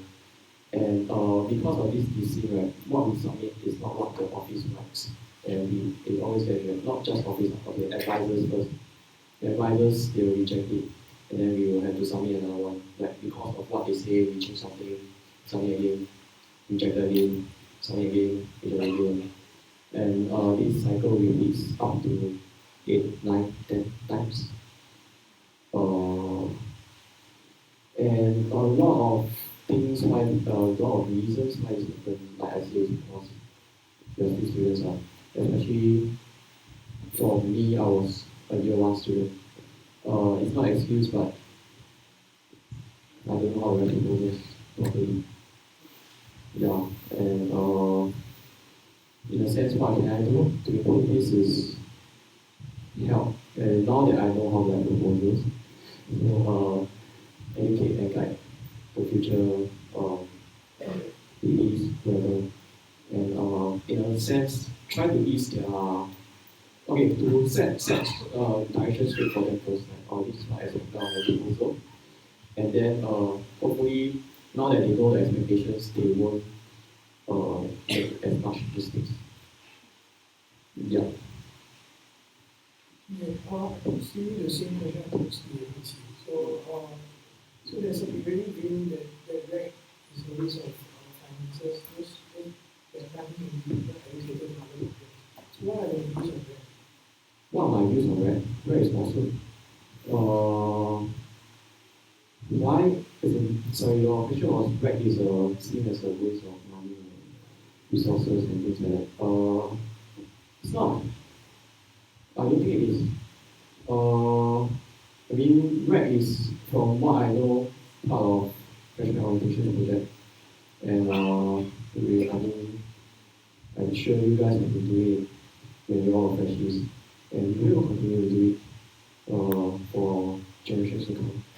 What I see right guys is really it's part of a FOP project where freshies come down and it's in a sense a platform for freshies to come down and bond with seniors.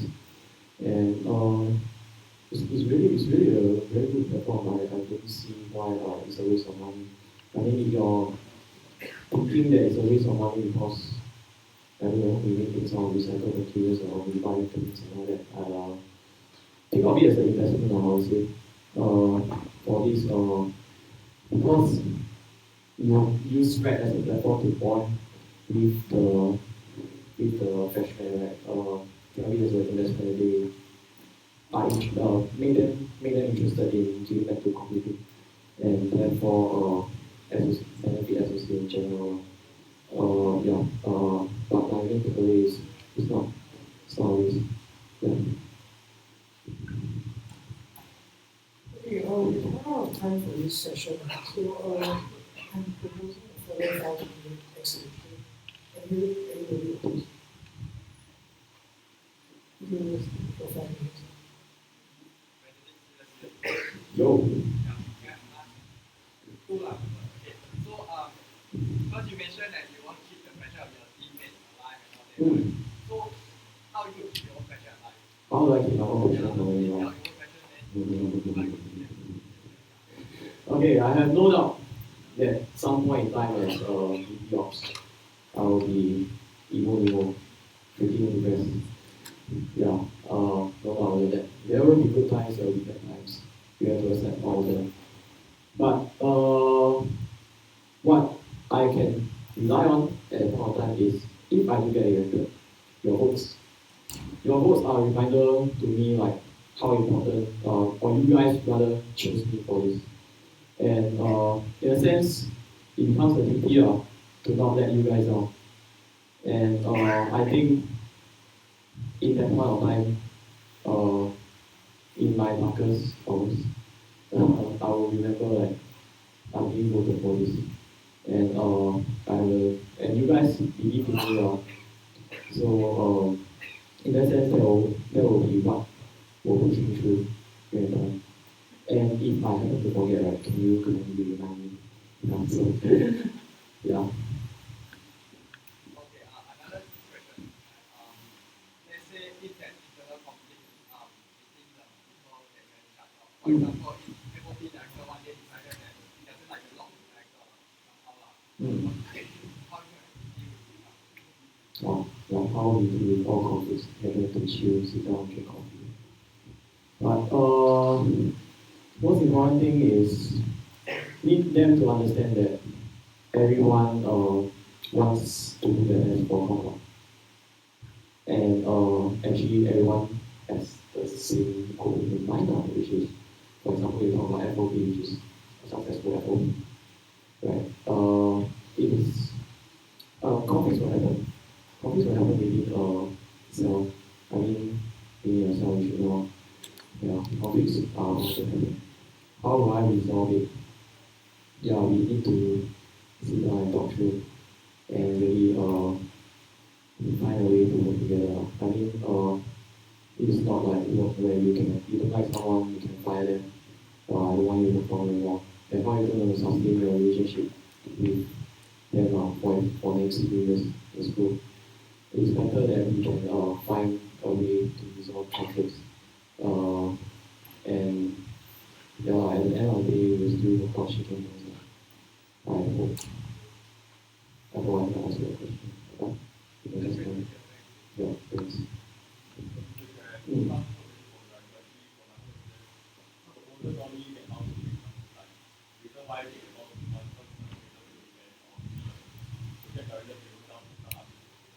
Yeah.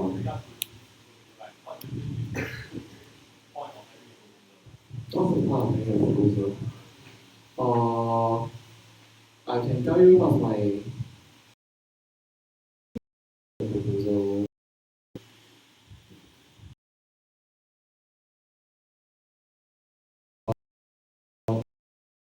your proposal will be able to convince people that, hey, I want to do this. These are what I intend to do, and hopefully after reading what I intend to do, you know that I can do it and give me your confidence, and therefore the confidence in the sense of approval. So yeah, that's my general takeaway from proposals. But what proposals fail to do is really, or rather, a lot of proposals and compared to things actually happening is a lot of things you do on the ground to fit your proposal. It's a fact. Yeah, I'm trying. No, it's the fact that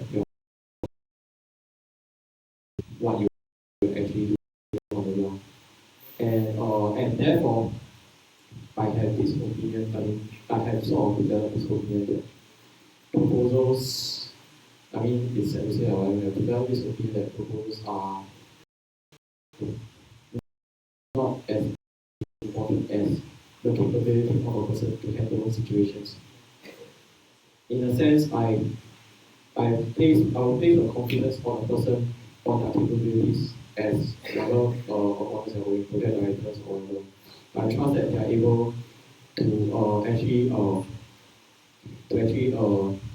when the need arises, you can actually react to situations, react to emergencies, things like that. When something is not going according to your plan, you know what needs to be done and what's the how to react to it. Yeah.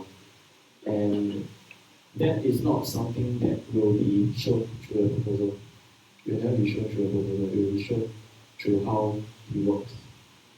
Yeah. So therefore, what I see proposal as is just a way to show that you can do things, but rather it's a way to convince you enough that I can get these things done, but not how I. Let me try and phrase it properly. Proposal is a way for you to get approval, get activity going in the first place. But how you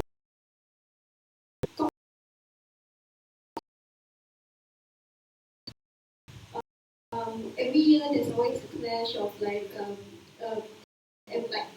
every faculty seems to have like a finale or a sentosa day on the same day.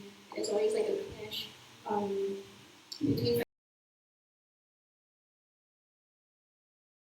the event will clash with other faculty events. If not, you can just shift whatever event we have or we have to avoid the conflict. So the question's basis was will clash and how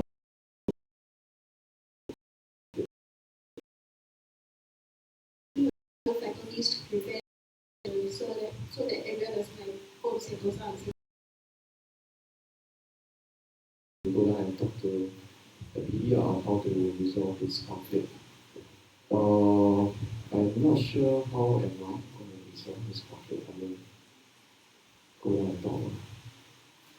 Yeah. Is there a to do that? Another way is we can be a bit of a expo and book way before. Say SOC is no touches. But in the end, at the end of the day, I think we still need to.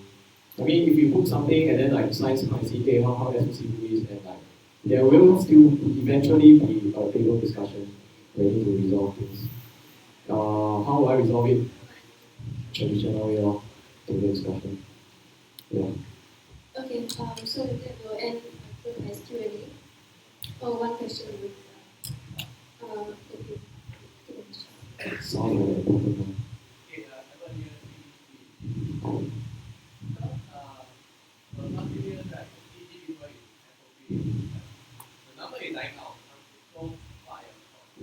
What are thoughts about it?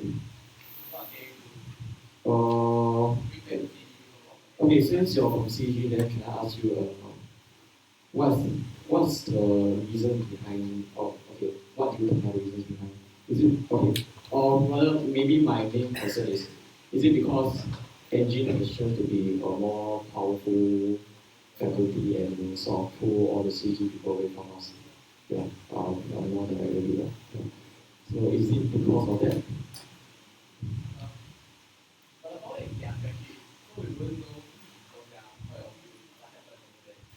Mm-hmm. So we don't, so there's no real answer to your question, right? We all know. What's my thoughts? Yeah, engine is a powerful faculty that has been pulling them away from us. That's my thoughts. Yeah. Mm. What do I think we can do to pull them back to our side?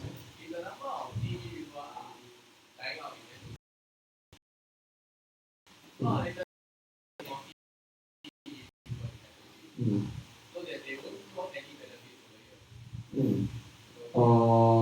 Okay, I sort of get where this question is going, and I shall attempt to answer it. So first of all is, I think we need to have a strong presence among the fascists, in particular the CG fascists. So from the start, we need to like, in a sense, it's all about sales, how you sell yourself as a verified faculty, and how you from there pull them towards us. I mean, CG people, they are in a very special state of in between two faculties. So in a sense, they have this choice. Like, yeah, if they don't like SOC, straight go engine. And engine like sports, engine crossroads, yeah, and yeah, I mean, engine, honestly, I see engine as a more powerful faculty than SOC. But what we can do is really, from the start, brainwash them, sell them how awesome SOC is, how like cool SOC is. And we do have CG fascists, CG fascists with us. What can I do really? No, I don't really have an answer to your question. I'm sorry about that. Yeah, but my what I can do is really just start selling something wrong, and from there carry on. So for example, FOP, when they come in, already like this is your ice skating, and then keep sustaining this all the way around on the side. No concrete solution, just concept art happening. I hope that is good enough for you. Because feasibility wise, I think actually Rec is the one that's doing it wrong. Move them down for Rec, continue to their loyalty. I can't say loyalty, that sounds like war. Yeah, and make them want to join our activities instead of give them a reason to come and join our reason. And a lot of the reasons for fascists because they have friends here and things like that. All this I cannot promise. How the CG fascist get more friends as you see. Yeah, I can't promise a lot of things, but I hope you get what I mean. You get what I mean. Okay, thanks. I propose to end today's Q&A session. Any objections? Okay. There. Thank you. Okay. The next candidate we have running is Dinesh, who is running for the position of Vice President of Human Resource Development. Who does the candidate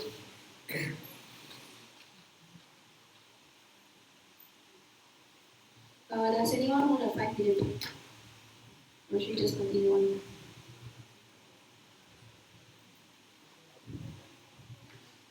Any objections either way?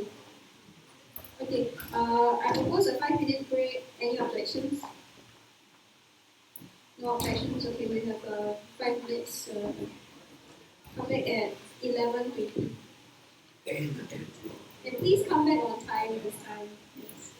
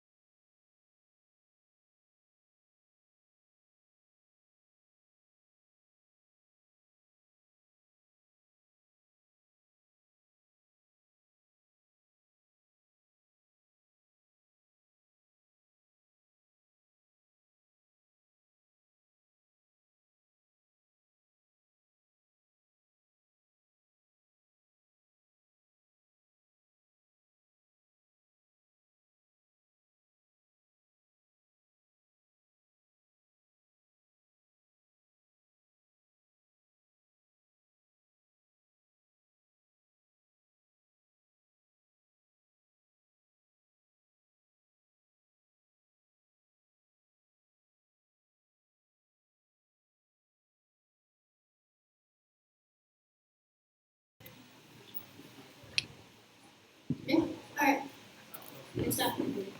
Okay, hi guys, I'm Dinesh. I'm a year 2 CS student, and I'm currently running for APHRMD. So yeah, this is a quick summary of the job scope of HRMD, as I understand it. I'm not going to go through one by one because I don't want to waste your time. Okay, so reasons why, here are the reasons why I'm running for this role. First of all, is I carry on. I've been working in the 17 MC for 1 year, and I still want to carry on. I still want to carry on serving the club, serving of SOC. One of the reason is I feel there's still a lot of things we can do as a club, as an MC, and like really one of the goals I have for the long term is to really see one united club, one united club. By same time, I mean every single undergraduate student at SOC. So yeah, that. And I'm also quite interested, like, over my previous term as director of organization, I started to take an interest in like the back end of the MC, how things work. So I'm quite interested in doing things that facilitate directors' work to make their lives easier and faster. I was quite motivated by my predecessor serving because when like during the course of my last term, I always felt like I'm kind of protected and guided. So so serving has always like given this aura of like being there at all times, like for all the cells. That is something I really want to be able to do for the next the next welfare again and sports cells. So yeah, I am currently director of organization for the 17 MC. So I understand the demands of MC work. I've been through the highs and lows. I've been through the times when I was super excited, especially like when I was here last year, during this week. I maybe I want ideas of mine, this workshop, that workshop, 1,001 things. And I've also been through the low points. The times I questioned, why the hell am I doing this? Why did I even drop my name inside the nomination box last year? So I've been through all of it, and I've thought about it, and I felt I really want to carry on serving the student SOC. I'm also familiar with the HRMD wheel because I'm currently under it. I'm familiar with the operations of the 3 cells, sports, acad, and welfare. So I feel that I'm in a good position to help lead the 3 cells in the next MC. So here are some of the ideas I have for the next HRMD wing. So I'll divide that into 3 levels. The MC level, so this is MC internal. The conclave committee level, all the committees, which is I think most of you sitting here, everyone who works in one of the conclave committees to organize something. And then finally, on the level of the entire club, every single student that we serve in SOC. So anyway, for MC level, I divide it further. My own wing, HRD cell, and MC1, so P cell and the rest of the MC. So for wing specific stuff, what I want to do is first encourage a cat cell to form a committee. So based on my experiences as a cat business director, I feel like make decisions really fast. It also can place quite a high workload at the time of organizing an event, and you don't really have anyone else to rely on. So it's just like 2 people. And a lot of cock-ups, a lot of things that happen during that period of the event, and there's just 2 of you to handle it. Sometimes it can get really overwhelming. It also stopped us from reaching out properly to other groups that we would otherwise have reached out to. So this is the reason why I think we should form a cat cell to form a community. Now for welfare, MC Voice was quite a success in the sense that we got access to quite a few international students. And we should carry on more events with the model. And finally, the sports cell should perhaps have more casual games in order to facilitate bonding among club members.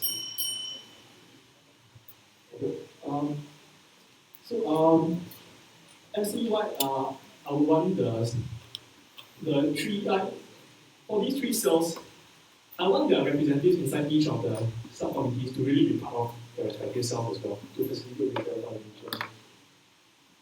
So, these, the work in silos,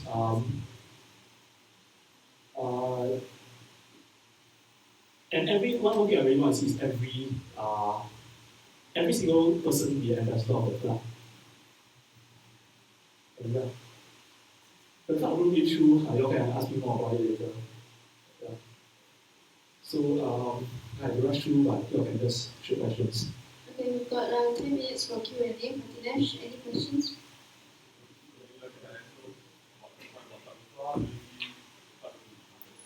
Okay. So now this club room thing has been... Can you repeat the question first for people okay. online? So Serving asked about this club room issue, about the club room, what exactly do you want to do? Is that it? Am I clear, right? Okay. So the club room, right, has been a sore point for quite a long time. So on one hand, the reason why the 17 MC made the club room a bit more close as opposed to the 16 is so that the MC has an office. We have the space to do what we need to do without having to find other rooms to do it. But of course, the other side is that it makes MC look exclusive, it makes us look unapproachable. It's not very nice. So this is one trade-off, one set of trade-offs that needs to be made. So I actually proposed two possible solutions for this. The first one would be we open the club room to all, like last time, but MC members can book the room for exclusive usage. So come think of it, MC members, right? Do we need the club room open? Do we need it for us at all times? Not really, right? Half the time we are doing prep there. So during the time that we are doing other things that are not related to MC, we can actually open the room up to everybody. Let everybody come in. And then at the times when we really, really need an office, then we block it off and we book it. So that can kind of be the best of both worlds. The other idea I have, which is not really mutually exclusive to what I previously mentioned, is instead of making it an MC room, we make it a club committee room. So it's still open to everybody in the club, but it's open to everyone who's serving the committee. Basically, if you have a reserve locker, you can use the room pretty much. Now, the reason for that is the club room, when it's open only to MC, it does actually facilitate bonding between the MC. That is true. Now, what if you open it to all the committees? It will actually facilitate bonding between the committees. And that goes back to what I mentioned here that I like to do, which is this. So you have more cross-subcom relations, and people will start working in silos anymore. So people tend to work in silos quite a bit, at least for I found for the previous MC and subcoms. So you have each committee, you have FSC, FOW, you have AR, you have welfare. Sometimes you do have people existing in multiple committees at the same time, so that helps in direction. I think we can do better than this. I really hope we can come to a point where every single club committee member, everyone who is in a committee doing something, you are an ambassador of the club. You carry the name of our club and you know what is going on. You have a high-level overview of what everyone is doing, and you can be a point of contact for any club member, any student who wants to contact the club. So this need not be an NC only thing. I hope this can be that. And also there's a sense of ownership thing. Yeah.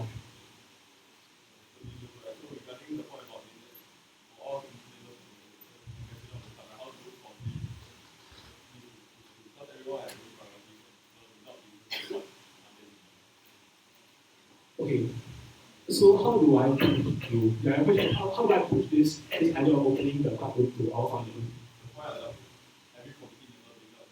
Okay. How do I push this through? Okay. This one obviously cannot be forced. So, how do you go about doing this? So, I already had some suggestions. we had this concert dinner organized last year. So there were tables, there's a buffet outside there, and there were tables, and PCL members will go from table to table, and advisors were as well. Um, I would think we should organize a few more of those, maybe not exactly that, but a few more events with the same general idea. This time maybe instead of just PCL and advisors, you have like more, everyone just keeps swapping around randomly, talking to one another. Also, the club room being open to all communities, like I said, will facilitate more bonding, so you meet more people across the communities. Then once you have this bonding, you have a sense of ownership. I feel people will naturally want to be a point of contact for the club. Maybe not formally, not officially, but unofficially. So if someone asks them a question about like when you get something done, like for example, let's see, what would the person ask? Let's say there was some issue with their modules, for example. They need to go to office of undergraduate studies. Instead of going there directly, I'm sure they will talk to their friends. Their group of friends probably will include some committee member somewhere. So this person, once he grasps that train of thought, what this person wants, can straight away direct it to the correct places. Instead of this person going from office to office, going to the office of undergraduate studies, sometimes they know who to look for, all those kind of things. This is a bit of a contrast example, but this could be extended for more substantial scenarios. So that's pretty much how I would want to try and achieve this everyone ambassador of the club thing. It all starts with bonding and sense of ownership. Of course, you don't have that, you can't really force it. Okay, here's a question from Marcus, Year 1 CS. So, being a freshie, they encounter a lot of obstacles. How can they get their voices heard other than emails? Is there any other initiatives or platforms for them to do so? Okay, at the moment, other than emails, yes, there are initiatives. Are these initiatives visible? Hell no. So, other than the Connect and US Computing.com, this thing that we have right now, we also have the club room. Now, the club room, yeah, as Dongming mentioned, is unfriendly. We really need to do something about that. We need to make it really more open and accessible to more people. So, yeah, existing initiatives, yes. The club room is open to anybody, any club member at any time to come in and talk to MC members about problems. But do people know this? Not really. Why? Because I think it's just something about the door. The door is quite unfriendly. Yeah. So right now, I think the current publicity cell is putting up some posters on the door already. So it's kind of an information place. We make this, really step this up to a higher level and really make this door look open at all times. Look open, that's not enough. Sometimes sign not hung up. Something that's more obvious and clear. Any other questions?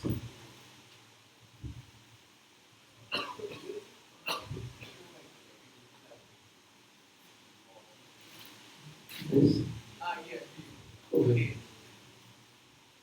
So, you are saying that the facilitate the bonding of club members, will you prefer the whole computing club or just the MC? I am talking about the entire club. Yeah, when I say club members, I mean every SEC student and various students. So, this idea about sports cell having more technical games is the idea is that people will join their friends to go down. So you have posters saying, hey, you can like the courts are booked from this time or something along those lines. Then when people see that, they will be like, hey, this is open for us. You can go. And it's really clear that it's open to any club member, any one of you. You want to play, you go through your friends, go down, play only. So what this can do is really start to facilitate bonding. And invite new people along the way as well.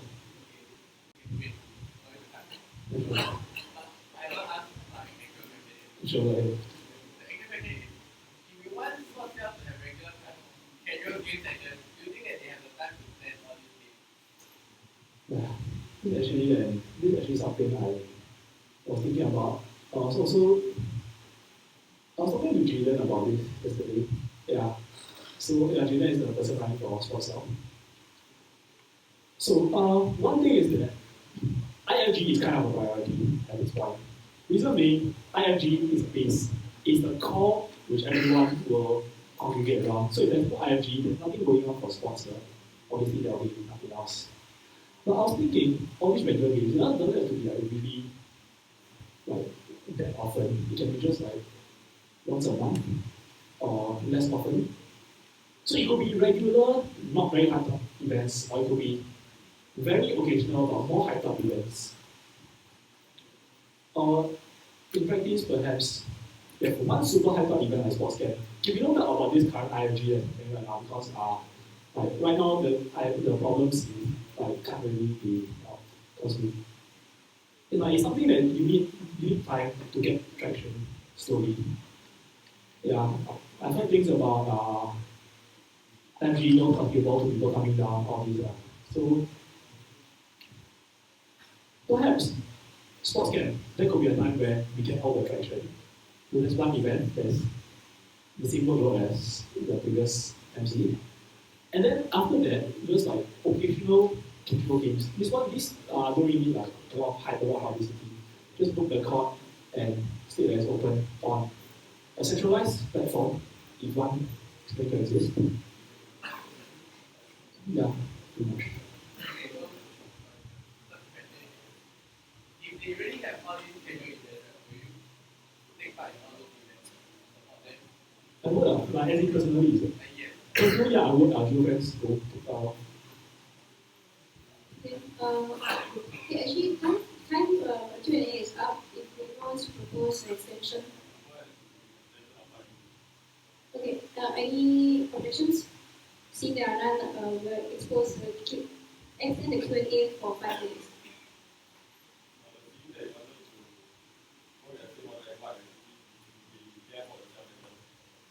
How do you see yourself coming up to the program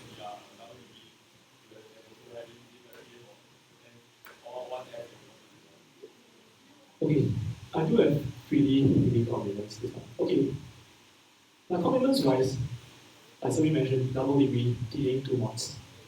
Now I don't see the first of them being an issue. A double degree student doesn't take any more mods than a single degree student in the sense. We still take 5 mods, we just take longer to graduate, 5 years. That's all. Now my TAing can indeed be an issue at times. Now for me going to the specifics, for 1231 TA, the workload is pretty much take one tutorial a week, and then there'll be 2 assignments coming in during this entire sem, grade the 2 of them, and weekly meetings. That's about it, it's quite low. 101 is a lot higher, the workload to TA. But like I'm currently going through it. I feel that it's really quite manageable. It's the kind of workload where other than your class every week, you also it's more like you just need to grade assignments. And grading assignments is something that it's an on-the-spot activity. It's something that will take up all your attention for maybe this short period of time, really short period of time, maybe 15 minutes. That's about it. Something that I feel that I should be able to schedule. Okay. Question from Davis here, 3CS. What are some of the problems you face as a director of a CAD liaison, and how are you going to help the future directors as the future VP? Okay, problems that I have faced. Now, the first thing would be that I mentioned earlier, lack of a committee. So, for my successor, I would, like over this 1 month handover period, I would help them find a subcommittee. The details of this I haven't fully worked out yet. It's something that I'm still working on, still thinking about. Now, the other thing is, one thing we need to do, and one thing I think we have failed to do quite a few times for the 17 IGSL, we publicize things really quite late and not to enough people. So one thing we can do is really adopt a strict SOP. Like, I've already put this in SL 101 for SL 101 is this document that we use to hand over this process. So one thing that is that you have this strict timeline. But by this time, you need to have contacted this stakeholder. For example, you need to have contacted publicity. You need to have gotten group working done by this time. Now, I think the core thing for every event, like, like if you want to be a nation, you need a plan. If you want to hold an event, you need a venue. These are the core things. So get the venue settled early, and then conduct publicity. One thing we did is we start conducting publicity too late and without a venue sometimes, because room booking sometimes delay. And as a result, there can be confusion at last minute. Things actually turned out well in the end, most of the time. Dinesh, can you get more straightforward? Okay, yeah, basically, earlier publicity, book your rooms earlier. And before you do publicity. Any other questions?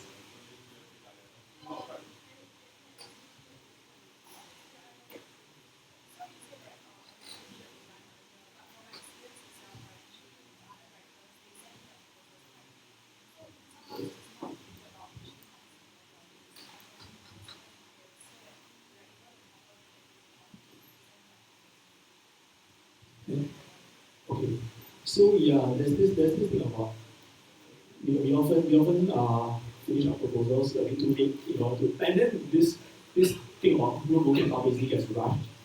Approvals for advisors get rushed. Sometimes the advisors get irritated. So really, I mean, as if elected as a future PCL member, one thing I will try to put forward is really plan events as early as possible. There are some, maybe a few exceptions.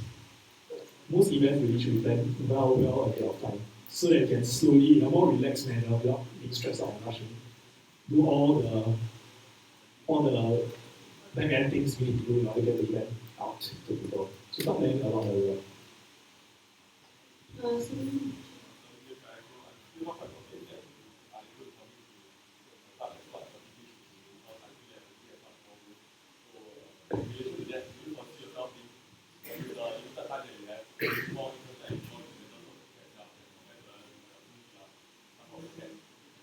Okay, this is something I thought about.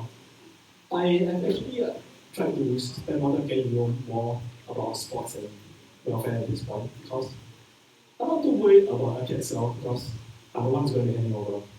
So I'm actually spending more of my time on the other two sides, because these are sales I'm not exactly entirely familiar with, although I have some familiarity. Yeah, so actually I'm more concerned about the other two cells. So I can sell, that is my job as 17. I can basically I can hand over properly. And so that will be my job as 17 as a member, not as 18. Okay, any more questions?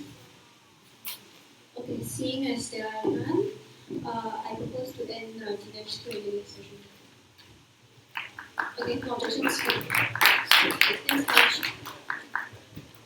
Okay, next we have Shao Hui, who is running for the position of finance.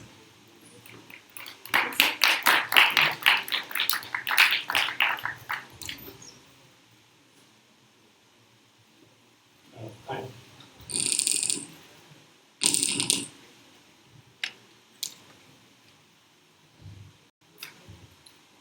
Alright, so good evening everybody. So my name is Xiaowei and I'm a year 1 majoring in computer science. So I stand before you tonight to share more about myself, as well as the reasons as to why I'm running for this position of financial director, and hopefully to lead a support over the manager. So like many of the nominees, I too seek to serve the SOT to the best of my ability through any potential contributions that I may make. Apart from my personal finances, which I keep in check with spreadsheet on a monthly basis, the truth is, I actually lack the experience handling finances. Despite this, I do believe that my knowledge and experiences will actually serve me well to take up the role of finance director. So back in the day, I was a member of student council. So I was from PhD, Pioneer Junior College, and I was part of the relations committee. So what we did was to essentially sell our school, not to like really sell our skill in a monetary sense, or maybe it wasn't to sell our school in publicity systems, but it was actually a sell of products to our students themselves. So this was actually an important role for us, where we had to bridge the gap between the students and the school body. So this was actually a job which helped me build up my skills in interacting with all sorts of people, producing ideas, like getting concepts across to people. So I believe that this is a skill that will no doubt prove essential in communicating the SOPs to each of the respective programs plan states during any of the projects in a clear and concise manner, leaving room for misinterpretation. So, to add on, from the simple task of gathering student feedback, to that of screening and interviewing potential OGLs for my school, to having the plan and camp to train them. These are tasks which taught me to be meticulous in my work, paying extra attention to detail, evaluating the feasibility of the student's feedback, to that of choosing our potential student leaders for our school. So, apart from that, holding such positions has also taught me to be accountable for my actions. It was through such events that slowly shaped my sense of responsibility of the tasks that I have undertaken. I believe that such experiences that I mentioned will aid me greatly in my role as a financial director. This is a role which is fraught with heavy responsibilities, for which I actually look forward to taking up, such as to garner valuable experience in not just the role, but also in the invaluable interpersonal relations that I seek to forge with people around me, as we learn to depend on one another. So my first step, if I get elected, would be to get to know my colleagues in each of the cells. So this would help me gain a further understanding of how each of the current cells may have their current projects, as well as any future projects or initiatives that they be planning.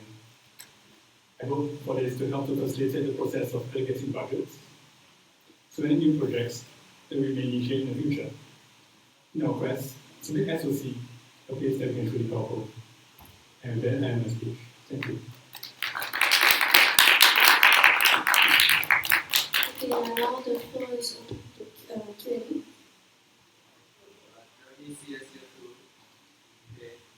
Say that someone wants to buy equipment. They say the equipment is either $500 for these materials or $300 for these materials. What's your choice and how you So to repeat Jeremy's question, so there's a piece of equipment that needs to buy. So there are two choices given. The first choice would be for an expensive piece of equipment, let's say $300, and it can last for 3 years. Or would I rather buy a piece of equipment that will only last for 1 year, and it only costs $100? Is that correct? The gist of it. Okay. Well, this question is, it really depends on what kind of equipment you're buying and what kind of frequency of usage you're looking at, as well as for which project you're using it. So for example, like I took an rack, so we'll buy glue gun. I mean, you can't actually expect to buy such an expensive glue gun for the fact that, I mean, a lot of people are using it, and we keep transporting all around, we may actually potentially use it. So although we may actually benefit from like a glue gun that may last 3 years, like this budget may be stretched out. But if there's something that is like so easily lost, then perhaps it's not a good idea. So it really depends on the what we are buying. Yeah. Okay. Is there more questions?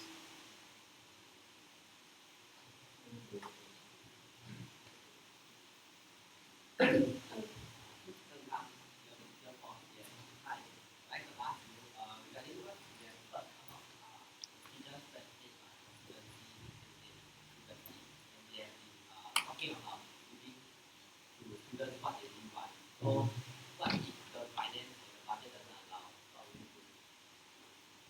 So to repeat your question, it would be, well, since a lot of the presidents and VPs before me have made their speeches, and in the speeches they actually need to make a lot of maybe welfare for the students and such. So what if my budget doesn't accommodate for their projects? Is that what I'm saying? Yeah. Oh, good. So to answer that question, it really depends on the project being carried out. I mean, to be honest, if it really isn't in our scope, right, I would say no because this is I can't just like because I know the president or something, and I let him do his project, and then lead into the budget of other cells and such. We have to be fair to everybody, lah. Like we can't really just eat the budget of other projects, compromise on them, just for the sake of another project. Yeah. Okay. Does that answer the question? Okay, do you have any more questions? Okay, seeing as there are none, I propose we end Andrew's. Thank you. Okay, next we have Juliana Song, who is running for Publicity Director.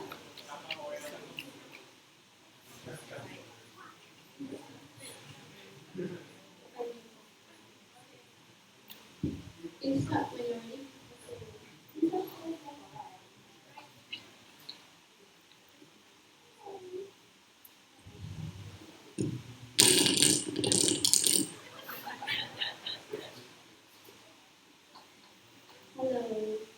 Hello, I'm Juliana.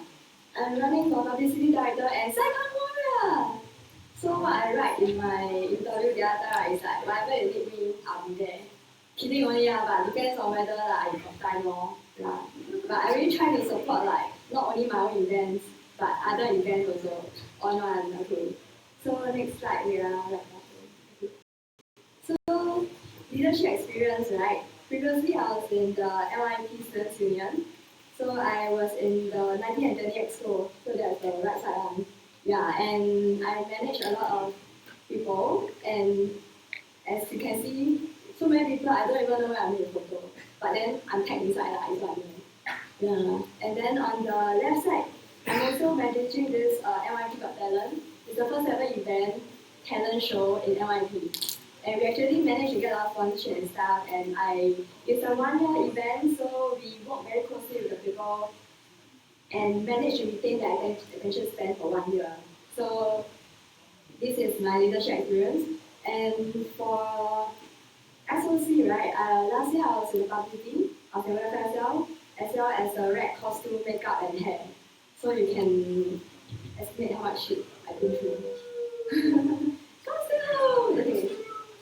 Okay, design portfolio. So the first row, right, you see my work for LIP.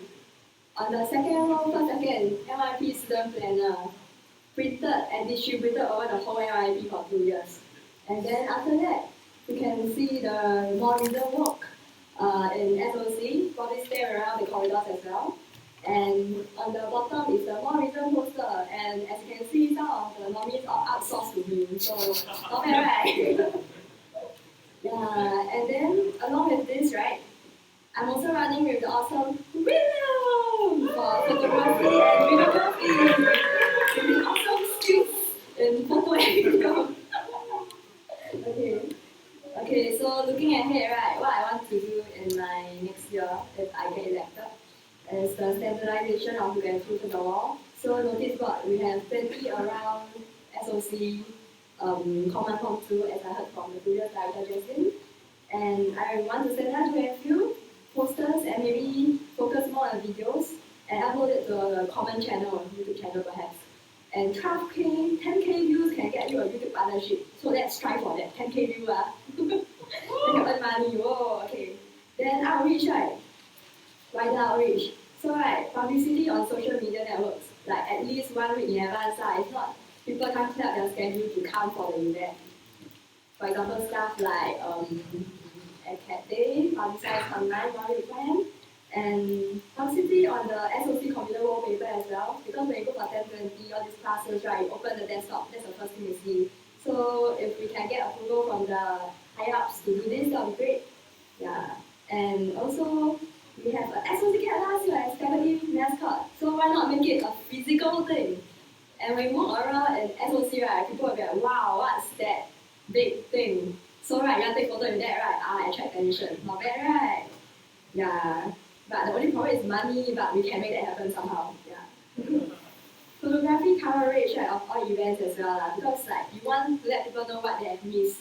Like, oh, that happened, but I missed the fun. So maybe I should attend the next one. So if it may be just like show that the event has happened. Yeah. And next one, social media campaigns. So I would like to increase the page likes and mentions perhaps on our Facebook, Instagram. So humans of SOC, for example, can have better quality photos and more interactive tag the people, get them to like it. Yeah, and also like photography and hashtag competitions with low level entry skills that anyone can do it. Yeah. Then the next one, photo and editing workshop. What I realized in the past few weeks, right, especially with the inception of Audible, is that a lot of people don't have these skills. So we intend to hold more workshop of this and can pass on some basic skills so that people of SOC can do Photoshop and Premiere Pro editing. And last of all is the bonded committee, because I was in two subcon last year. So I think we can improve on the bondedness and involve everyone, involve fun, and cycle, regardless of whether you are head or subcon. Yeah, so we start small, then we build up to the one SOC dream. Okay.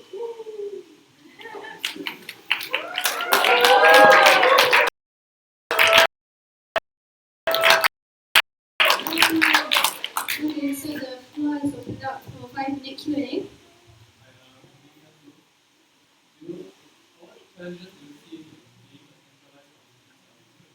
Centralized publicity cell.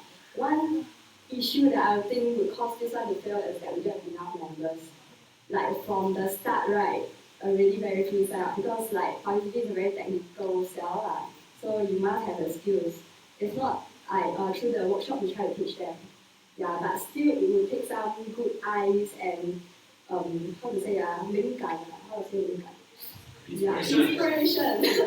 Yeah, to do this.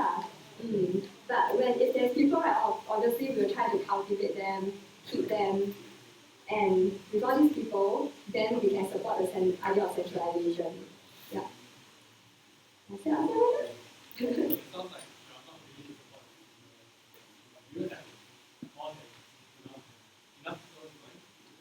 Enough people in mind. More than just the seniors, right? I would like to interest the younger, the juniors to join. Because I would like to pass on, keep this continuity, make sure there's someone strong to take over publicity next year. Yeah. So with the right amount of people, of course, when we are going to like get all the subcon, right, we'll push publicity for that. We will have a physical interaction, get these people really work there in. And from there, we'll work on it together. Yay! Yeah. Just have a question.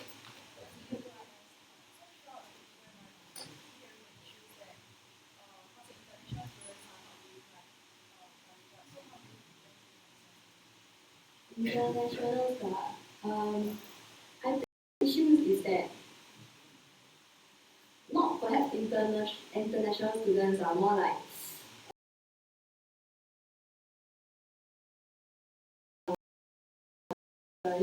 the table discussion of these study tables. I hope to have placements of all our maybe like small cards so that people studying there can see that event is happening because it's a very obvious spot when people notice that there's things on the table. What else? I also have this idea like posters, notice board in general, right, are very set against the world. People just won't buy them. If we have the space and perhaps budget to get standees, that would be great. Put them in a very prominent spot that is non-obstructive but in the way of people's eye level attention span.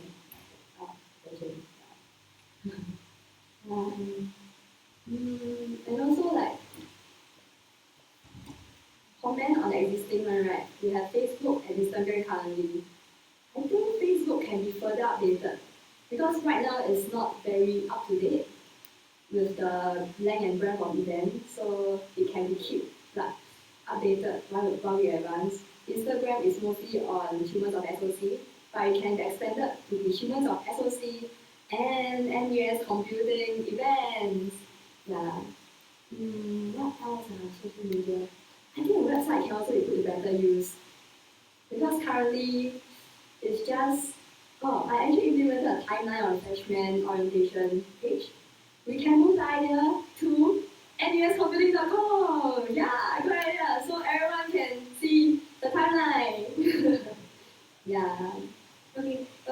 question from Marcus, AY14. You mentioned that we can have a physical socket mascot. Where will you place it to promote SOC, and will this incur any financial strain? This one is not actually placed on, it's someone mascot to wear one. Like where would you have it around? Oh, I actually don't intend to like activate it for like big events. For example, a competition of like for example sports camp. For example, what other big events are there? IMG perhaps. Yeah, all these big events to bring it around to attract attention. Financial strain wise, right? I googled a bit on like AliExpress.com. It costs about $100 from China USD. Yeah, but let's order from a Singapore and a less shady outlet lah. Yeah. So we should not think of the money issue first. Should think of whether it can be realized actually. Then after that, we will raise funds appropriately. Lucky person. Okay.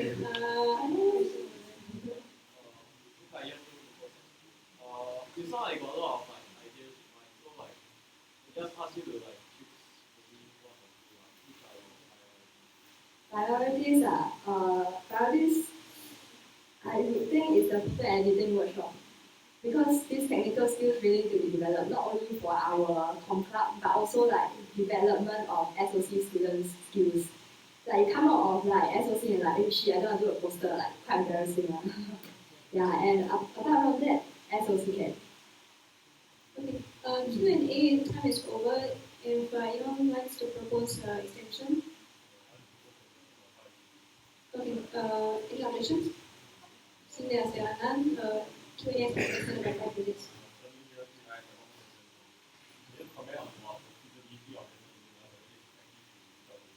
Wait, comment on the yes. Email blast. Actually, I do read the email blast. Scan through it. Yeah.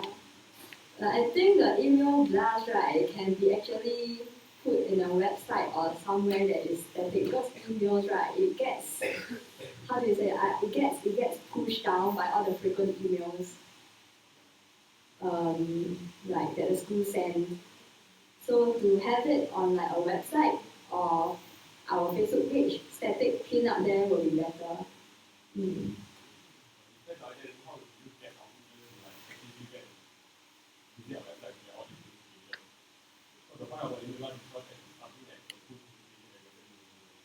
Email blast? Alright. Perhaps not more on like a Facebook kind of update, social media that they will check frequently. Then the Facebook page, then the website is for those people who are really interested. Like I want to know what's happening. Yeah, but the priority will be on like Facebook, social media that is checked frequently, and also like physical publicity for those important events. I think you need a question.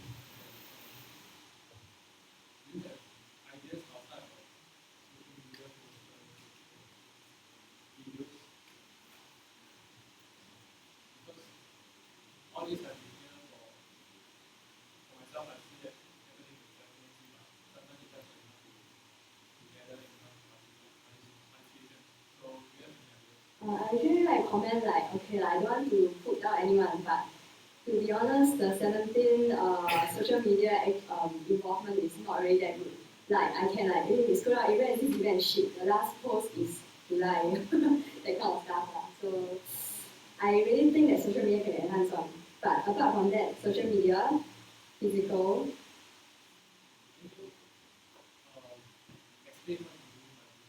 Physical, right? There's a traditional posters and all this. And like I said just now, the lectures, for those events that you really, really want people to join sports camp, you go down there and really pitch ideas to them, having a booth in a prominent spot, like for what the sports camp did. We did like, I was really involved in the planning of the booth design idea. So we actually put up like, this is FOP, I think it was FOP. Yeah, like a booth, like some banner that says recruitment. Yeah, and it's like a physical booth. But all this is manned by the committee, so it would be great if the committee is really involved. doing like a lot about this campaign of the new town because year one students have more classes at new town sometimes than actually a lot of people like this campaign. Now I think it's a bit far because not actually a lot of computing skills there. Yeah. But what about this is doable? This campaign, this arts campaign perhaps even. I actually we have a delegation structure, so we will have ideas, we will have how to do this. But then let's do it together with the community. Yeah, I really feel like everyone at MC, right? 18 MC must involve lah. So it's not just the community, not just the self, but everyone do this together. Okay, question from Kang CS, CS. Is the Proxer going to help in creating the posters from scratch, or are you depending on the individual event, subcoms, publicity, people to create it, and you all just make it? Okay, actually, right, I didn't bring this up, but this idea of centralized cell, I think that our piece have mentioned it, centralization. Yeah.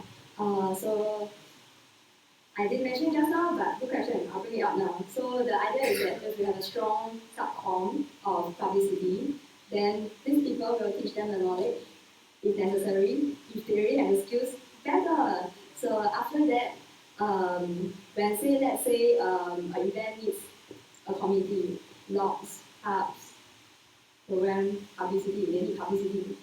They don't just like outsource it to us like, hey, I need a poster by this date, hey, I need photography on this date. But I want it to be like, they approach us and like, hey, we need people. And we have all these people and we attach them to the committee so that this publicity personnel will be involved from the start so that they will have a stakeholder in the event. So like, I'm going to do a poster for this event and I want to do it good because I have a stakeholder in it. You guys come in. Yeah. Yeah. So I'll have a stakeholder in the event. And yeah, so they will be more willing to do it. And they don't do it with a thing like, I do this for like one night, then okay, that's it, I'll pass over already. But I'm involved from the start. Yeah. So that's the idea of a centralized approach. Time is ended. Anyone's proposed exception? Okay, any objections? Okay, seeing as none, we'll extend for 5 more minutes. Today you mentioned idea of centralized committees. So previously, different camp committees hired on their own committees, and so the cell members will include the camp manpower previous transportation master. With the idea of a centralized committee, will this be the same? Yeah, this will be the same because right, these committee members will have more of a stakeholder in this event, right? So all the more they'll be willing to help out, as opposed to say like they outsource to me, Joanna, okay, do this poster. Then to ask me to help out will be weird, right? Because I get a stakeholder. But with this new centralized, right, all the more they'll be willing, I feel, to join in because they are part of the community. So am I right to say that during the interview process, you will already be Interview them with the idea that they are running as a publicity cell member for a particular camp? No, I won't be doing that. Like, I'm assuming that even if they don't have the knowledge, I will still have them in subcom. Yeah. Yeah, but this is really up to them. I'll be like, who is willing to join this committee? Then they commit to the project.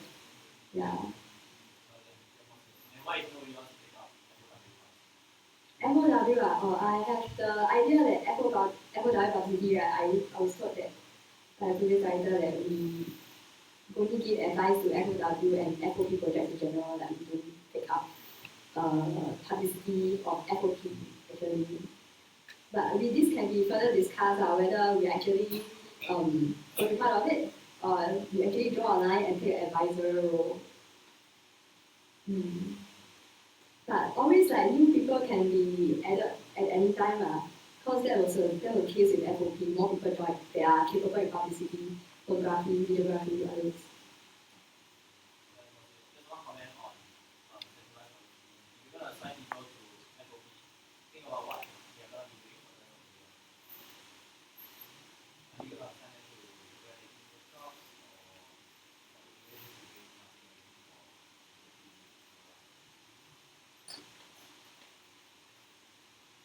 Okay,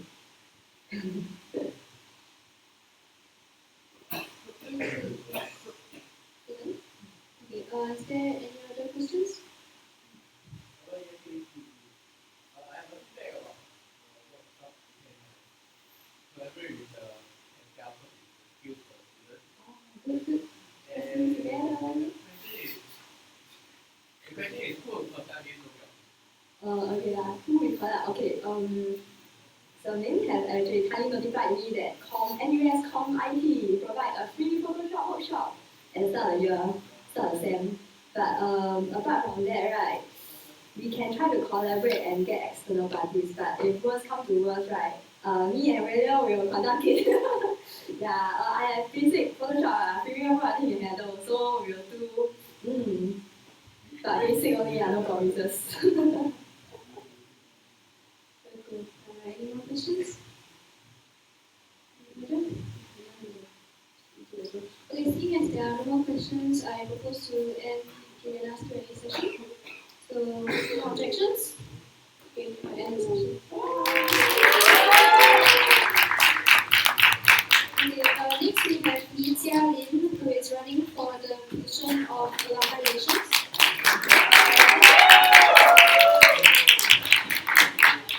Hello everyone, this will be the last speech, so I just want to few points for today. Meaning my motivation for running for the position and what I hope to achieve in my term of service. And my main motivation for running for AR is really just one main goal, is to continue maintaining and reinforcing the bridge between alumni and students at the SOC. Because I believe that from the very first day, I feel that it's important to really establish, from freshmen all the way to the graduating seniors. I hope to establish relations from you starting from the first year that we enter SOC, starting even from like the freshman orientation projects. So before moving on to talk about what I would change or propose for myself, my stand is that it would not do if I simply work purely from the point of view that I know. So one thing that I hope to implement and carry out in my position would be to possibly open up initiation of events related to AR, such as alumni networking and stuff, to everyone who has contacts. Anyone who has contacts, anyone who has experience can be external contacts and is willing to share. And that means I hope that we can open up to have adopt like the open concept kind of working style, so that everyone can be welcome to step up and co-organize events catering to especially students as well. And another one of the initiatives that is actually currently being carried out and underway will be like peer mentoring opportunities between alumni and students. And we understand alumni being working adults and students in SOC have their own different sets of priorities and stuff.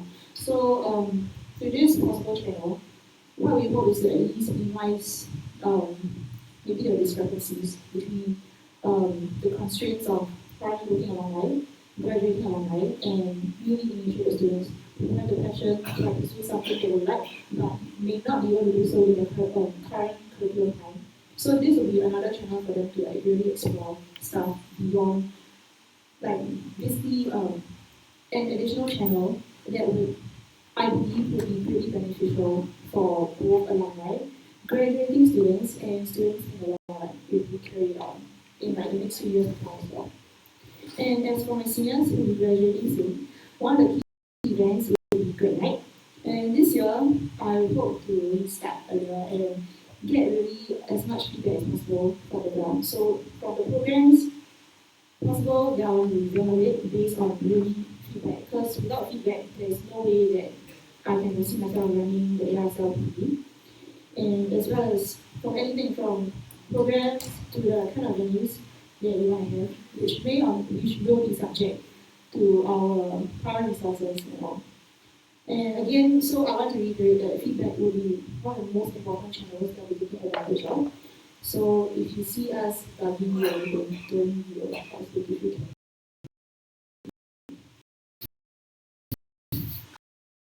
And so finally to conclude, I'm not going to make false or because that's my job.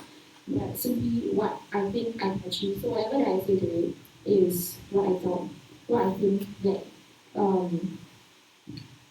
is what I think is possible to achieve with the help and effort of both myself and the community that we're serving, which is both, again, students, graduate students, and current alumni as well.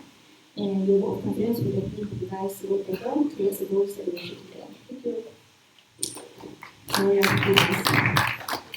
Okay, now you have a 5-minute Q&A. Don't talk so close to the mic. Don't talk so because you make it very much. 5-minute Q&A for Telly. Is there any questions?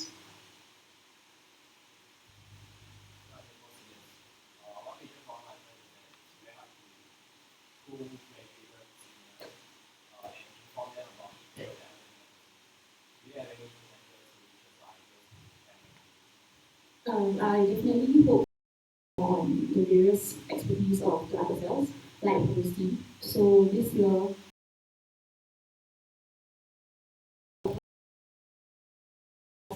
has done before, and try to at least have a priority list of what needs to be done.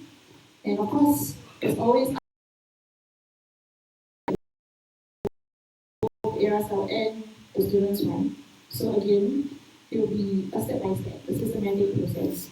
You can't achieve everything, but what at least I want to do is to ensure that current promises will be fulfilled.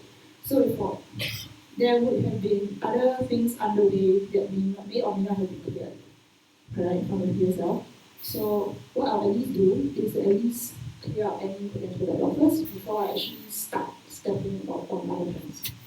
Yeah. No exact concrete plans for the next in detail, but yeah, I will do it. Yeah.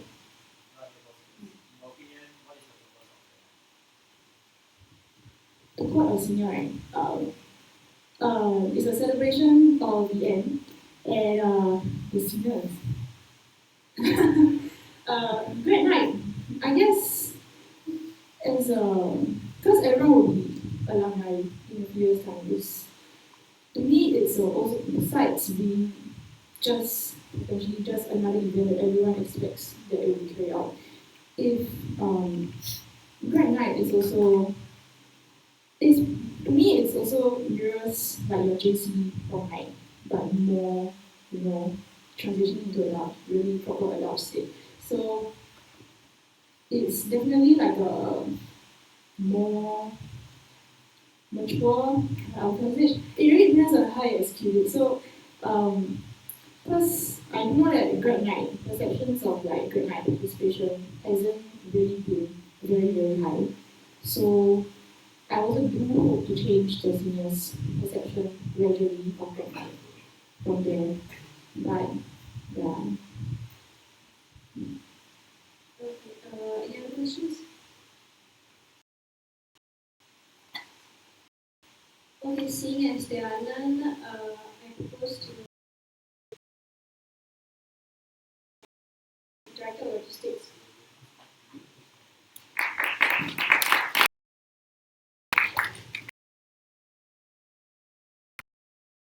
Yeah, good morning everyone. My name is Dylan and I'm year 1 CS and I'm running for the Director of Logistics for the PMC.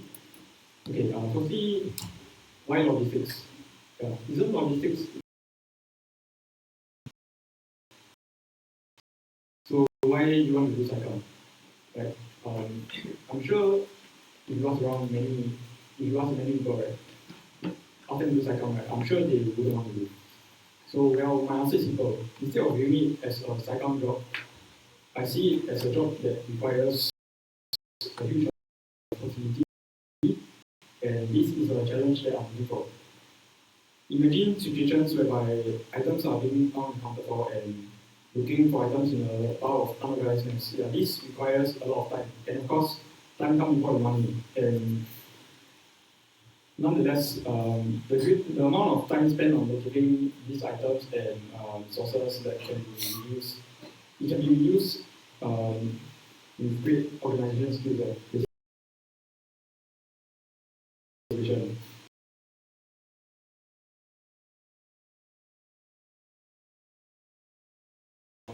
Also given the responsibility of managing the storeroom, which is a maintenance room team, and so organize and make sure that all the items are accounted for, and to make sure that all the items can be used. And so with this, I've gained a fair share of insight about logistics from this experience, and I believe that this experience will be beneficial for the role of logistics. I am my speech.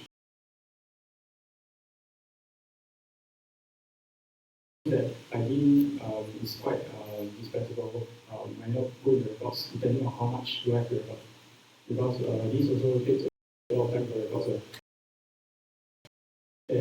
And basically, to summarize, right,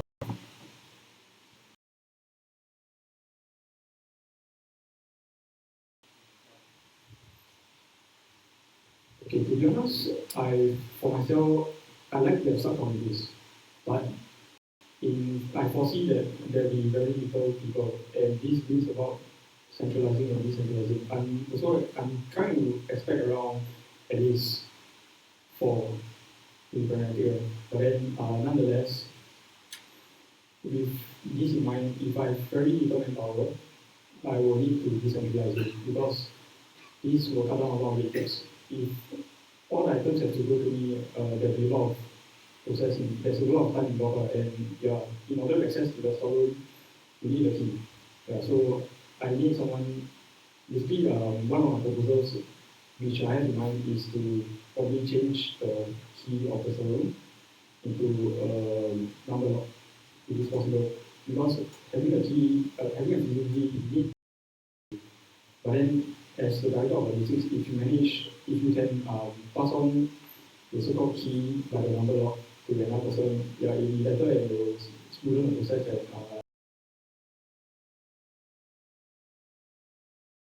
one person can pass the number code to, right?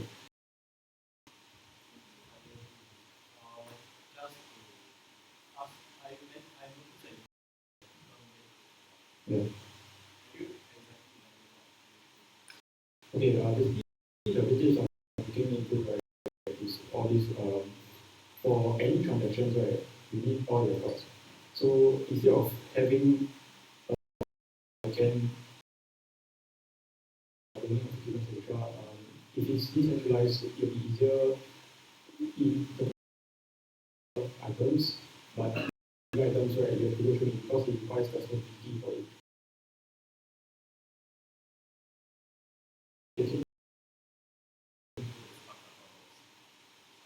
Okay. For this, does it go in the store? Actually, that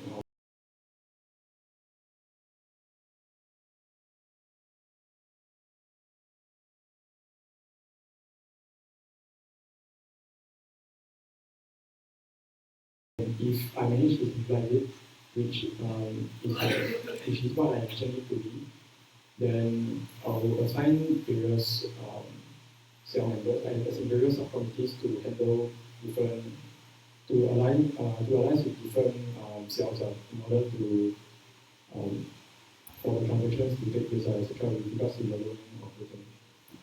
So that is my answer for the first part. So for the second part, with regards to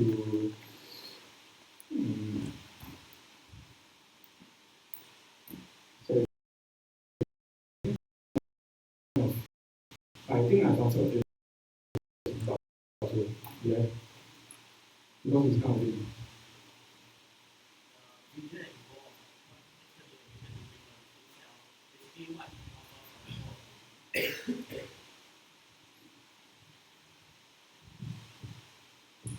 Okay, even though for logistics wise, right, I've a lot in mind. Basically, I don't want to say a lot in mind, but what I envision to be is that I want things to be shortened. The one process of learning, etc., to be shortened.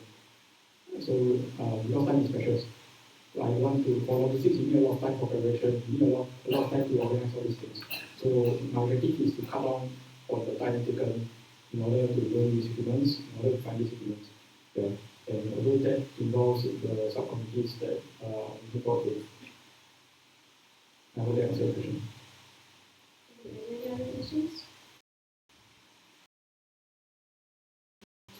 Session? No, that is right. Okay, next we have Ah Kao, who is also running for Director of Logistics.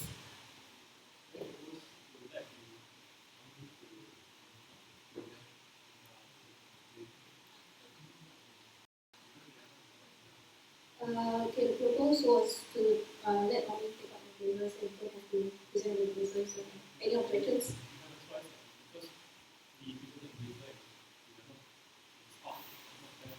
Yeah, because the aircon died at the okay, so yeah, you guys can take it out. It's other objections.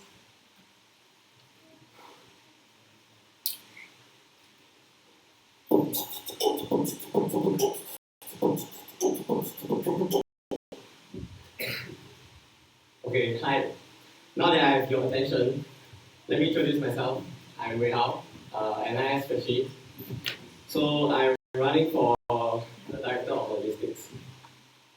So why am I running for the role in the MC and why particularly logistics? Firstly, to start off on the topic, I was actually from Singapore Poly and I was in the MC for my faculty club as well. And just nice, or not just nice, I was the logistic coordinator for the MC itself, which is the equivalent to the Director of Logistics in SOC. And organize a small skills out into Pulau Ubin. And while being the main organizer, which we call the camp chief, I also manage the logistics that is needed for the camp itself. So in short, I actually have experience in handling logistics back in Poly.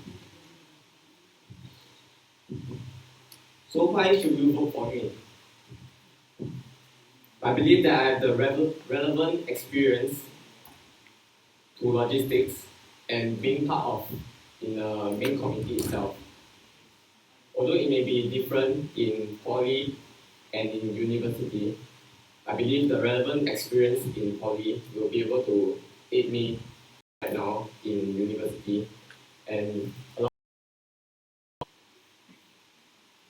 I was glad that I ran in MC back then in DMIT, which is my SQ. If you get what I mean, I was glad I ran, like I'm referring to carrying, you know.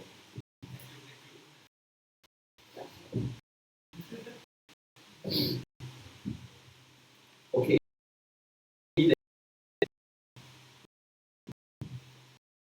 I'm able to bring on board Miss Joelle Tay as my deputy director of logistics. If I was chosen to be the one to be the director of logistics. As you all know, Joelle was the vice project director of FOW, where she handled the program and logistics. So she'll be a great asset to the main committee itself because she definitely had the relevant experience in handling logistics in university level, which will be a great help to me who don't really have the experience right now in university level. And just when you think that is all, Terence, the Deputy Director of Logistics right now, happens to be my OGL in FOW. And he was the one who sort of pushed me to run for MC itself. So I believe with his loyal character, he will be helping me, being my advisor until I will be able to independently run the cell myself.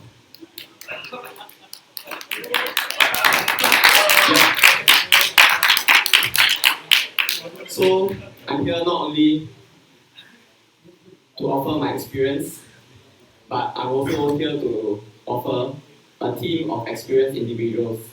Hence, please vote for me. Thank you.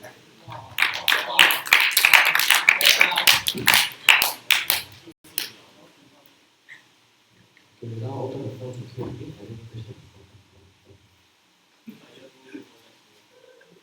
I just wonder why, I mean, you have done lots before, it's what you want to do. Can you share with us your passion? Okay, so your question to me is why logistics again, right? I mean, those who have done it before, it's not exactly such I mean, there must be something like you want to do it again. Okay. Maybe, just want to find out. Okay, firstly, motivation for doing logistics again. Yeah. And that's your question. Like, Okay, firstly, because right now, the main reason is I'm still not very used to the university level. I haven't really experienced it yet. So to be more, to contribute more during my first year as a MC, as a cashier to the club, I've chosen logistics as I'll be more relevant in a sense, and I'll be able to contribute much more in the first year, as it is something that I've tried before, and I believe I will be able to contribute to the club. Okay, so do I like logistics? Actually, I'm kind of an introvert, so why you laugh? So I would prefer to be more of the doing the back end job. So as you all know, logistics is back end now. You don't really interact much.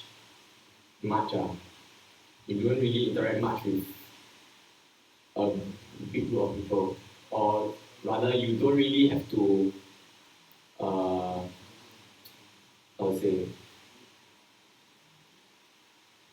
yeah, you don't have to really interact with many people.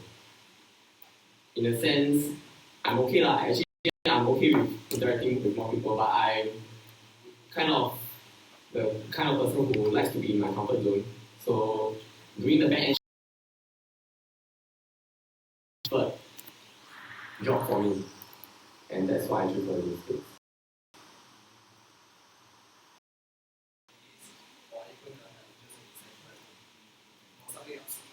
Okay, so your question is, what's my plan for the centralization and decentralization of cells?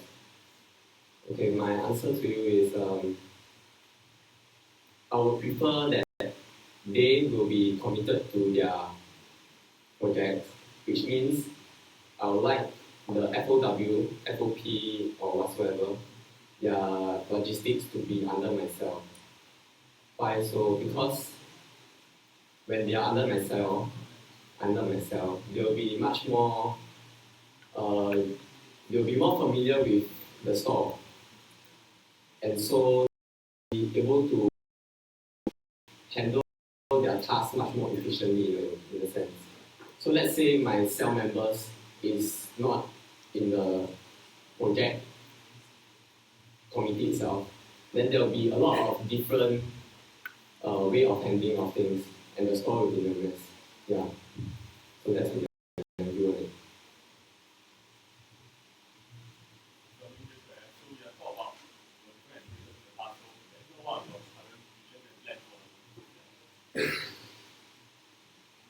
Okay, as I said, I don't know if my previous experience is relevant to the current level. I'm also not very sure of what I am able to do in the current main committee itself, to what extent I can do. So currently, what I have is I'm not sure if I'm able to procure like new equipments. So let's say definitely equipment student body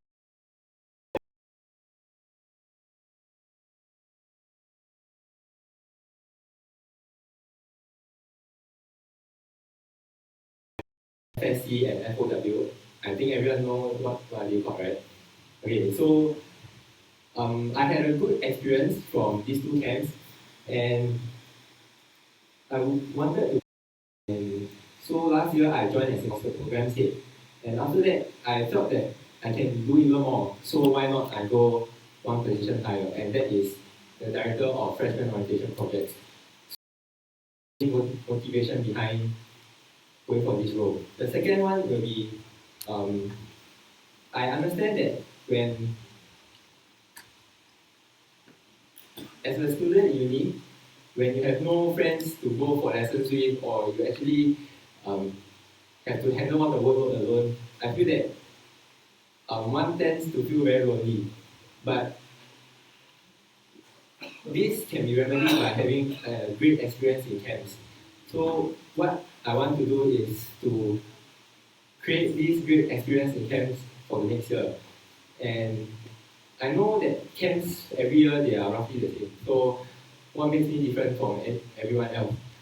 So the idea is that I believe some of you have heard of it before. Back then, 2 or 3 years ago, we had this, I can't remember his name, he wanted to have this idea of one SOC family, and thus this there's something to do and look forward to, so that at the end of this summer,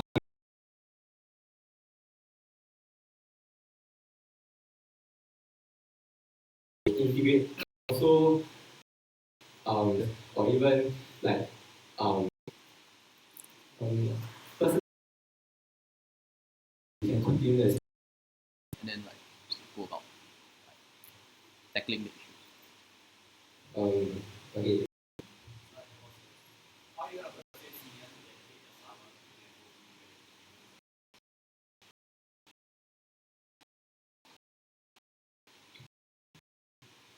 Okay, I repeat the question first. The senior to sacrifice another summer for the FOP. So I believe that for the year 3s, they most likely have internship. So it is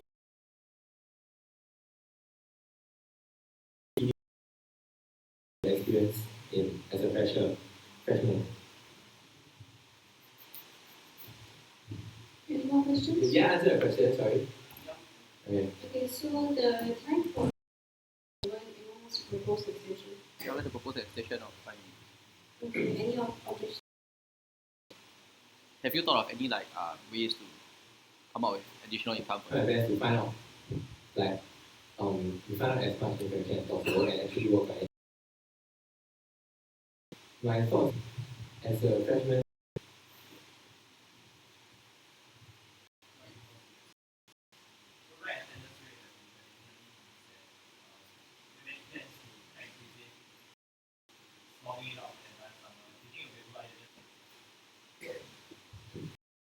I repeat the question. So rec attendance has been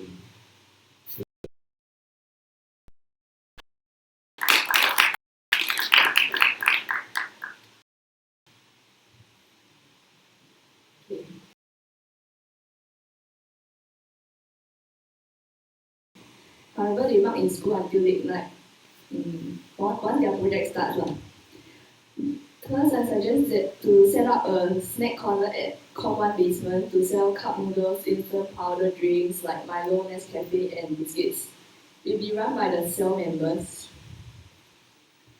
Secondly, I suggest to buy some air mattress, the blue one over there, to rent to students on hourly rates, so that those who are really tired can have comfortable rest between their lectures.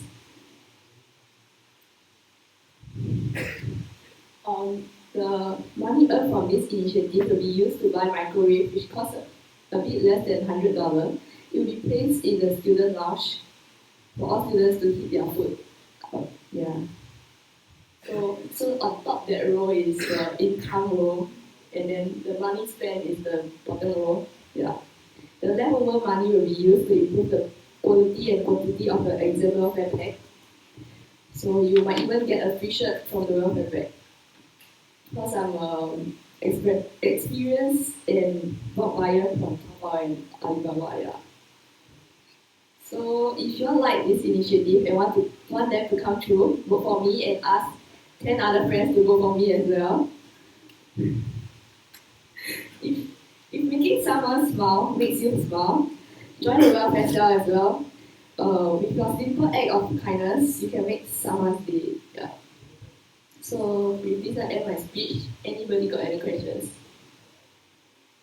You actually do see us. You say you want to have see yourself as sell snacks and other. Yeah.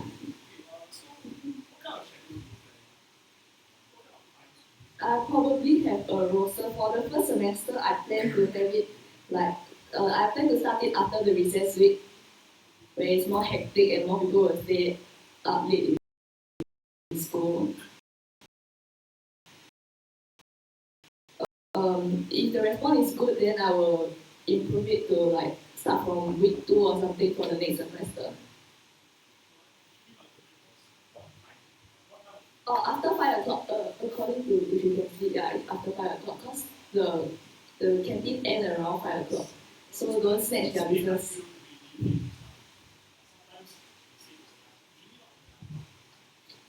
Or until what time?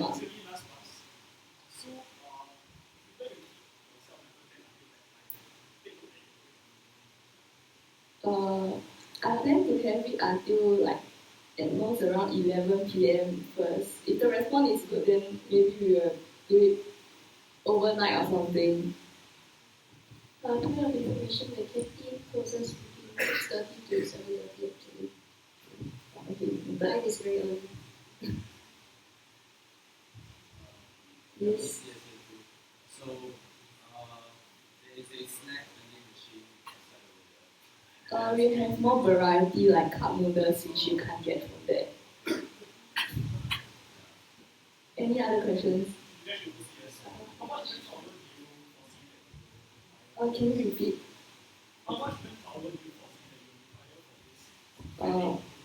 Obviously, the more the merrier, but I foresee because it requires quite a lot of manpower to do it. If you all want it like every weekday, so it's quite hard. If there is really not enough manpower, we will just close the store and put a notice over there.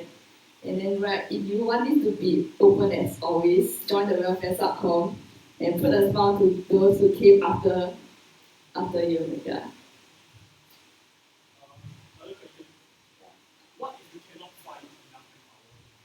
So I will put the notice over there so that more people will join Subcom. Yeah.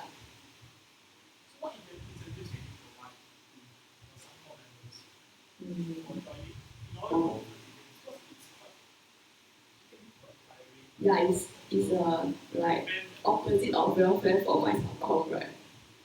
They can get the food, like the leftover food that's going to expire, they can bring home or something. Now, year 5 IS.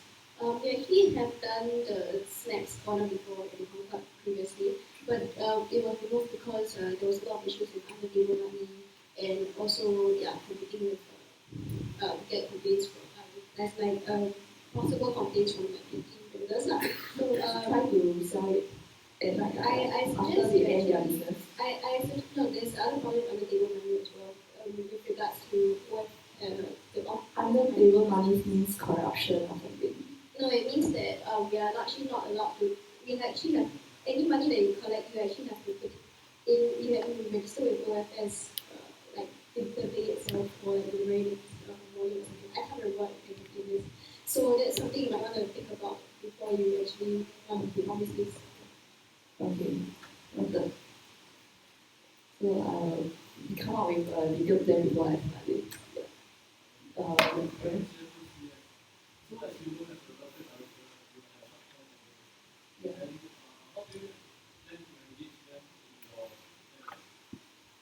For the subcom, I think we'll keep track of the events using a Facebook page.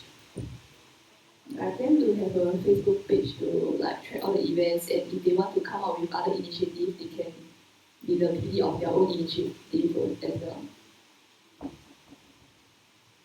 Any other questions? Yes.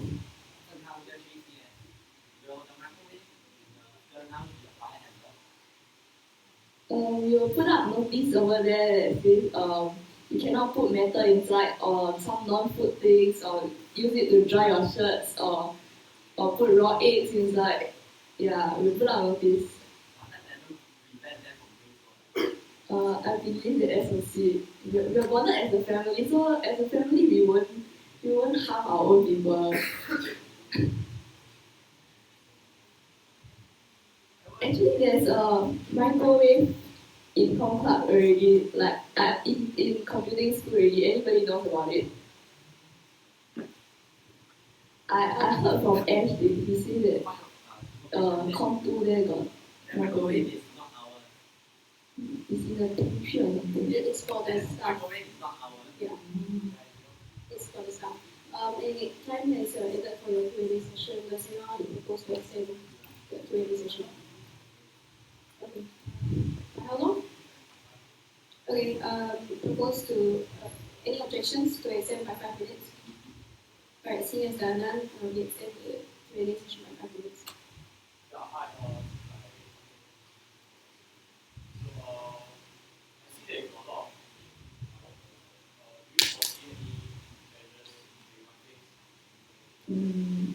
Obviously, there will be a lot of challenges. I have told some of the seniors about my plans, and then they have feedback on some problems like where will you want to put your mattress? Like there's no space in school.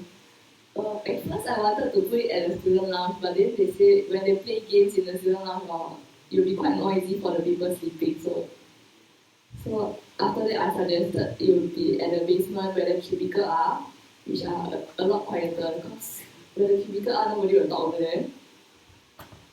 But it's outdoors, it's like kind of outdoors, it's not inside a room. But then just now, right, at least 9 out of 10 people who spoke just now say that they want to make this place a home. And then a home and bond everybody like a family. What makes this a home? A home is where you eat and sleep comfortably, like outside anywhere. So even if it's not a room, you still can sleep outside, like beside the cubicle, as long as it's quiet. Any other questions? Yes, Robert. We have think that for next term, I think if you do some survey with more people, than asking like 10 people and 10 people say that they want to make a home. Nine people who spoke just now say that they want to make this place a home. Yeah, so I kind of infer that a home is where you sleep anywhere. Because welfare is more for the whole of SOC, so we should ask more people in SOC than asking 9 people only. Yeah. So then the question is, all these initiatives do you include with those events that was organized by our SOC, our welfare? Or is it like, yeah, using the events and include it? I will script some of the events. I will continue with the video delivery and the while you are mugging event, and I will script the SOC voices because that doesn't involve the majority of the student community, and the $250 budget spent last year on the SOC voices can be better spent on buying microwave or welfare packs. The snacks for welfare packs. Any other questions?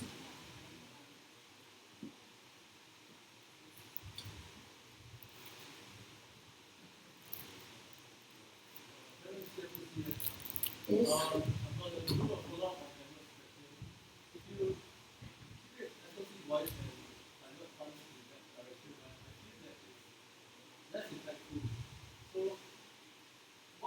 are your ideas as to making welfare pack more impactful so that you can compensate for SOC for the such an impactful event that affected even the international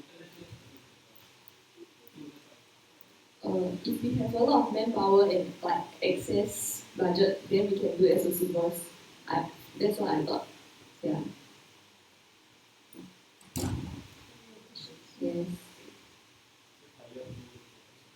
So just wondering what will you do if you realize that some of your implementations cannot you have what will you do? Will you continue to fight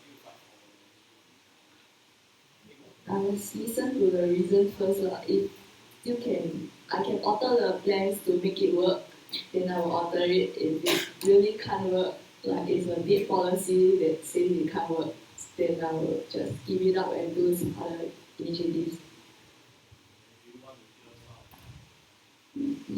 Anybody got ideas for initiative, you can just send email to the welfare dot computing something.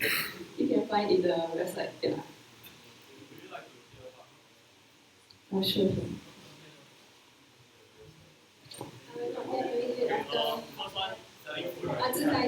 we do this after? Can you give her the comments after? like if you have a comment for her initiative, right? Is it a question for her plans or like you just want to comment on it?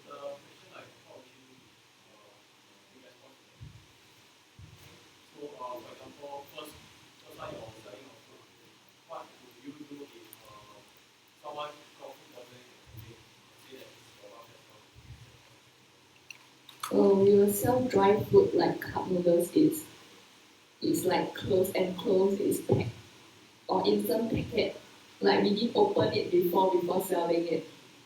So it can't be our problem. It will be the cup noodle, the Nissan problem or something. Maybe problem. It doesn't, as in like, sorry, I interject, but it doesn't matter. So example is that right, the past welfare pack, so Musu they packed this canned drink and then it just one of them was expired, like one. And then they got fired. No, as in like one friend says that it doesn't matter if it's like unopened or whatever. Like people will say go to you and say that why do you give me this noodle? Like it costs people to the supplier and ask them. Then like how will you answer the we can't do much because we are like the middleman only. We produce the product, then. Yeah, but whatever you say, right? Like, correct, you are the middleman or you produce the product. But it's a chance for the hub to lose like the face, reputation the image, and yes. all. So how will you like balance this against like the benefits that the students can get? Sorry, what would you say? I couldn't hear what you Food as reward. No, as in, like I'm terrified because like the way she answering the question is like not answering the question. The time is up. You want to close to extend the questions. Okay. We extend by 5 minutes. No, as in like it's just taking the time first. Then she can answer. Even though we can't do much, maybe we can do like give them something to represent the thing. Or is it possible for us to pay for their medical bills or something? I don't know. You can try. Like whatever ideas you can think of lah. I mean, Yeah, so the feasibility if is like it really happens, then we will try to make a deal with them. Yes, Albert. Guys, I was just informed that we actually need to leave at 2 o'clock, so we actually should cut here. I have a question, but I only have feedback. Yeah, can you give the feedback after this, please? Can you give it personally after this? Please. So you like end the session.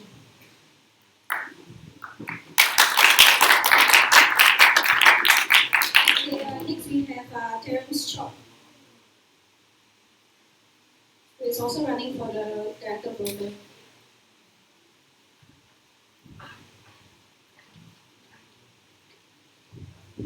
That's 1, 2, 3.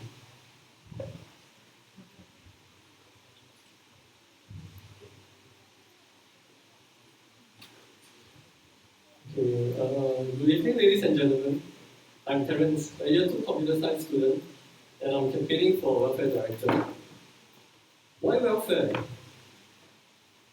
Firstly, I was a welfare subcommittee member, so I have the experience in welfare operations as well as welfare-related events.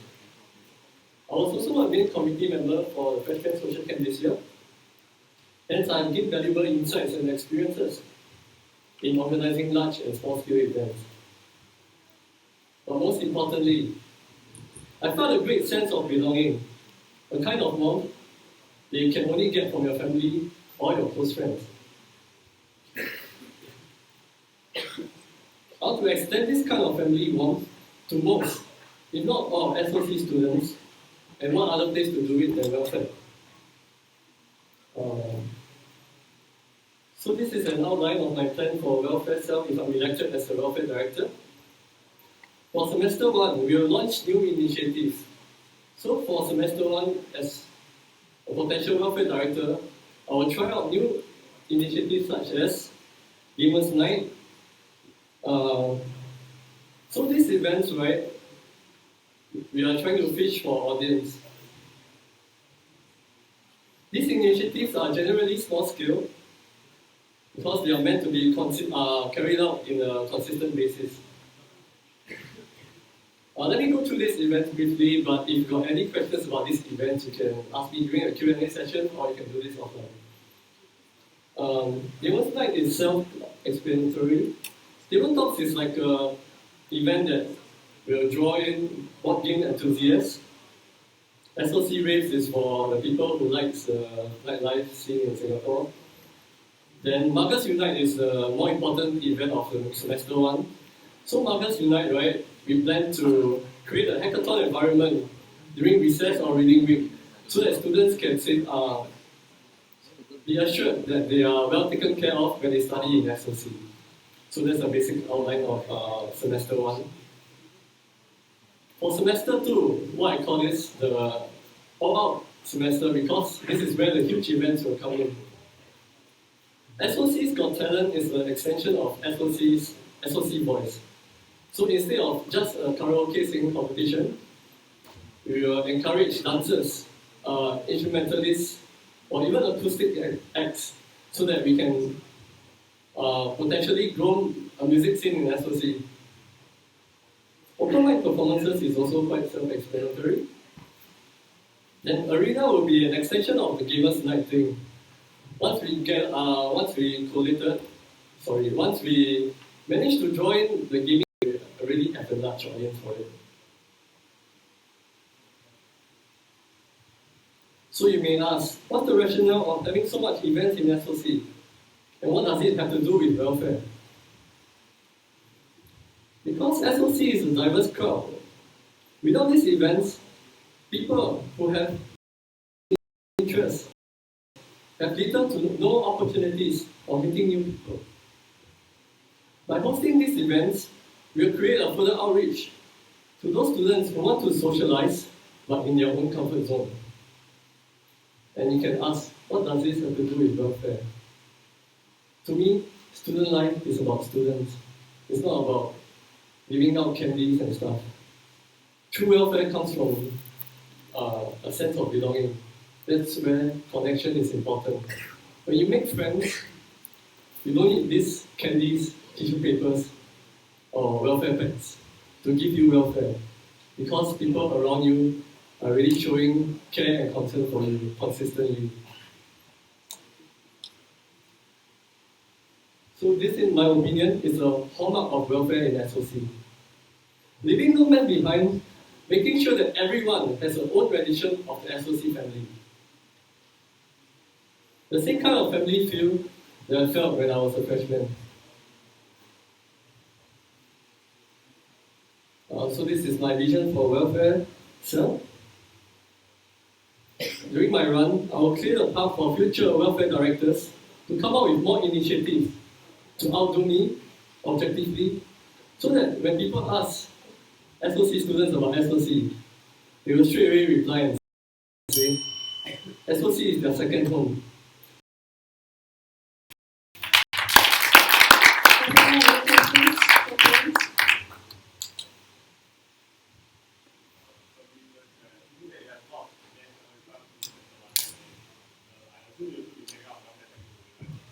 the basic welfare procedures will be still carried out, but these initiatives are like an add-on.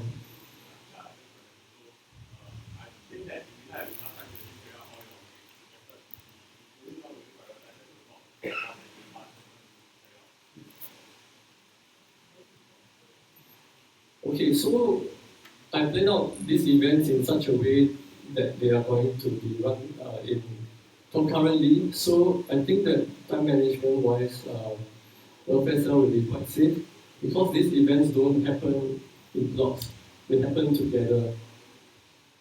So one concern is that we are going to separate SOC students into special interest groups, but at the same time we can bond these special interest groups together first, so that for the future generations, right, they can head towards one SOC with more ease. So coming back to your question, I'm not going to forsake basic welfare procedures. I'm going to try my best to fit in everything. But if you were to ask me what to cut, right, I'll probably cut my events instead.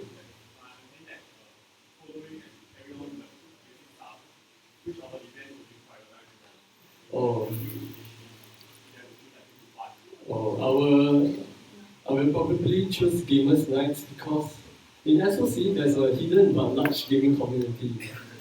So, and they are usually the more passive people that don't join orientation camps and stuff. So maybe as a welfare director, I can provide them a platform to socialize to achieve my goal as a welfare director. So, any further questions?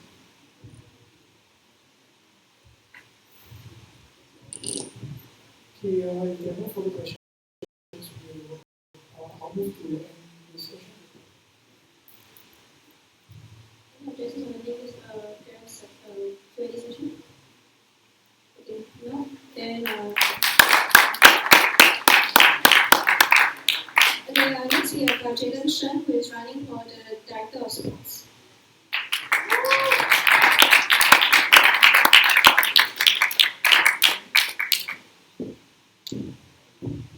Wow.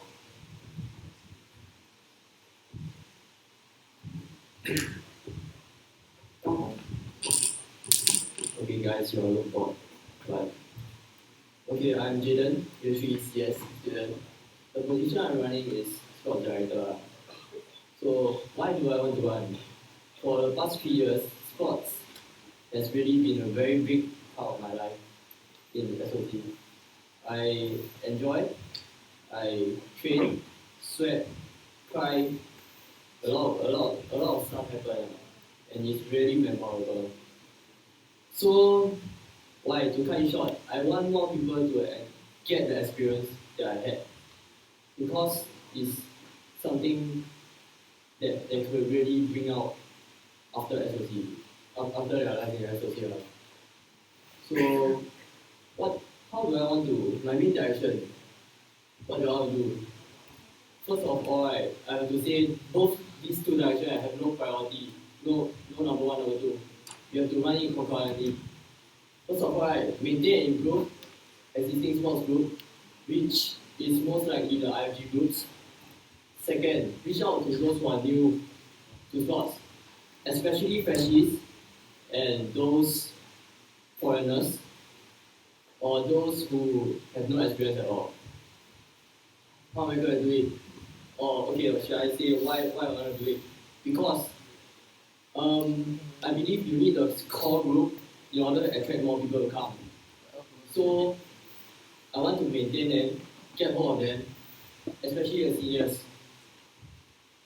I want them to hold trainings, more casual games, and yeah, that's what I'm doing. So how am I supposed to do this? I'm something in mind which is to collaborate with captains and TMs so that we can come and discuss how should I retain the seniors, how to get more freshies to come down, and whole casual games is one of the most important things that I felt because after IFG, most of them is bothered about their schoolwork. And I just want them to come down and bond so that he can pass to the next year. And something that I also want to do is give recognition to those who represent us as a faculty to go out and fight, even though it might be something that you might not win. Because what I felt that is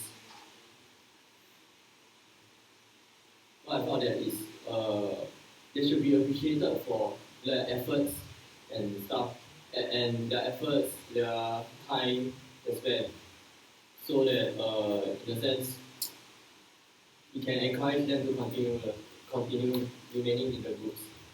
Secondly, I want to reach out to those who are new, especially freshies.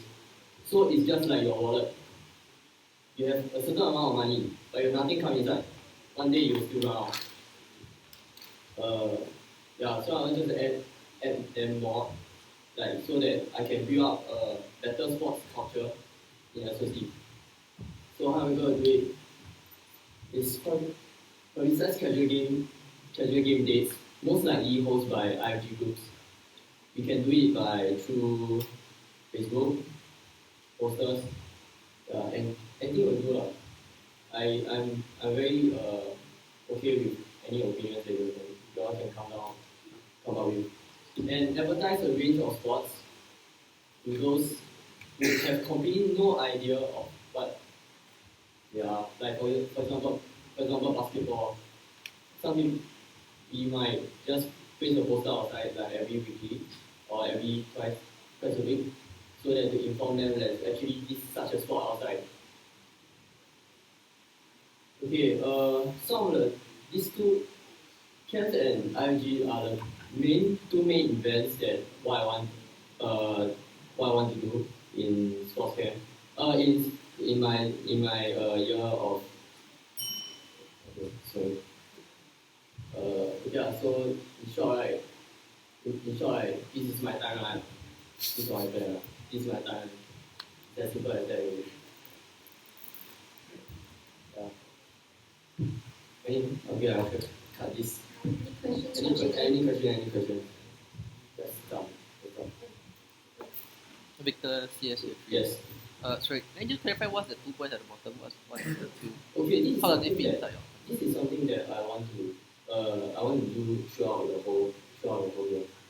These are something I want to do throughout the whole year because the main points are plans, but I don't want you all to get a misconception that we won't do like introduce sports or we won't do precise training. I think it should be done throughout the whole year.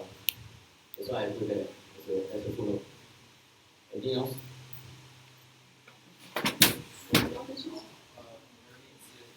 Yes. A lot of sports, like really getting going, you need someone who's just very focused on the sport, really likes the sport, obviously you need independence.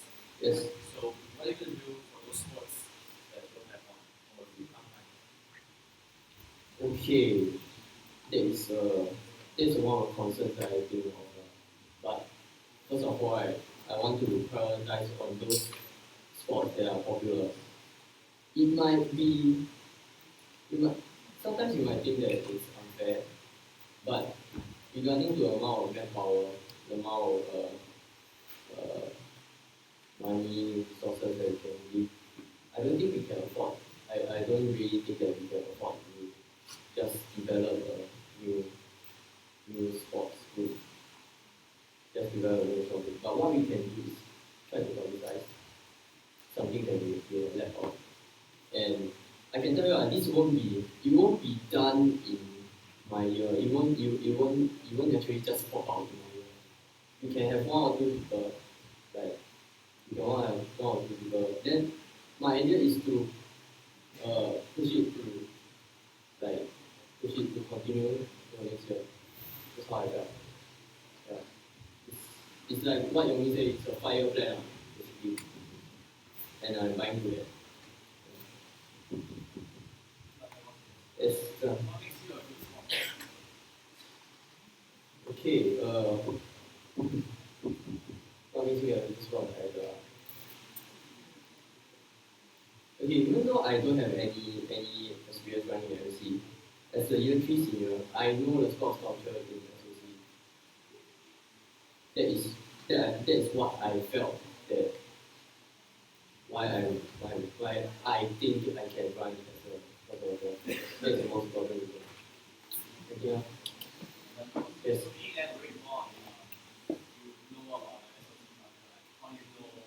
Okay, what do I know? I participate in IOG for like years and design the cap for people.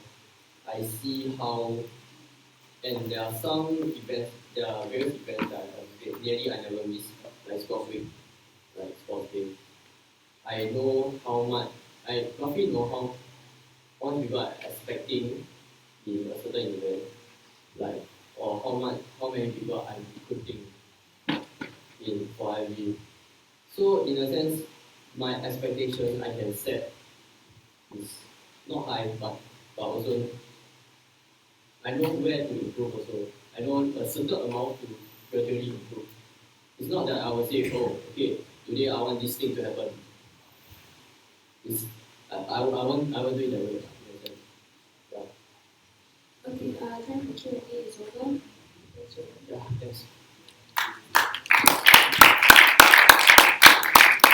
Okay, lastly we have Lee who is running for the academic liaison.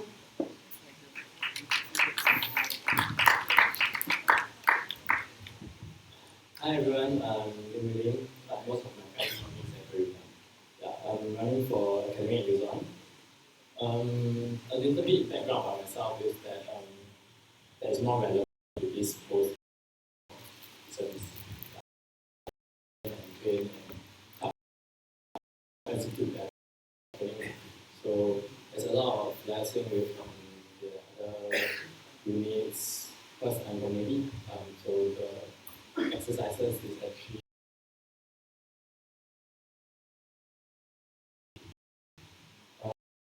why did I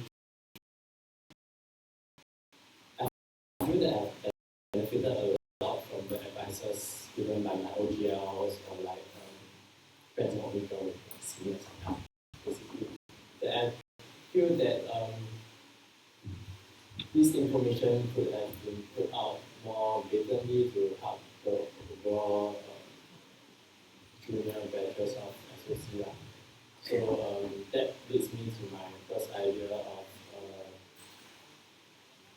like a one-stop platform kind of thing, but it's more of like because there's a lot of information from a lot of different sources regarding to like course bidding, tutorial developing, course requirements and stuff like that. That is from different websites and everything. As a freshie myself, I was confused between course, ideology, my ISIS and everything. So I feel that there should be a one-stop platform where there's links to every of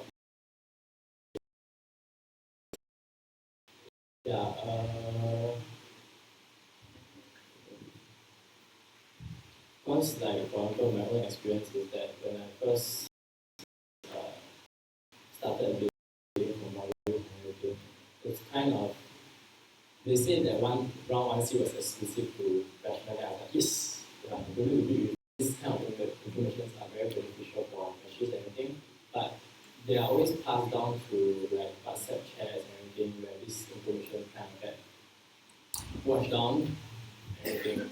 So yeah, that's my first idea for as a CAD liaison. Then the second idea is more catered to seniors, I feel. Seniors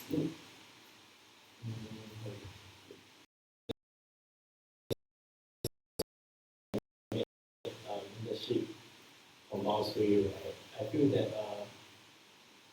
there may be like more competition between students who go for such internships. So students may not be able to get the internship they want. So I'm thinking of a pre and post internship kind of thing. Like pre-internship, we give them a survey to do to find out what is their expectation of the internship, what do they feel that they need from the internship, And also after the internship and LC come back, then we do a group post survey, then find out what are the differences and everything, then we collect the information and data to serve for the future batches for all these different internships. So maybe sharing the experiences will benefit the cohort as a whole. So that's basically my main two ideas of what I have to share. So yeah, that's all for my speech.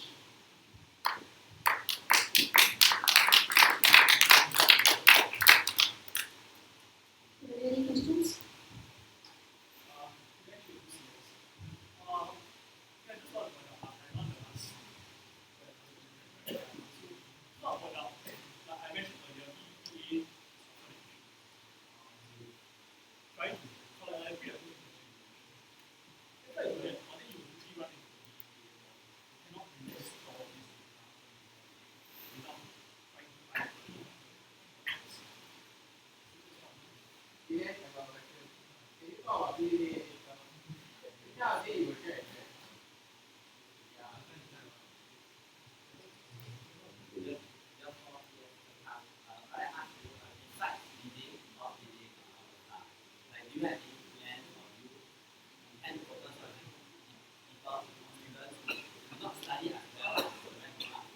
Yeah, I do intend to, but I'm not sure whether we are, my initial idea regarding that is to like round up the weaker students from midterms.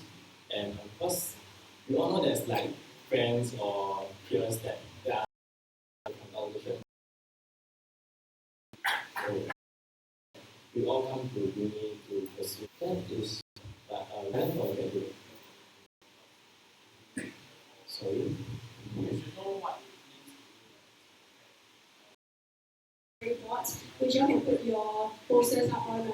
So yeah, there's also that. So yeah, and also voting will be in the student lounge over the next 3 days from 10 a.m. to 6 p.m. every day.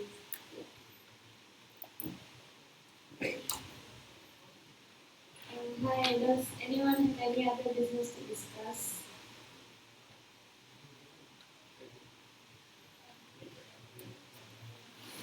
Guys, before you all, Hey guys, actually thank you all very much for staying so late. We really appreciate it. All of your effort to stay so late. It's like 2 a.m. right now because I've rather stayed for AGM. All of you tired already, so I think we should go.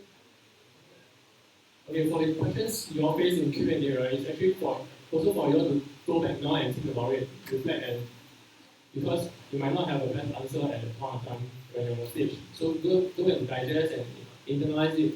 Think about what you can do. What's a better answer to it? Okay, so I mean right now it's not a very good timing for you to think about it. So go and get a rest. For people who are not running but here to support your friends or generally concerned in Club, I also thank, as in 17 MC also thank you all. Right? And also the issues committee. One more thing. Sorry I had to cut some of the questions just now because we ran out of time. You all can actually approach the nominees on your own time to ask them about it so you can clarify your doubt and who to vote for. Okay? Yes. We have come to the end. I would really appreciate if you can clear up this room and bring all the food stuff and everything back with you before the doctor. Thank you so much. Thank you so much for staying back so late.